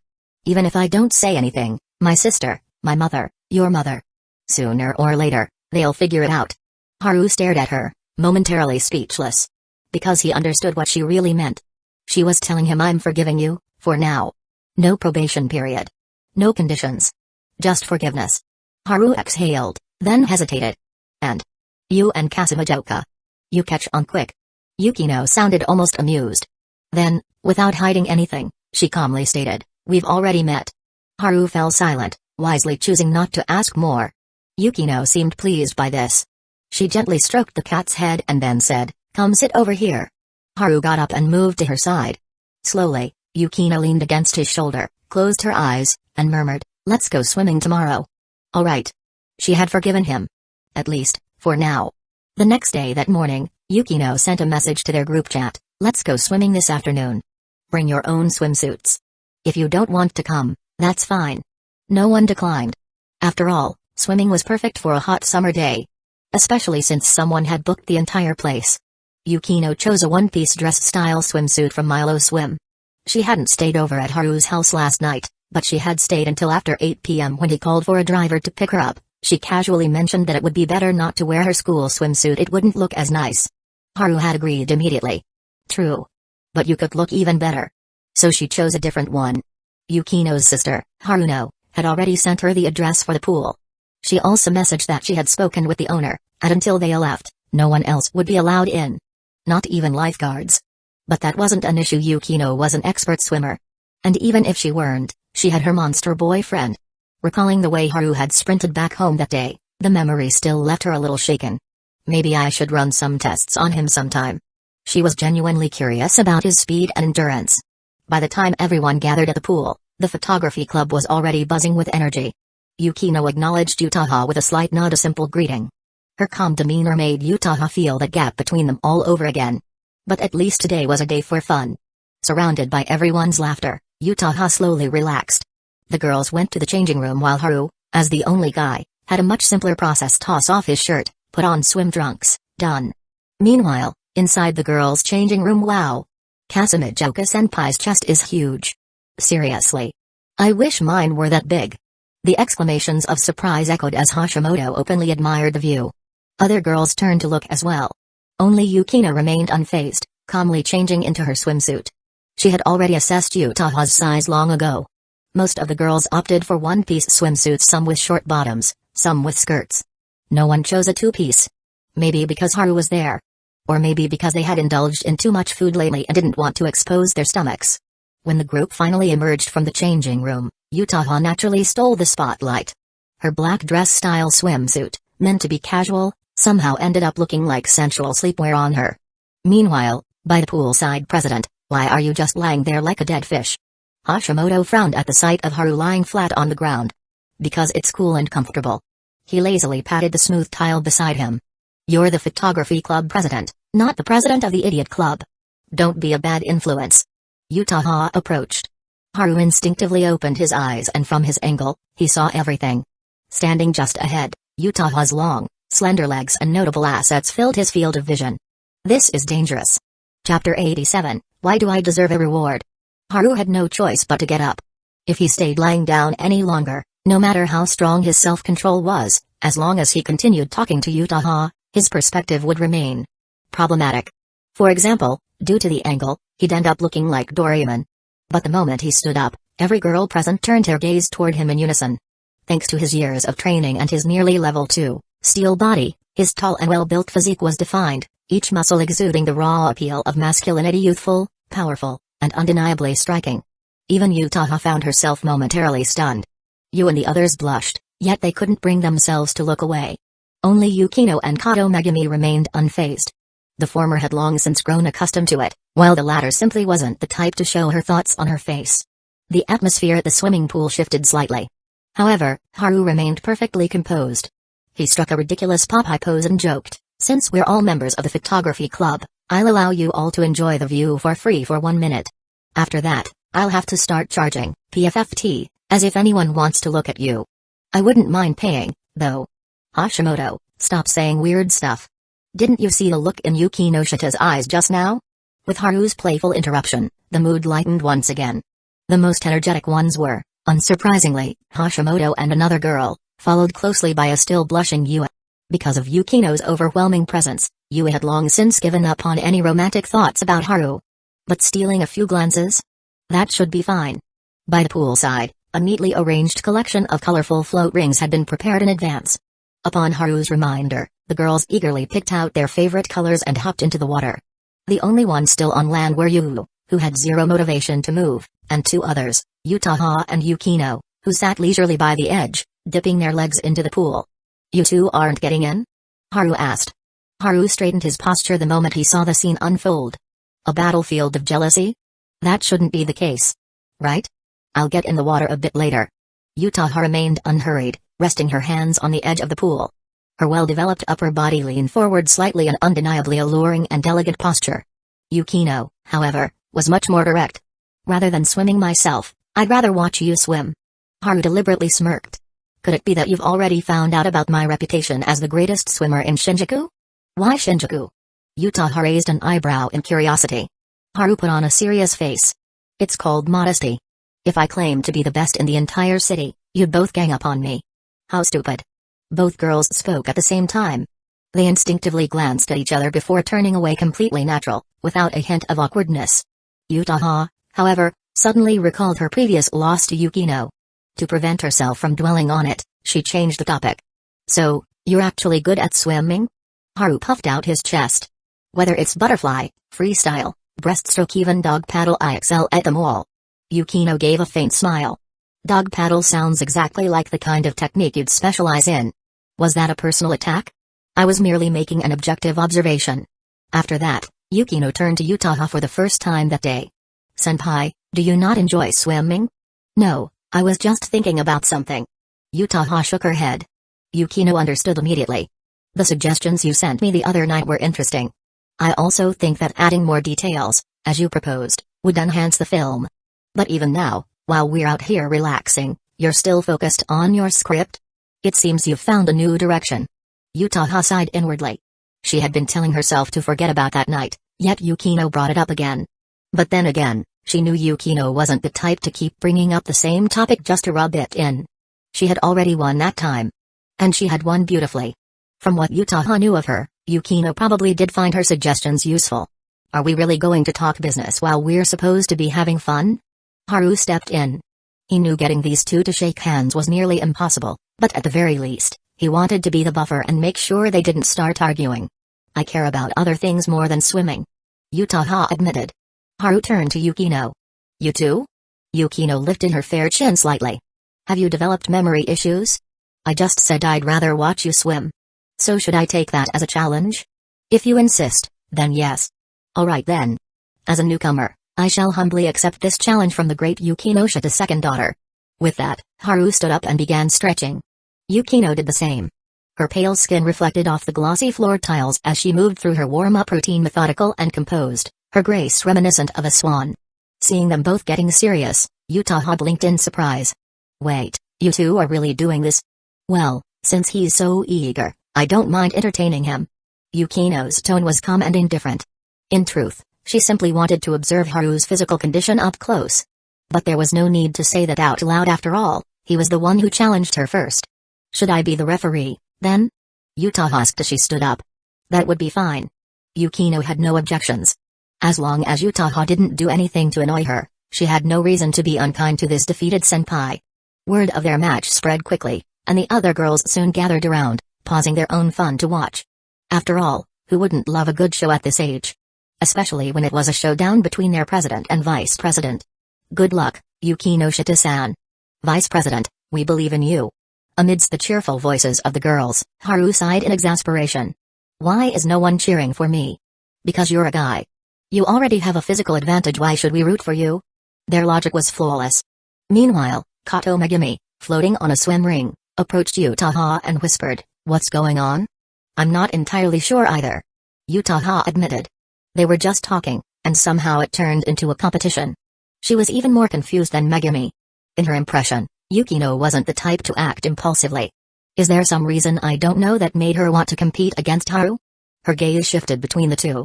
With no clear answer, she simply chose to appreciate Haru's physique instead. His body was well built. His abdominal muscles were defined. Based on that night in the park, he definitely had the strength to lift me effortlessly. Yutaha's thoughts began to drift, and a faint blush colored her cheeks. By the time Haru and Yukino finished warming up, they each took their positions at the starting line. Yutaha stood between them, while the other girls sat or lounged at the edge of the pool, ready to enjoy the show. The race will be from here to the other side and back. Alright, now that the rules are set, get ready. 3, 2, 1, go. At Yutaha's signal, Haru and Yukino both dove into the water simultaneously. Haru had always been a proficient swimmer. Back when they were kids, he had gone to the pool with Yukino countless times and had even taught her how to swim properly. As two splashes broke the surface, shimmering droplets scattered through the air. Both swimmers moved with remarkable speed and precision. But this side-by-side competition only lasted for about 4 seconds. After 4 seconds, Haru stopped holding back. He picked up his pace just slightly. And that small burst of speed was all it took to leave Yukino behind. Gasps and murmurs erupted from the crowd. Whoa, he's fast. By the time Haru reached the far end of the pool and started heading back, everyone watching noticed something unusual. He's not coming up for air? Kato Megumi asked, unable to hide her surprise. Yutaha, equally shocked, furrowed her brows. If I remember correctly, he hasn't lifted his head even once since he dove in, has he? Yeah, he's been swimming underwater the whole time. Yu chimed in. Yutaha tapped her forehead, trying to recall her knowledge on the subject. The world record for holding one's breath underwater is 24 minutes and 3 seconds, set by a Spanish free diver named Alex Segura. But that was under completely different conditions. Megumi nodded thoughtfully. Haru isn't just holding his breath, he is maintaining that state while moving at high speed. As they discussed, Haru had already returned. Since this was just a casual competition, no one had thought to time him. A few moments later, Yukino finally finished her swim as well. She stood up in the water, droplets sliding down her delicate face, her beauty undiminished. This is what they call the power of a swimming prodigy, Haru said smugly. Unexpectedly, Yukino didn't shoot back at him. Instead, she appeared deep in thought. I see. Your physical abilities are almost on par with a professional athlete. And that was with him holding back. Yutaha, standing nearby, added, he never came up for air. Yukino blinked, surprise flashing in her eyes. I thought he was sneaking in breaths somewhere. He really didn't. Everyone nodded in confirmation. For a moment, all eyes were on Haru. Anticipating their reaction, he simply grinned and pointed at the pool. How about I jump in right now and hold my breath? You guys can come back tomorrow to check on me. His joke was met with a chorus of eye rolls. Clearly, no one was taking him seriously. After climbing out of the pool, Yukino sat down beside him, using a towel to dry herself off. The average person can hold their breath for over 30 seconds. With proper training, it can be extended significantly. Yutaha nodded in agreement. She was well versed in such knowledge. Then, in perfect sync, both girls turned to stare at Haru, their gazes brimming with curiosity. Could you two stop looking at me like that? Haru said, throwing her own usual words right back at Yukino. Yutaha glanced at Yukino. With how well you know him, you don't happen to have actual data on his lung capacity, do you? Yukino's response was clinical. Breath-holding ability is related to lung capacity, but it's not a direct measurement. Yutaha kept her eyes locked on Haru. That makes sense. Without formally testing it, we can't get accurate data just from today's race. Hold up. Haru had to cut them off. Why did it sound like they were planning to dissect him? The two of them might be rivals, but when it came to something that piqued their interest, they were surprisingly in sync. Yukino looked at him with patient eyes. Do you have something to add? Haru raised his hand as if calling for order. I think we should drop this topic. We came here to have fun, not to conduct scientific research. Then, smoothly steering the conversation elsewhere, he smirked. If you two are so interested in competition, why don't you race each other instead? I refuse. Yukino declined without hesitation. Utaha smiled sweetly at him. Both Yukino and I have a competitive streak. If we really were to race, we'd have to do it properly, following professional standards. And clearly, none of us came prepared for that today. Yukino had a different take. It's not just about equipment or venue. The biggest issue is that we don't have a qualified referee. I can be the referee. Haru volunteered enthusiastically. After all, he had no complaints about watching two beautiful girls swim. Utaha's smile didn't waver. Are you sure you wouldn't be biased toward Yukinoshita? Before Haru could even respond, Yukino spoke first, her tone cool and unwavering. I don't need his bias. I can win on my own. Then, as if to reinforce her point, she added, the members of the photography club aren't suitable as referees either. Given their connections to us, they wouldn't want to offend anyone. I could serve as an impartial referee. Kato Megami's voice suddenly chimed in. When did she get here? X2 both Yukino and Utaha turned their heads in surprise. Sitting quietly to their right, Megami hugged her knees, her expression calm and composed, looking as cute as ever. Haru, ever the considerate one, offered an explanation. She arrived about 10 seconds ago. You saw her? Yukino and Utaha exchanged another look of disbelief. Haru nodded confidently. Of course. My perception has always been exceptional. Everything relied solely on his own ability. It had absolutely nothing to do with auto-aim level 6. Megami cast a glance at Haru, seemingly pleased. As someone who was often overlooked, it felt nice to finally be noticed. Utaha crossed her arms, the motion accentuating her already stunning figure. I just realized. Rather than competing against Yukinoshita in swimming, something else has caught my attention even more. Yukino, too, was now staring at Haru. Her gaze clearly said, how did you do that? Haru simply flashed a smug smile. My grandma once told me, listen with your heart, understand with your soul. It's obvious neither of you were paying attention. A textbook example of how to offend two beautiful girls in a single sentence. Utaha shot him a glare. And which grandma told you that? Yukino responded just as flatly, he's just being his usual idiot self. Haru raised both hands to his chest, then slowly spread them apart. A stance reminiscent of a legendary dust release technique. And right in front of both girls, he had the audacity to declare, if you're bad at something, just practice more. If you can't handle losing, don't play. Two pairs of beautiful eyes instantly turned deadly. And then Yukino kicked him straight into the pool.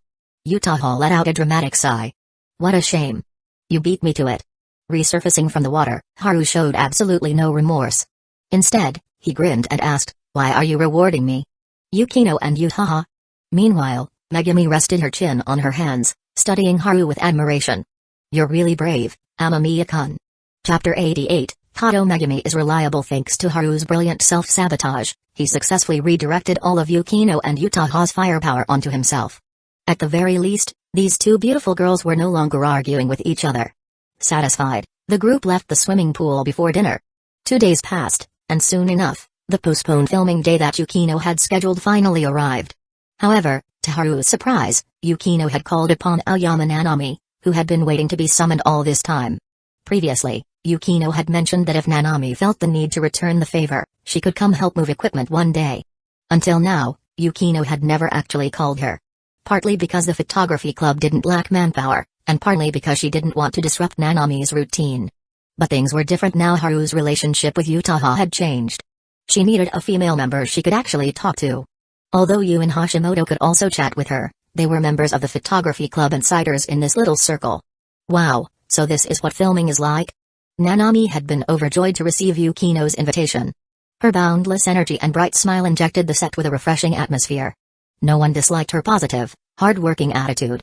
At the same time, she satisfied her own curiosity. During a break, she excitedly muttered to Haru, is Yukinoshita-san always this amazing? In what way? Haru handed her a bottle of water. This girl had been running around helping all day, so much so that she hadn't even taken a sip of water, and now she was drenched in sweat. Thanks. I mean her leadership skills. During the shoot, whenever she pointed out an issue, everyone immediately corrected it according to her standards, and the results actually turned out even better. Nanami's eyes sparkled as she looked at Yukino, who was currently discussing audio equipment with Hashimoto. Oh, that? Haru chuckled, unfazed. She's always been like that. Yukino had been outstanding since childhood. Even though she was often ostracized, those who shunned her still had to grudgingly admire her talent. Back in middle school, Yukino already had quite a few admirers. Of course, thanks to his presence as her knight in shining armor. Most of those young suitors never dared to take action. And it wasn't just the boys, many girls also looked up to her. So she's been amazing since she was little? Nanami blinked in admiration. Haru smirked. What's this? Has she become your idol now? And no. I just admire her, that's all. Nanami's face flushed, and she quickly waved her hands in denial. Then why are you blushing just because I said she's your idol? Because I'm afraid Yukinoshita-san might misunderstand. Oh. Haru nodded in understanding. Nanami gave an embarrassed chuckle. You and Yukinoshita-san are dating, right? I wouldn't want her to think I'm using admiration as an excuse to get close to you. That'd be trouble. Relax, Yukino's way too sharp for that. With that little brain of yours, there's no way she'd misunderstand. Amamiya-kun, you're so annoying. They laughed and chatted for a while longer before Nanami suddenly lowered her voice and asked, lately, the hooded hero is getting even more attention online. Has it affected you? Nope. Nothing has changed for me. Haru felt a warmth in his heart despite being exhausted from running around all day. Nanami still remembered to check on him. Hearing that, she finally relaxed. I've never told anyone your secret, don't worry. I'm a very trustworthy person. Haru played along, nodding solemnly. Understood. I shall bestow upon you the title of secret-keeping sage. That sounds awful. As Nanami pouted in protest, Yutaha approached, eyeing the two of them with curiosity. What are you two talking about? Nothing, just everyday stuff. Nanami quickly shook her head, keeping her promise to keep the secret. Yutaha gave her a skeptical glance before chuckling. Are you doing okay, Nanami? You've been so busy, I was worried you'd collapse from exhaustion. I'm used to this kind of hectic life. Don't worry, Yutaha. Nanami responded with a bright smile. Haru, however, raised an eyebrow. Wait, since when are you two on a first-name basis? He was genuinely curious. Yutaha merely smiled without explaining. Nanami, on the other hand, happily provided an answer. Ever since I ran into Yutaha and Megumi while out shopping the other day, we became friends. Haru finally understood. No wonder Megumi had accompanied Nanami that night. As soon as Nanami noticed a messy table set up for the next scene, she immediately ran over to tidy it up. Taking the chance, Yutaha leaned in slightly and murmured, I may not be as exceptional as Yukinoshita, so I have to find other ways to expand my team. Haru paused, then shook his head with a chuckle. Making friends? That's not like you at all. Yutaha's eyes gleamed. That's why I told you really am changing. Haru was taken aback.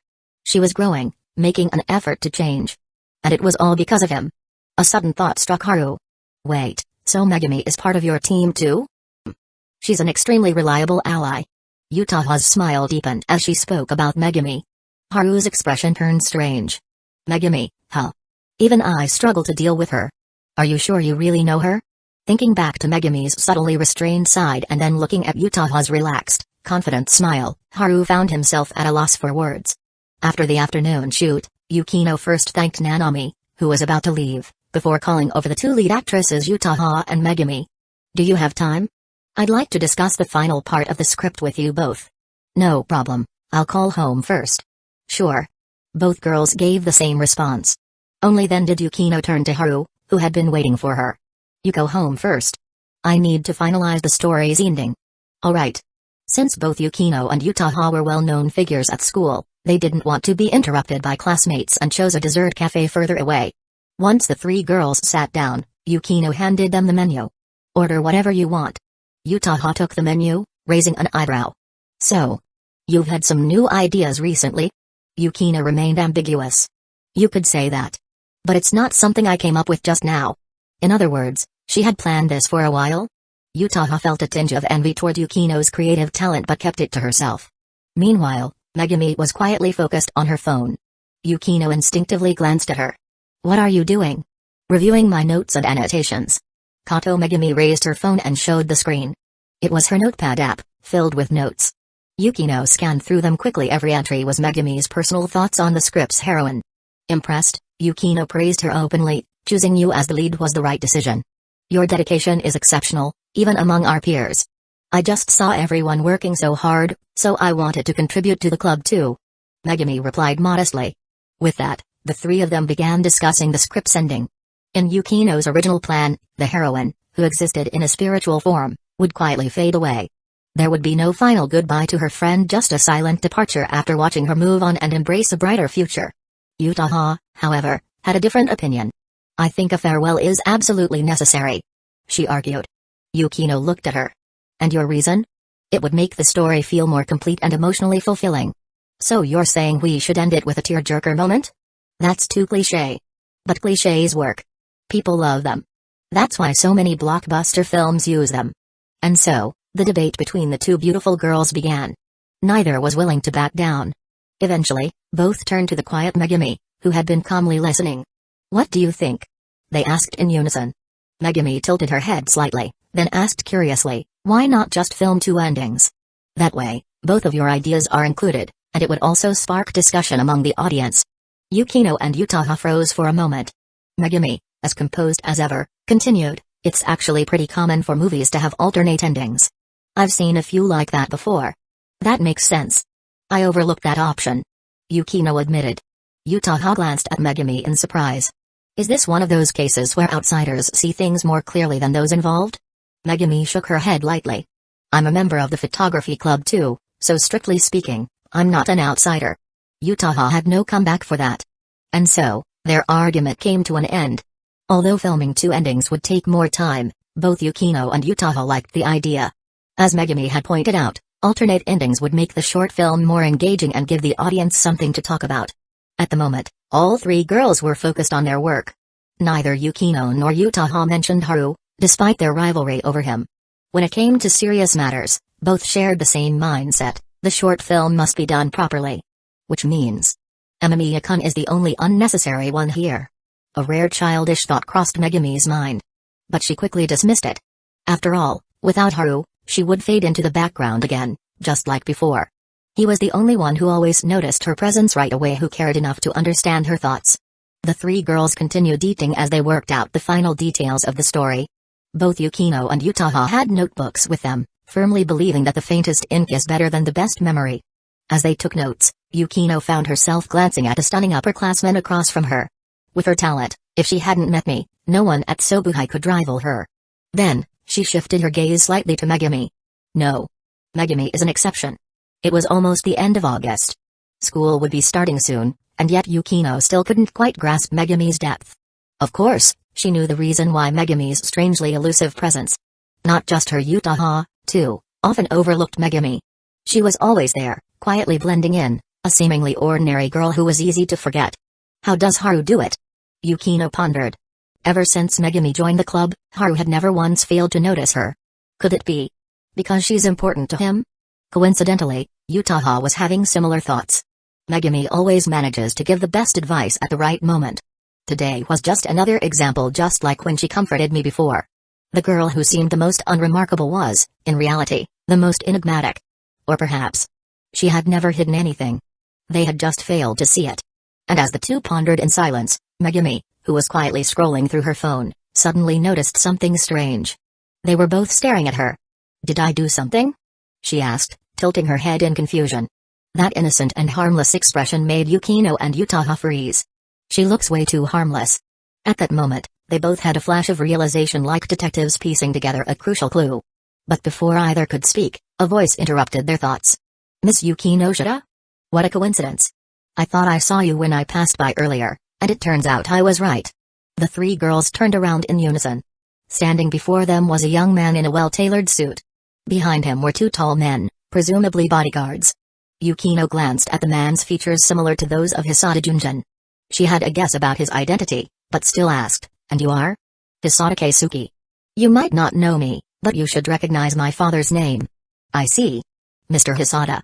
Yukino said calmly. As the two exchanged pleasantries, Utaha and Megumi exchanged a glance. They both thought of the recent news about the luxury cruise ship incident. Yukino's tone remained indifferent. So, what business do you have with me? Keisuke's gaze shifted briefly to Utaha, his eyes lighting up in admiration.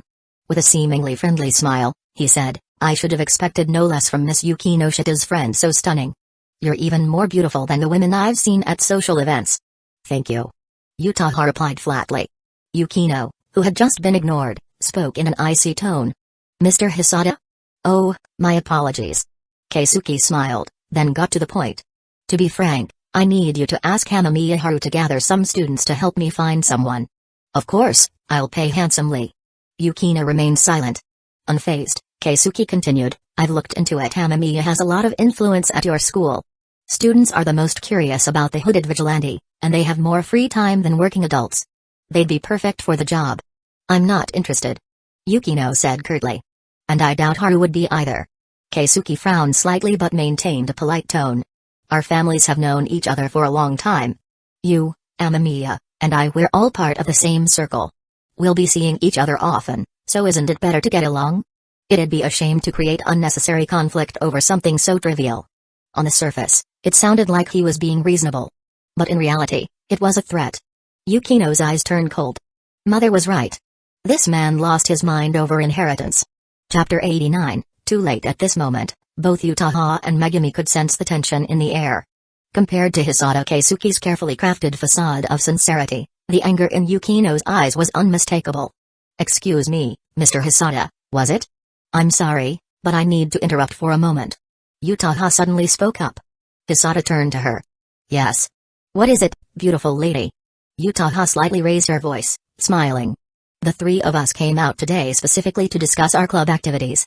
We're at a crucial point in our conversation, so if possible, could you wait until we're finished before asking Yukinoshita for a favor? Her tone wasn't loud, but it was just enough for the other patrons nearby to hear. Yukino and Utaha had already caught the attention of many male customers in the cafe. Now, as Utaha spoke with clear reasoning, the situation became evident to everyone.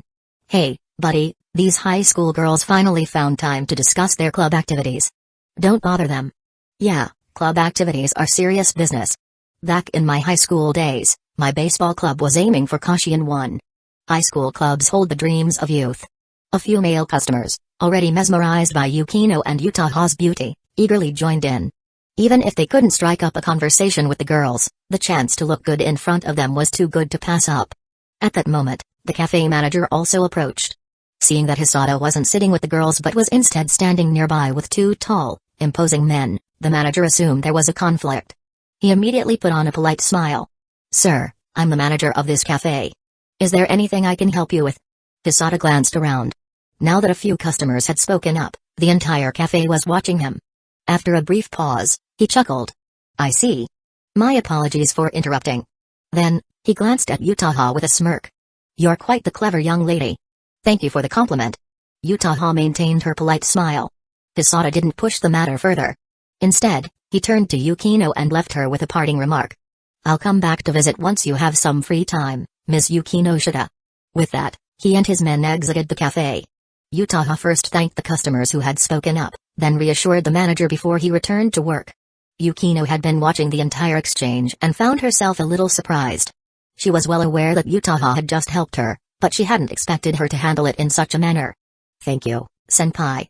Yukino sincerely expressed her gratitude. Utaha waved it off. It was nothing. Besides, it was obvious you didn't like him.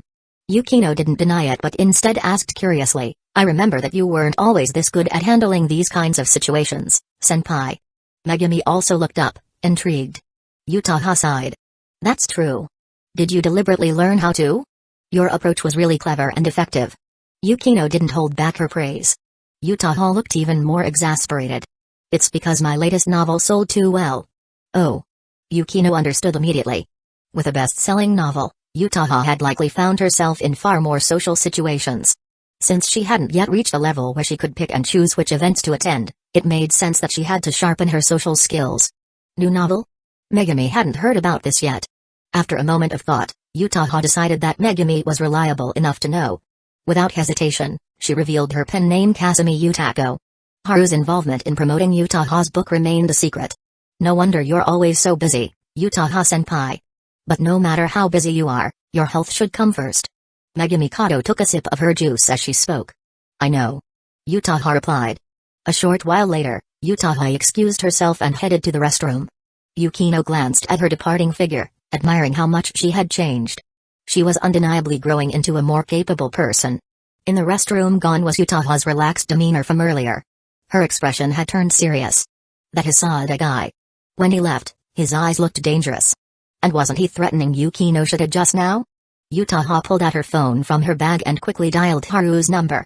She could already guess that Yukino wouldn't tell Haru about this. In a way, reporting the good news but not the bad was a universal habit. But she couldn't ignore it. Even though she and Yukino were technically rivals in love, Yutaha wouldn't just stand by and watch her get into trouble.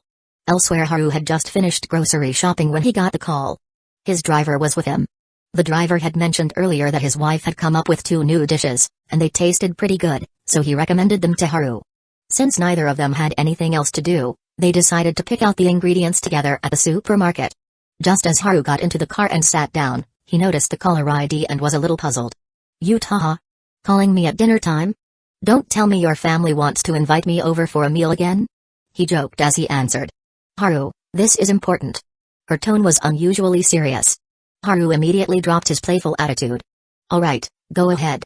By the time Yutaha had finished explaining everything, the smile had completely disappeared from Haru's face. His voice, however, remained calm. So it's the youngest son of the Hisata family? I've met him before. Not an easy person to deal with. What about Yukinoshita? No need to tell her. I'll take care of it. What exactly are you planning to do? Yutaha didn't seem entirely convinced and hesitated before agreeing. What else? It's just a minor issue. We'll sit down, have some tea, and talk things out if talking works. That's good, then. I won't mention this to Yukinoshita. Enjoy your evening. I need to head home and cook dinner. If you have time, can I visit your place? Of course. But another day. After hanging up, Haru looked at the driver. Take me home first. You're having dinner with me tonight. After that, I'll change clothes, and you'll drive me to Shinjuku. The driver silently adjusted the car's direction. Haru closed his eyes, deep in thought. Back when he handed Hisata Junjen to the police, he had taken precautions and gathered information on the entire Hisata family. He had been aware that Hisata Keisuke had been trying to track him down, both online and in real life, but he hadn't cared much. After all, on the surface, there was no direct conflict between them. Worst-case scenario, it would just escalate to the point where their families had to meet, sit down, and have a civilized discussion. But now that the guy had set his sights on Yukino, things were different. After dinner, as the sky darkened, Haru got back into the car, now dressed differently. He put on his mask and told the driver, this time, park somewhere without surveillance cameras. Understood. Haru already knew where Hisata Keisuke's villa was, along with his other residences. But he didn't want to waste time searching each location one by one. Since Hisata was so desperate to catch the hooded vigilante, he had likely stationed people in Kabukicho, where Haru had been spotted several times before. It was the easiest way for him to receive intel from informants. In Kabukicho, after arriving at his destination, Haru heightened his focus. With auto-aim level 6, locating surveillance cameras and identifying blind spots was effortless. He purposely wandered the streets for a while, quickly drawing attention. However, because of his high profile, plenty of people had cosplayed as him in the past, casually roaming the streets. This made the bystanders hesitant, unsure if he was the real deal or just another imitator. You've spotted me, haven't you? Why aren't you calling for the reward? Haru stopped in his tracks and turned to face the hesitant crowd behind him, his voice low and deep. Are you the real hooded vigilante or just a cosplayer? The bystanders weren't sure. Of course, I'm real. As soon as they heard that, some people became visibly excited and quickly pulled out their phones to make a call. It didn't take long for 4 large men to rush over. Just as Haru expected, Hisata Keisuke had stationed people nearby. The 4 men stared at Haru for a few seconds, their expressions cautious and doubtful. You're not another fake, are you? We've already run into 3 imposters in the past 2 days. Where is Hisata Keisuke right now? I need to see him immediately. The moment Haru said those words, the expressions of the 4 men instantly changed. They had only asked the public to help find the hooded vigilante, they had never mentioned their boss's name. It's really him. One of them quickly gestured to his companions, signaling for them to go pay the informants while he stayed behind to handle the situation. 2 of his comrades immediately understood and left to make the payment. The remaining man, still wary, kept his eyes locked on Haru. Our boss wants to meet you. We hope you'll cooperate and come with us. Am I actually meeting Hisata Keisuke, or are you planning to take me somewhere isolated? Haru asked. The man didn't answer. Haru nodded slightly. So it's not to meet Hisata Keisuke, then I have no reason to go with you. Hearing this, the man shot a look at his companions who had just finished paying. The 2 figures swiftly closed in on Haru from behind. There were countless reports online about the hooded vigilante's incredible combat skills. They clearly didn't want to face him head-on. The man in front of Haru had planned to start a conversation to distract him, but before he could say a word, Haru suddenly lowered his stance and dodged at lightning speed. The 2 men lunging at him from behind completely missed their mark. Watch out! The leader instinctively shouted. But it was already too late. Haru swung his arm casually, his movements appearing effortless. Yet when the back of his hand struck the man on the left in the chest, the impact sent him flying sideways. He crashed onto the ground with a muffled groan of pain before losing consciousness. The man on the right, terrified, immediately backed away, trying to put some distance between them. Haru didn't chase after him. He simply observed the remaining three. A few $100 a month. Are you really willing to risk your lives for that? The three men stiffened, unsure how to respond. Especially now, as more and more onlookers gathered around, some even excitedly pulling out their phones to record. Get him together. The leader clenched his teeth and rushed toward Haru first. He was fast. But he flew even faster. With a single kick, Haru sent him soaring through the air. The second man tried to use the moment to launch his own attack, but Haru easily caught his incoming fist. With what seemed like a casual flick of his wrist crack. The sound of bone snapping echoed sharply. The man screamed in agony, clutching his arm as he collapsed onto the ground. The last man was utterly paralyzed with fear. He stood frozen for 5 whole seconds but still couldn't summon the courage to attack. That was amazing. The internet wasn't exaggerating. Hooded Vigilante is insanely strong. Go, Hooded Vigilante. They may have paid us, but we're still rooting for you. Boring. I want to see some real bloodshed. The crowd erupted into cheers, shouts, and laughter. Yet despite all this commotion, no one called the police. Seeing that even more people were gathering to watch, Haru swiftly grabbed the only man who hadn't attacked him. Like lifting a helpless kitten, he picked him up and dashed away. Chase him. Some of the onlookers tried to follow. But Haru's speed was unreal. Even while carrying a fully grown man, he moved so fast that within mere seconds, he had vanished completely from sight. A few moments later, Haru landed effortlessly onto a rooftop, still holding the pale-faced man by the collar. Why, you're not going to throw me off, are you? The man trembled violently, his voice barely more than a whisper. He had just witnessed Haru leap twice, kicking off midair to propel himself even higher until he landed on the rooftop of a 4-story building. Was this guy even human? Regret flooded his mind. 1 month's pay for risking my life. He was right. I should have run when I had the chance. Faced with this terrifying reality, the man immediately spilled everything about Hisata Keisuke's whereabouts without hesitation. Since he was so cooperative, Haru didn't make things any harder for him. Just as he was about to leave, the man's phone suddenly rang. Haru, ever polite, reminded him, you should answer that. I don't dare. No. You do. Shaking, the man pulled out his phone and glanced at the caller ID, his face turning even more nervous. It's Mrs. Hisada. Haru nodded. Pick up. The man looked utterly miserable but obediently pressed the speakerphone button. The moment the call connected, an irritated female voice burst through. What the hell are you guys doing? You know Keisuke hasn't been acting normal lately, so why the hell are you following him in his nonsense? Mrs. Hisada, where is he? Tell that idiot to get his ass home. And stop trying to track down that hooded vigilante. I did my research, the guy isn't normal. Even the police are covering up information about him. You'll never find him. Mrs. Hisada. Actually, I'm with a hooded vigilante right now. Silence. Haru could hear the woman's sharp intake of breath. Followed by a long pause, then a quick, composed exhale. Put him on. Haru took the phone. Hello. Hearing the unfamiliar voice, the woman spoke quickly, yet with clear articulation. You're the hooded man, correct? I sincerely apologize for my son's reckless actions. Rest assured, I will ensure he stops bothering you immediately. Let's put an end to this matter. Of course, if you feel uncomfortable about this, we can arrange a meeting. Whatever concerns you have, feel free to bring them up. Who knows? We might even become friends. Haru glanced at the trembling man beside him and replied calmly, it's too late. What? The woman's voice carried a trace of confusion. It's already too late.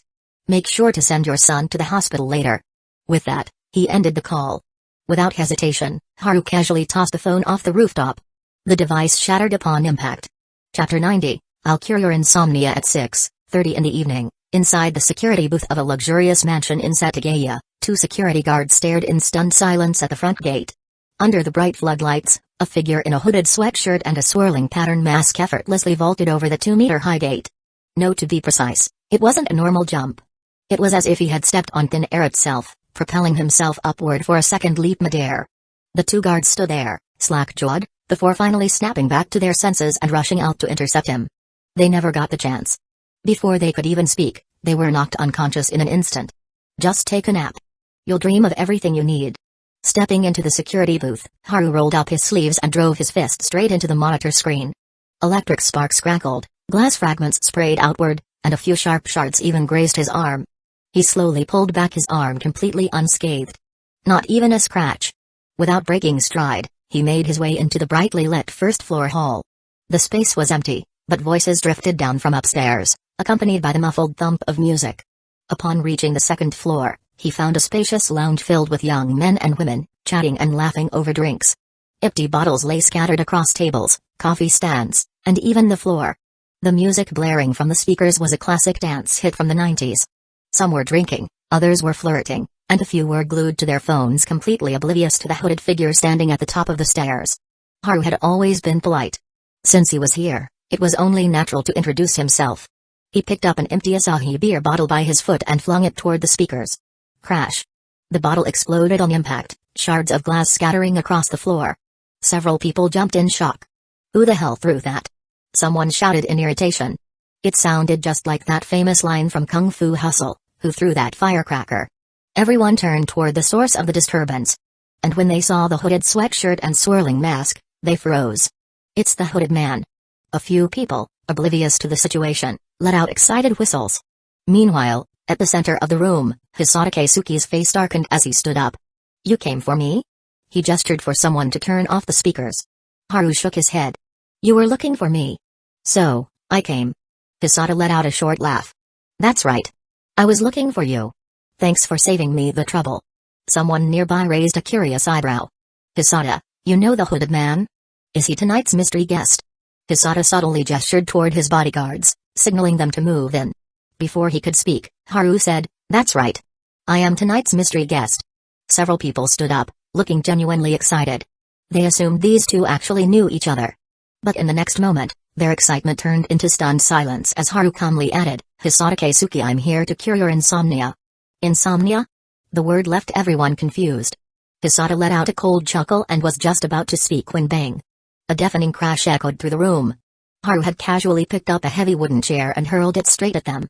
One of Hisata's bodyguards, who had just finished rolling up his sleeves, had no time to react. The chair struck him full force. Not even a grunt escaped his lips before he crumpled backward. The impact sent the chair bouncing upward, colliding with a wall-mounted clock. More debris rained down as gears and shattered glass scattered across the floor.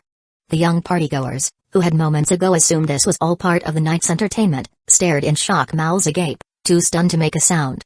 You should all leave now. Haru helpfully suggested. That snapped them out of their daze. This wasn't a friendly visit. This was trouble. Recalling all the ruthless rumors about the hooded man online, their faces went pale. Screaming, they scrambled toward the staircase, tripping over themselves in their panic to escape. Within moments, only 3 people remained in the room, Hisata Keisuke and his 2 remaining bodyguards. Haru took a step forward. Are you ready? Hisata frowned. Ready for what? For your insomnia to be cured. Before Hisata could respond, the bodyguard on the right suddenly grabbed a katana from the display rack and charged forward without hesitation.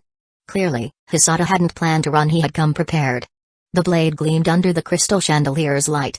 From his fluid footwork to his precise downward slash aimed at Haru's arm, it was evident he was no amateur. But Haru didn't even flinch. He simply raised his right arm and blocked the strike head-on.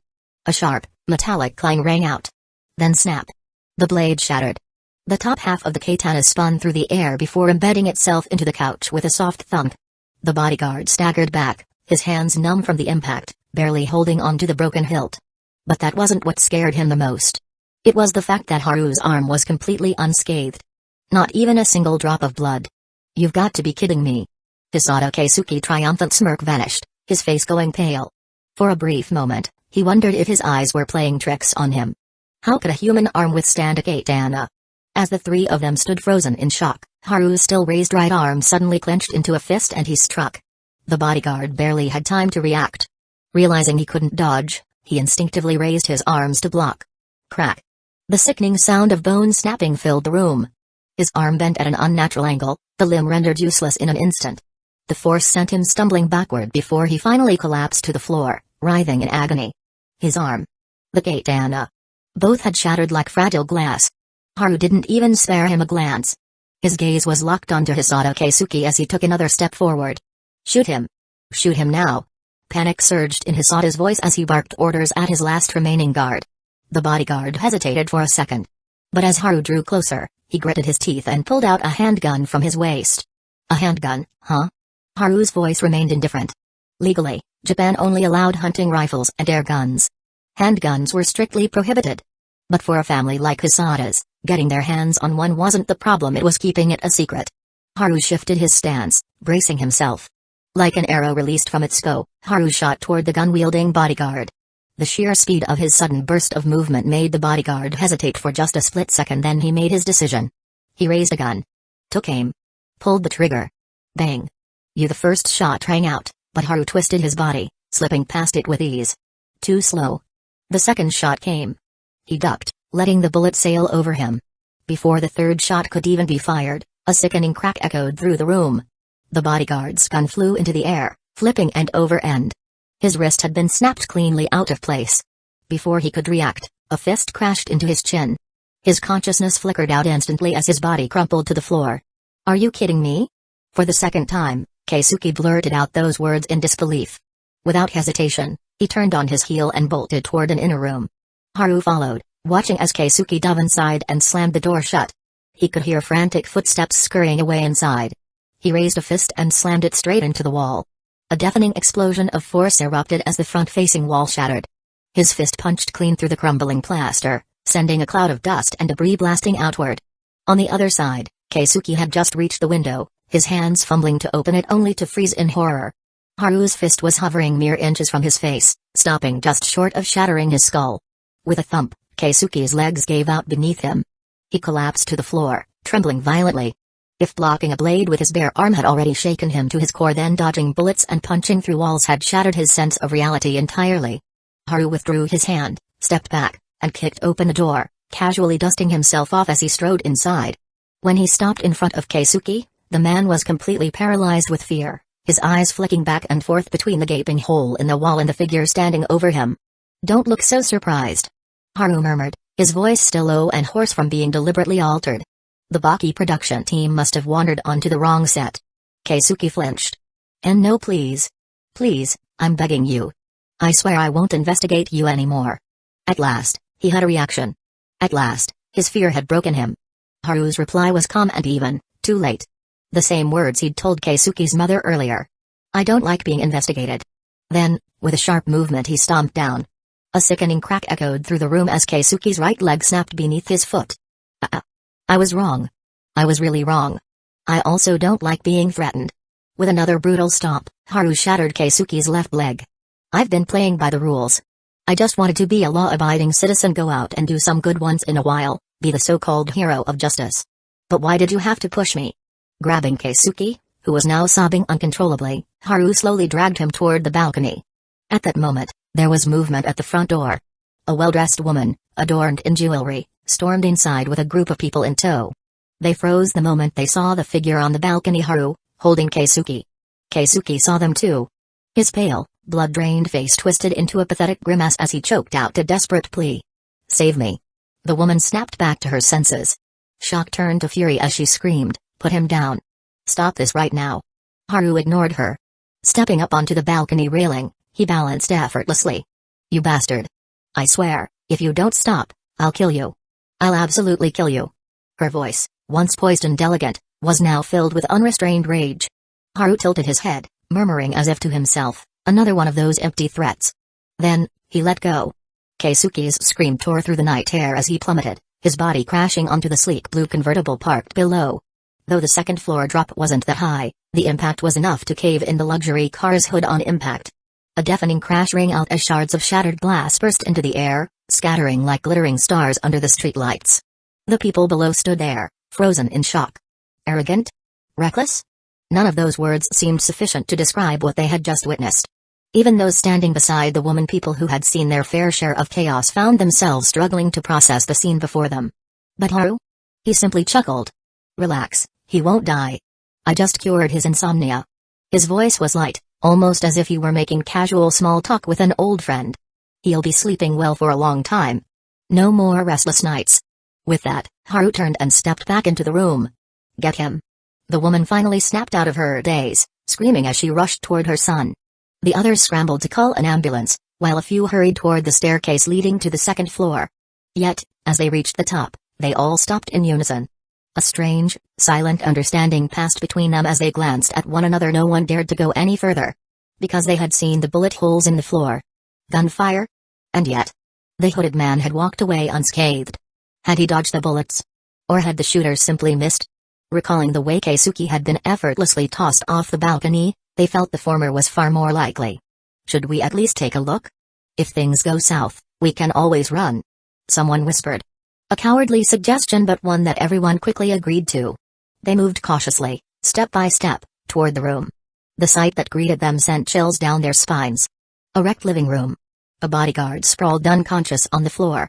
A broken blade embedded in the couch. Fresh bullet holes decorating the walls.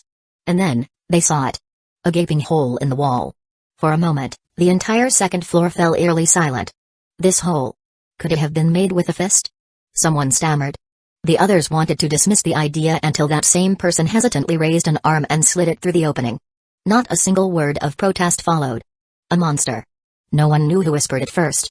But everyone nodded. Even their legs were shaking as they moved. They searched the room, trying to find a tool or weapon that could have created such a hole.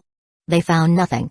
There was only one explanation: the hooded man had punched through solid concrete with his bare hand.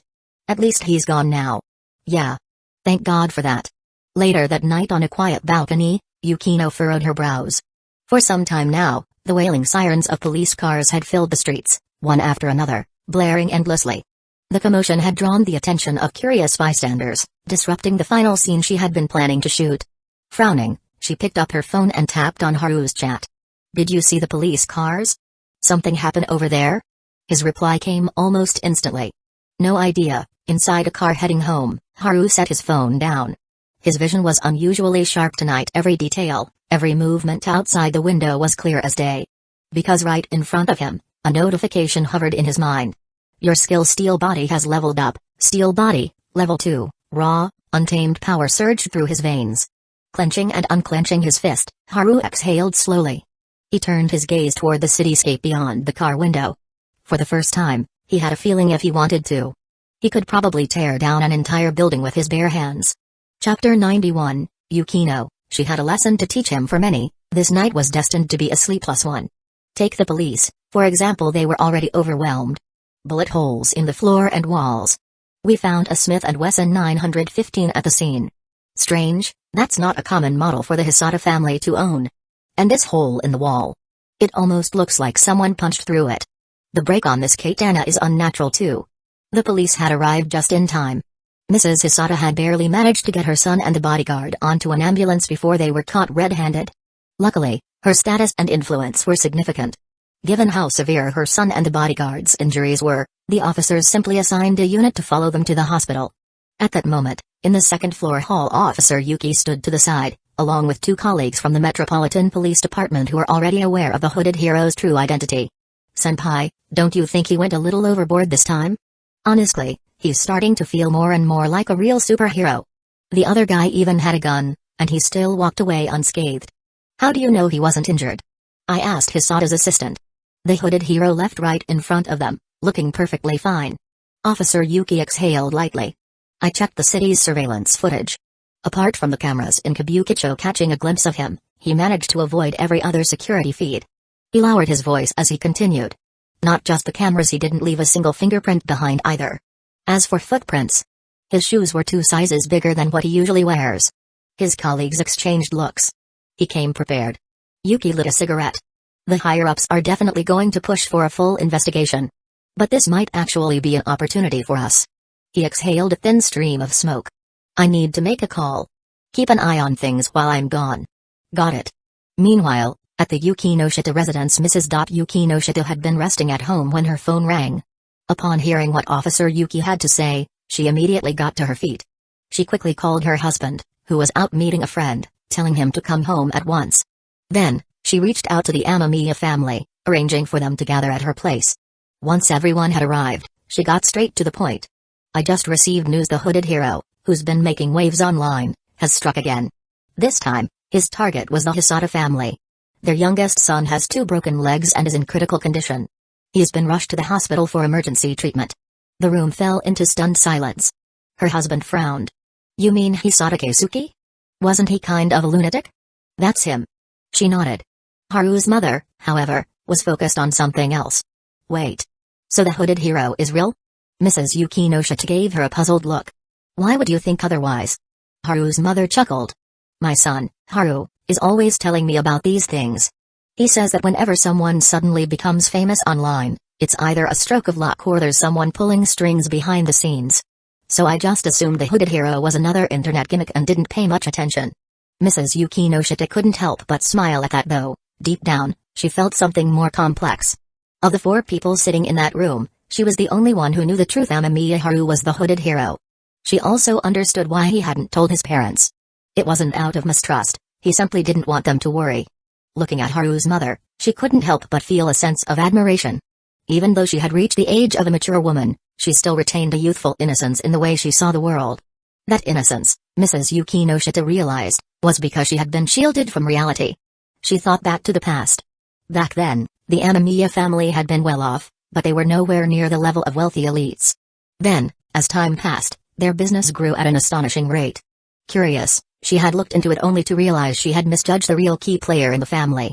It wasn't Amamiya Haru's parents who had built this empire. It was Amamiya Haru himself. From that moment on, Mrs. Yukinoshita had started paying closer attention to him. She had watched firsthand as the Amamiya family rose to power. Haru keeps telling me to retire early and enjoy life. Haru's mother was saying now, laughing softly. But I just can't sit around all day doing nothing. I get too bored. I have to keep myself busy with something. Mrs. Yukinoshita listened, her expression unreadable. She could see it clearly now. The reason Haru's mother could afford to live so carefree, so unaware of the darker side of the world, was because her son had protected her from it. Mrs. Yukinoshita sighed inwardly. Looks like I'll have to handle this myself. Without hesitation, she said, the Hisata family must be in complete disarray right now. The youngest son, the one competing for inheritance, is in the hospital, and the eldest, he's unlikely to sit still. This is our chance. Mr. Amamiya, always the sharp one, immediately caught on. You're planning to take action against the Hisata family?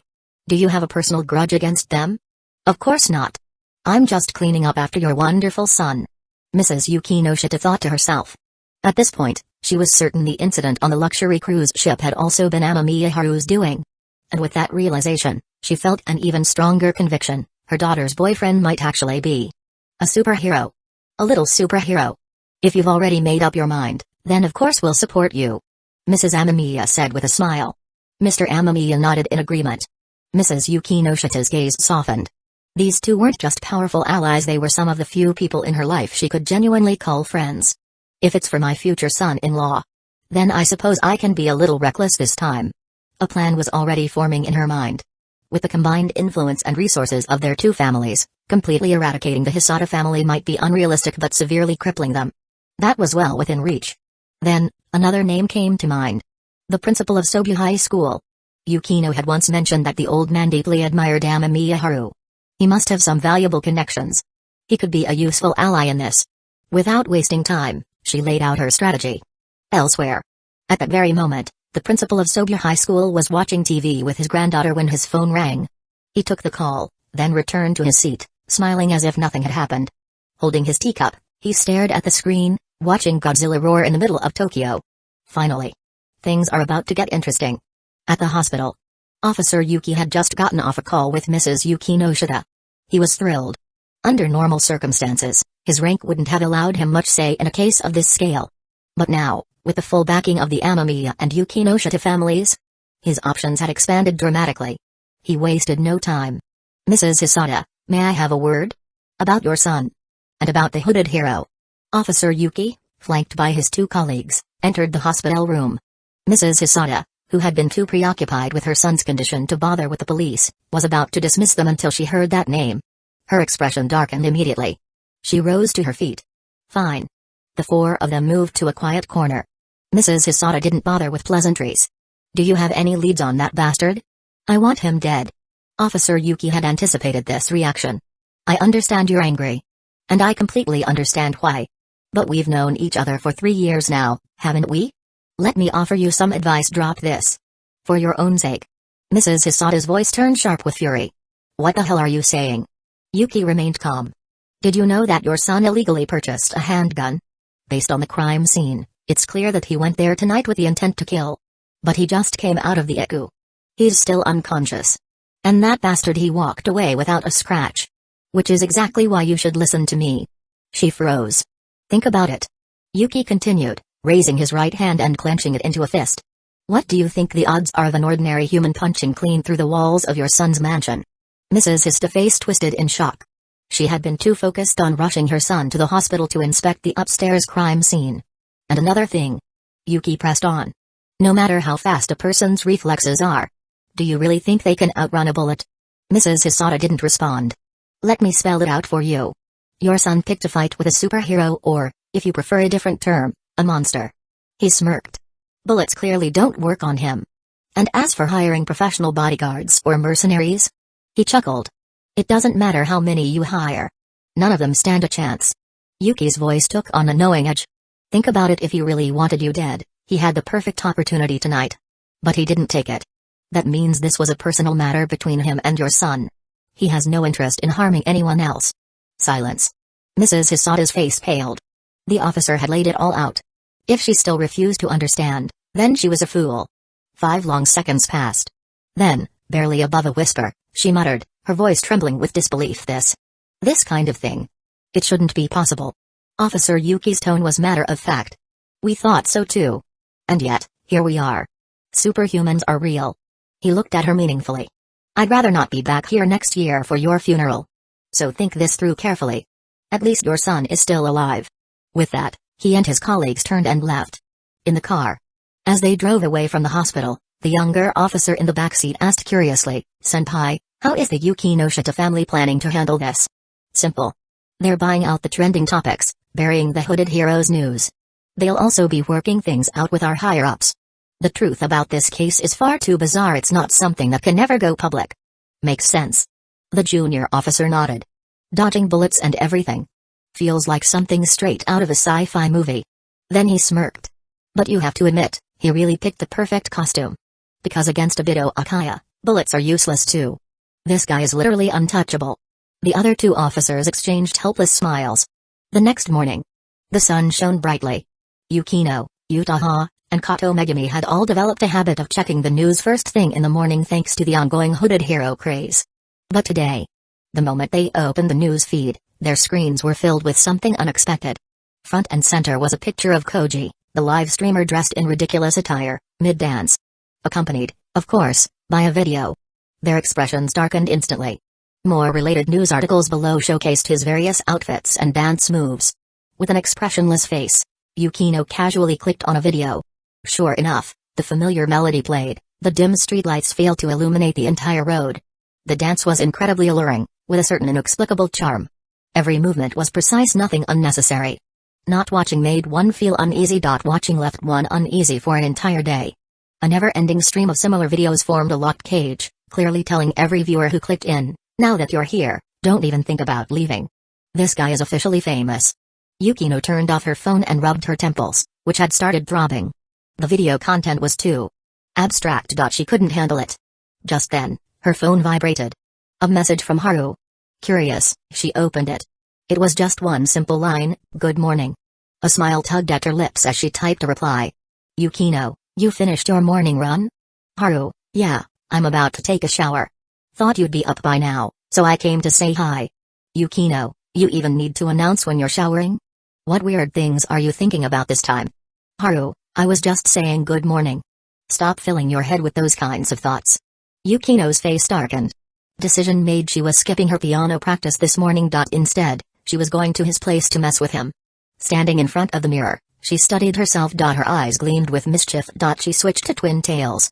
Before heading out, she hesitated for a moment, her cheeks reddening as she grabbed a box of little umbrellas and slipped it into her bag. Gotta be prepared. Arriving at Amania's house, she rang the doorbell. When the door swung open, Haru stood there wearing nothing but a pair of white athletic shorts. Yukino coolly admired the definition of his upper body. "Not even bothering with a shirt? I saw it was you through the peephole." Haru grinned, his gaze lingering on her twin tails. "You changed your hairstyle." "Felt like it," Yukino said nonchalantly, bending down to change into indoor slippers. From beside her, Haru clicked his tongue in disapproval. You actually wore nude stockings? What a mistake. A mistake? Yukino's expression chilled. She had put on these stockings deliberately. Before Haru had requested it, she had never even considered wearing them. With utmost seriousness, he explained. Your legs are already pale. Nude stockings do nothing to enhance their charm. Of course, you'd be thinking about something perverted first thing in the morning. Hey. What are you doing? Before she could finish speaking, she suddenly felt weightless. Haru had scooped her up effortlessly, cradling her in his arms. Their eyes met. He smiled brightly. Looks like this sinner has finally received the forgiveness of the gracious Miss Yukinoshita. A soft flush spread across Yukino's porcelain cheeks. Have you really turned into a full-blown pervert? Haru chuckled. You won't deny it, but you won't admit it either. That kind of Yukino is really cute. Hearing his teasing tone, her blush deepened. But she was never the type to back down. Instead, she stared at him boldly, eyes shimmering with a mix of defiance and something more elusive, something delicate, something enchanting.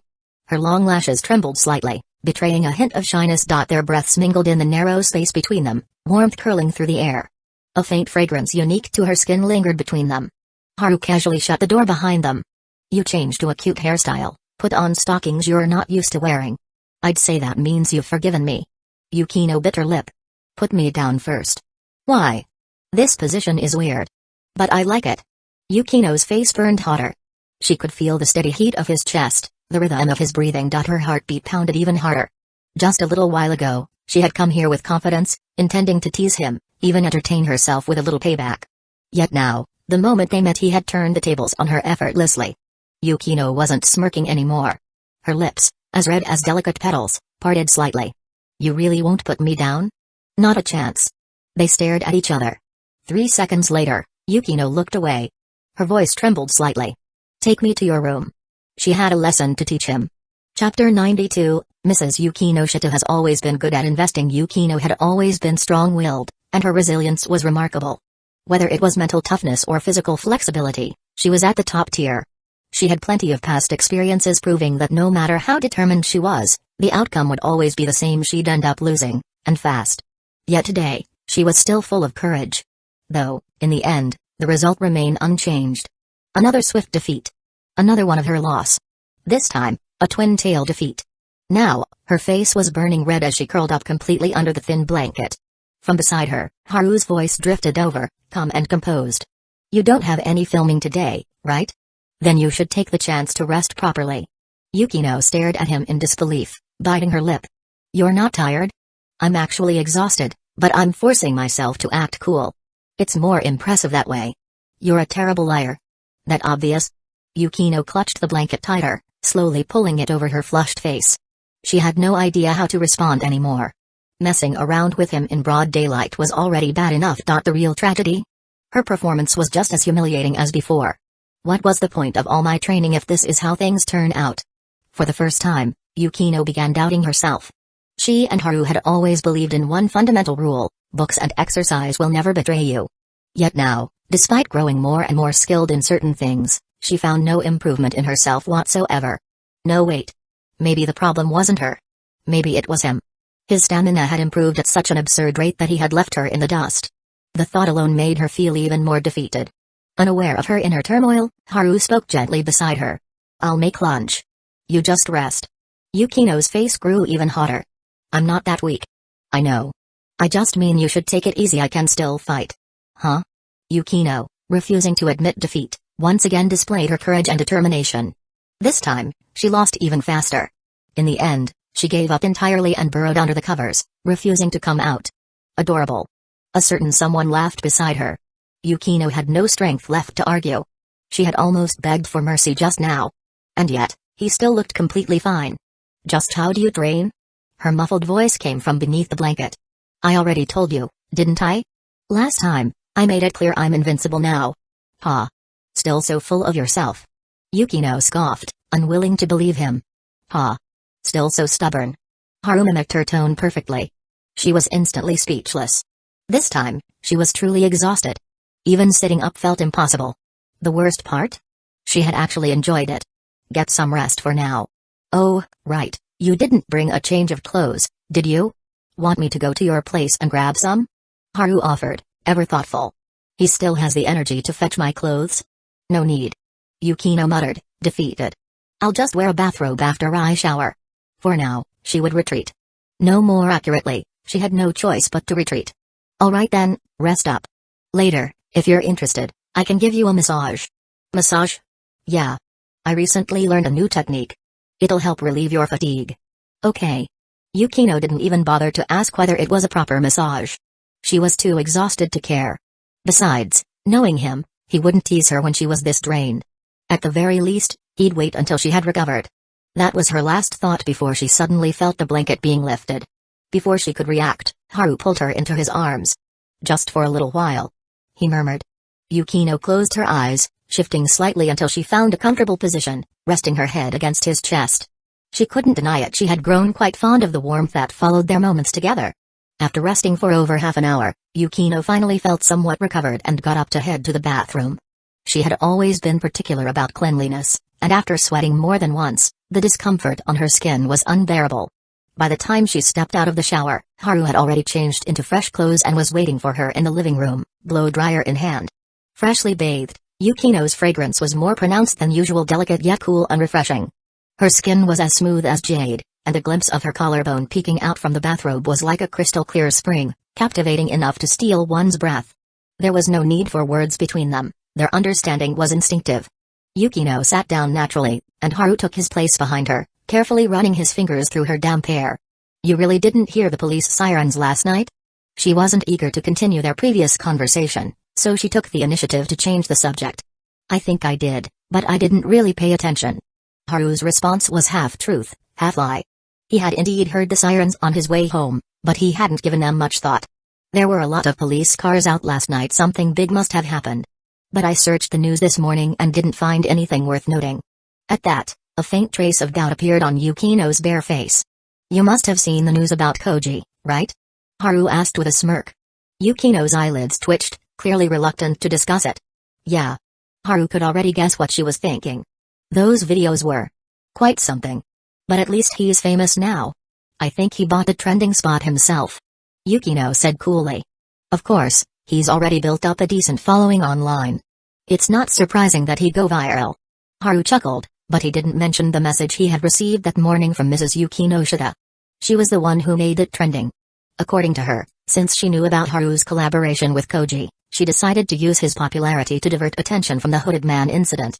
The timing was simply convenient. Once Yukino's hair was dry, they moved to the living room. She sat on the couch, one hand gently cradling an orange cat while the other tapped away on the laptop resting on the coffee table. The laptop belonged to Haru, but she had borrowed it to organize her thoughts, making notes to later post on her social media. Haru's gaze drifted to her bare legs beneath the bathrobe, smooth and fair. After a moment of observation, he commented, I was right, after all. What? Yukino glanced at him in confusion. Your legs are already so pale. Wearing skin-colored stockings actually takes away from their appeal. You've been sitting quietly all this time, and all you were doing was staring at my legs? It's not just staring, it's appreciating. Well, thank you for your appreciation. Now kindly restrain yourself. With that, Yukino refocused on her screen, typing occasionally, pausing now and then to think. Haru took the hint and didn't interrupt her. A little while later, Yukino finished her work. She shifted the cat to her other arm and turned to Haru. I recall that Kasumijoka-senpai has pretty nice legs too. You never sneaked a look? Why are you asking this all of a sudden? Haru knew this was a trap, a surefire way to get himself into trouble. Yukino gave him a knowing smirk. Your survival instincts are kicking in already? I barely started questioning you, and you're too afraid to answer? Haru laughed awkwardly. Let's talk about something else. Yukino didn't press the issue. Instead, she turned to stare at the blank television screen and murmured, I do get jealous, you know. Haru opened his mouth to respond, but before he could speak, she cut him off. If you're about to apologize, don't bother. She ran her fingers through the cat's fur a couple of times before setting it down beside her. Her voice was calm, yet tinged with complexity. I've already made my choice and my decision. There's no need for you to keep apologizing. Haru had no rebuttal. Yukino met his gaze again. Have you figured out how to deal with my parents yet? And yours? Not really. He admitted with an awkward shake of his head. She let out a soft toe before chuckling. So you're still the same as before. What was it you said back then? Do as you wish, I accept my fate? Her laughter was laced with amusement. Should I call you brave? Save the compliments for later. Let me give you a massage first. Why is that always on your mind? Yukino sighed, but her resistance was half-hearted. As if resigning herself to his whims, she swept her hair aside and asked, should I lie down? Yeah, lie down over here. I'll start with your head. Haru gestured toward the side of the couch, where the orange cat was curled up. You get off. The cat let out a confused meow. Haru waved his hand. This time, the cat seemed to understand and lazily hopped down. Yukino watched the interaction in mild surprise. Now that I think about it, it knows how to use the litter box on its own, and it never scratches the couch or bed. Did you train it? Do you want me to tell you that I am a beast tamer? Great, this conversation is over. She refused to give him any chance to make a fool of himself. Haru wasn't joking, though. He had actually used his teaching skill to train the cat. But cats, unlike dogs, weren't naturally obedient. He could only teach it basic things. Having it follow complex commands like a well-trained dog? Even he couldn't pull that off. Draped in nothing but a bathrobe, Yukino lay down on the sofa, instinctively pressing her hands against the hem of the robe. Haru couldn't help but chuckle. Why are you even covering up? It's not like I haven't seen. Okay, I won't make any dirty jokes. Don't glare at me like that. Yukino flushed red and shot him a sharp look. At this angle, their eyes met easily. However, as Haru's fingers gently massaged her temples, she soon lost the will to stay angry. It felt so good, so soothing. Like soaking in a hot spring, allowing every muscle to relax completely. Unconsciously, Yukino closed her eyes, resting the back of her head against his lap, surrendering to the comfort. You really did learn this properly. She murmured lazily. I'd even say that not even the best masseuse in Tokyo could match my skills. Oh? Yukino responded half-heartedly, assuming he was joking. But Haru wasn't. His auto-aim level 6 ability wasn't just for combat, it let him pinpoint the exact spots that melted away tension. Now that I'm done with your head, let's move on to your shoulders. Haru said, sounding like a professional. Yukino instinctively opened her eyes, a bit suspicious. You're not about to tell me I need to take off my robe, are you? Geez, can you stop having such dirty thoughts? I'm just massaging your shoulders. You just need to lower it a little. Watching him sigh in exaggerated exasperation, Yukino huffed and shut her eyes again. With a slight tug, she pulled the bathrobe down, exposing her smooth, fair shoulders. The moment Haru's hands touched her skin, warmth spread through her body, sinking deeper than before. Yukino bit her lip. That strange yet familiar feeling rippled through her, bouncing back and forth in her heart like doing sit-ups, each wave of sensation making her mind a little fuzzier. This guy. He's seriously too good at this. Her whole body relaxed, and at some point, her hands had abandoned the hem of her bathrobe, resting naturally at her sides. Next up, your legs and waist. Haru's voice reached her ears. Yukino's face burned even redder. When she opened her eyes again, they were misty and damp. She bit her lip, her gaze somewhere between embarrassment and irritation. Because she knew she had lost. Another defeat unlocked. She thought bitterly. As the days passed, online discussions about the hooded hero started to fade. With no new updates, people's attention gradually waned. The incident at the Hisata household never made the news, not even a single report. 2 days before the holiday break ended, Haru received an invitation to dinner from Mrs. Yukinoshita. That night, Officer Yuki joined them as well. Haru naturally expressed his gratitude for their help. At 8 p.m., after a hearty meal, Officer Yuki tactfully excused himself, leaving only Haru and Mrs. Yukinoshita in the private dining room. Well, now that we're alone, she said, wearing a poised smile that was anything but friendly, isn't it time for you to come clean? Haru nodded solemnly. Fine. I'll admit it, I'm the incarnation of Homelander. Mrs. Yukinoshita frowned. Homelander? It was clear she had never seen that show. In simpler terms, I'm already invincible. She let out an unimpressed laugh. Try coming up with a more believable excuse. Though she had entertained the idea that her daughter's boyfriend might be superhuman, she never seriously considered it. All right, let me think. Haru pretended to hesitate. Take your time, she said, smoothly shifting topics. Aside from the hooded hero, there are quite a few things you've kept from your parents, aren't there? Haru blinked. What makes you think that? Because every time I meet your mother, she gives me the impression that she's still very young. Haha, well, she does have a young mindset. No, it's because you've been doing a lot for them behind the scenes, protecting them. So you already knew? Haru feigned surprise. Mrs. Yukinoshita ignored his act entirely. Crossing her arms, she smiled. As my daughter's boyfriend, don't you think you should help me out as well? So that's what this is about. Everything before was just a pretext. You catch on quick. So? What kind of help do you need? You're quite skilled at screenwriting, aren't you? Don't even try to deny it. Your parents' company has produced several hit films. Wait, hold on. Haru raised a hand. If he wasn't mistaken, his future mother-in-law was planning to step into the entertainment industry? Mrs. Yukinoshita read his thoughts effortlessly. That's right. I want to start a production company. Are you sure you'll have the time for that? Haru didn't mind helping. She had taken care of him over the years, and this time, she had done him a big favor. He was just curious if she could juggle everything. I won't be handling it myself. I'll have Haruno take charge, she said, clearly having planned everything in advance. Yukino has grown so much under his guidance. With his help, Haruno, who is even more capable, will become even more remarkable. That was her belief. She had always excelled in making smart investments. And just like that, the decision was made. For his future mother-in-law, Haru was more than willing to lend a hand. After parting ways, Haru headed home, only to receive a message from Yutaha. I'd like to learn screenwriting from you. Is that okay? Haru glanced at the time. This late at night? Still, he agreed. She had mentioned this before but had hesitated until now, likely struggling with her own thoughts. Or maybe Yukino's presence made her feel guilty and conflicted.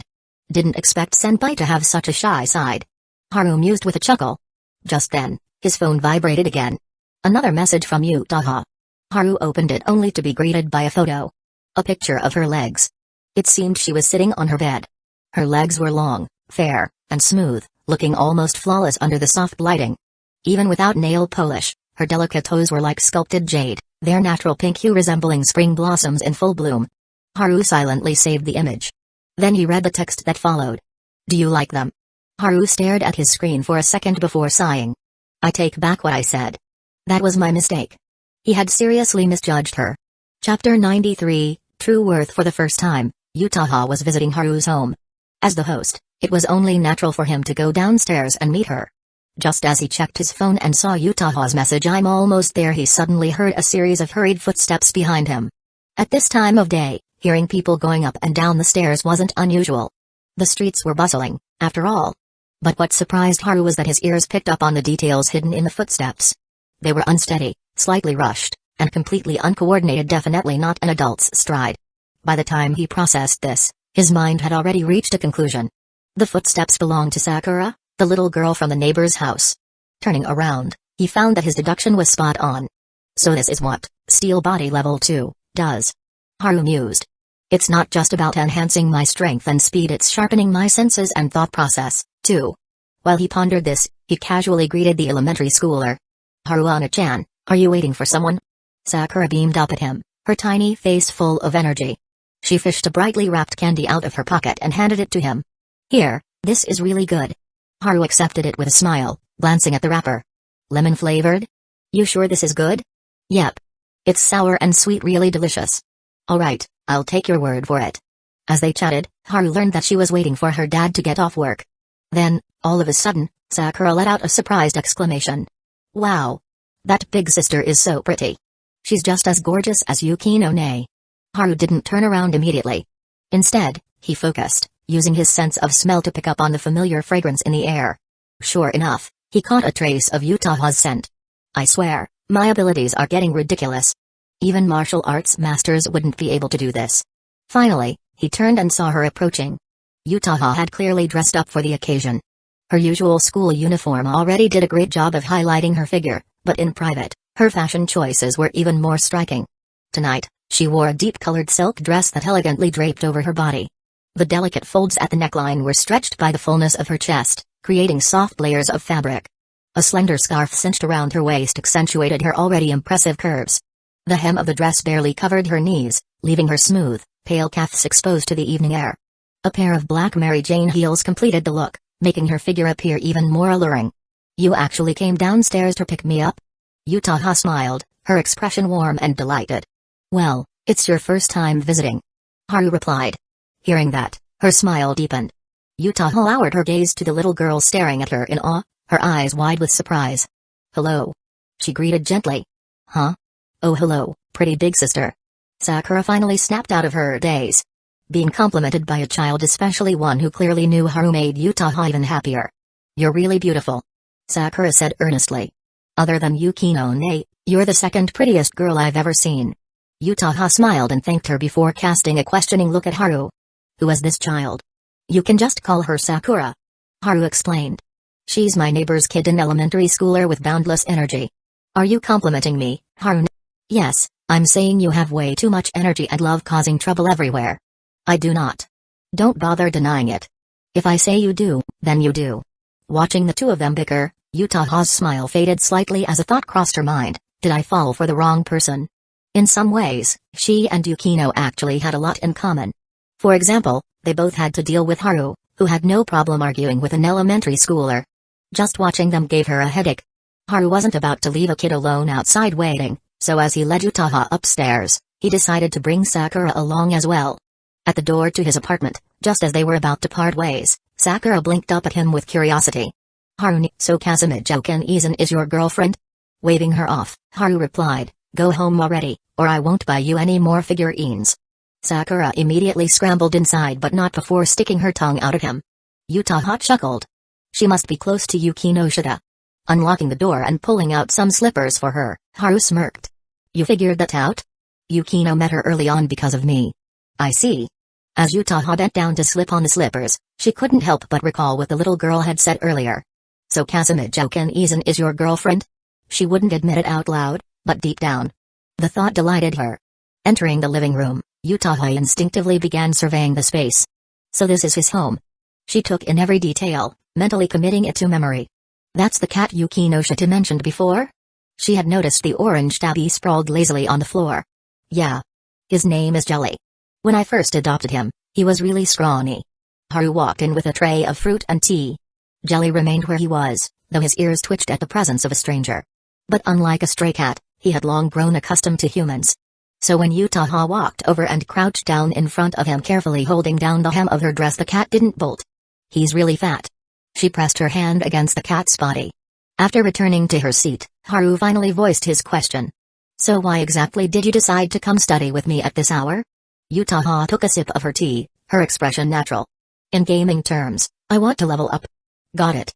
You're too eager to improve. That's one way to put it. Then here's my question, what was up with that photo you sent earlier? I thought you might like it, so I sent it. Yutaha sipped her tea, her eyes gleaming with playful mischief. Haru kept a straight face. Don't send pictures like that again. It could seriously distract us from studying. Oh? Really? No. I knew it. Yutaha wasn't the least bit surprised. She set down her cup, straightened her back, and locked eyes with him. Amamiya-sensei, please teach me how to write a script. That formal, huh? Haru chuckled. But if she was serious about learning, he was more than happy to teach. Grabbing his laptop, he pulled out the materials he had prepared earlier. And so, the lesson began. Yutaha learned quickly. She was focused, absorbing every bit of information at an impressive pace. Haru's system notifications kept popping up one after another, teaching, hypnosis, EXP plus 199. As more notifications filled his vision, he realized something: she must have a natural talent for this. For the next half hour, Haru found himself multitasking, teaching while also marveling at an unexpected truth. She actually came here just to study? The timing wasn't great, but it seemed he had misjudged her intentions. Just as that thought crossed his mind, he suddenly felt something brush against his leg. He glanced down. A small foot, clad in a short sock, was pressed against his calf. Her slipper lay abandoned on the floor. Haru looked up, exasperated, only to meet Yutaha's amused gaze. In the dim evening light, her smile took on a teasing, almost provocative edge. No distractions while studying. He said seriously. This isn't a distraction. I've been paying attention the whole time. She replied smoothly. No messing around either. Her lips curved. Messing around? What do you mean? Haru opened his mouth to explain, but before he could, she leaned in. The amusement in her eyes deepened into something warmer, something smoldering. Then, her arm slid around his neck, her soft lips parting slightly as she whispered, I've been thinking about you these past few days. That single sentence unraveled all restraint, laying bare her true feelings. Haru knew the lesson wasn't going to continue. He kept his hand still, but his voice remained light. Honestly, I thought you'd come up with an excuse much sooner to visit me again. I did consider it. She didn't bother denying it. The face she had thought of countless times both in daylight and in the quiet hours of the night was now right in front of her. She inched closer, her breath warm. I just didn't want to run into Yukinoshita. She murmured. If she happened to come over too, That would be quite the dilemma for you, wouldn't it? Haru blinked, about to respond, but she cut him off. I know what you're going to say, but I don't want to hear it right now. There's only one thing I want to do. To finally let all these pent-up feelings unfold. And with that, she kissed him. It was her second kiss. But compared to the first, this one burned. I love you. She whispered against his lips. Her arms tightened around his neck, her affection and longing pouring out like flames, as if she wanted nothing more than to melt into his warmth. Haru held her slender waist, feeling the intensity of her emotions the way she surrendered completely in this moment. You don't have to hold back so much, she murmured. At some point, she had climbed onto his lap, her eyes hazy yet full of bold mischief. Then, she smirked, a flush creeping up her cheeks. I'm not like Yukinoshita, she whispered. Not in personality, and definitely not in figure. So this is how she tests me. Haru sighed internally. She really was different. Brazen. Unapologetic. Her desire to take the lead was undeniable. Her actions were just as fearless. But she was still in control.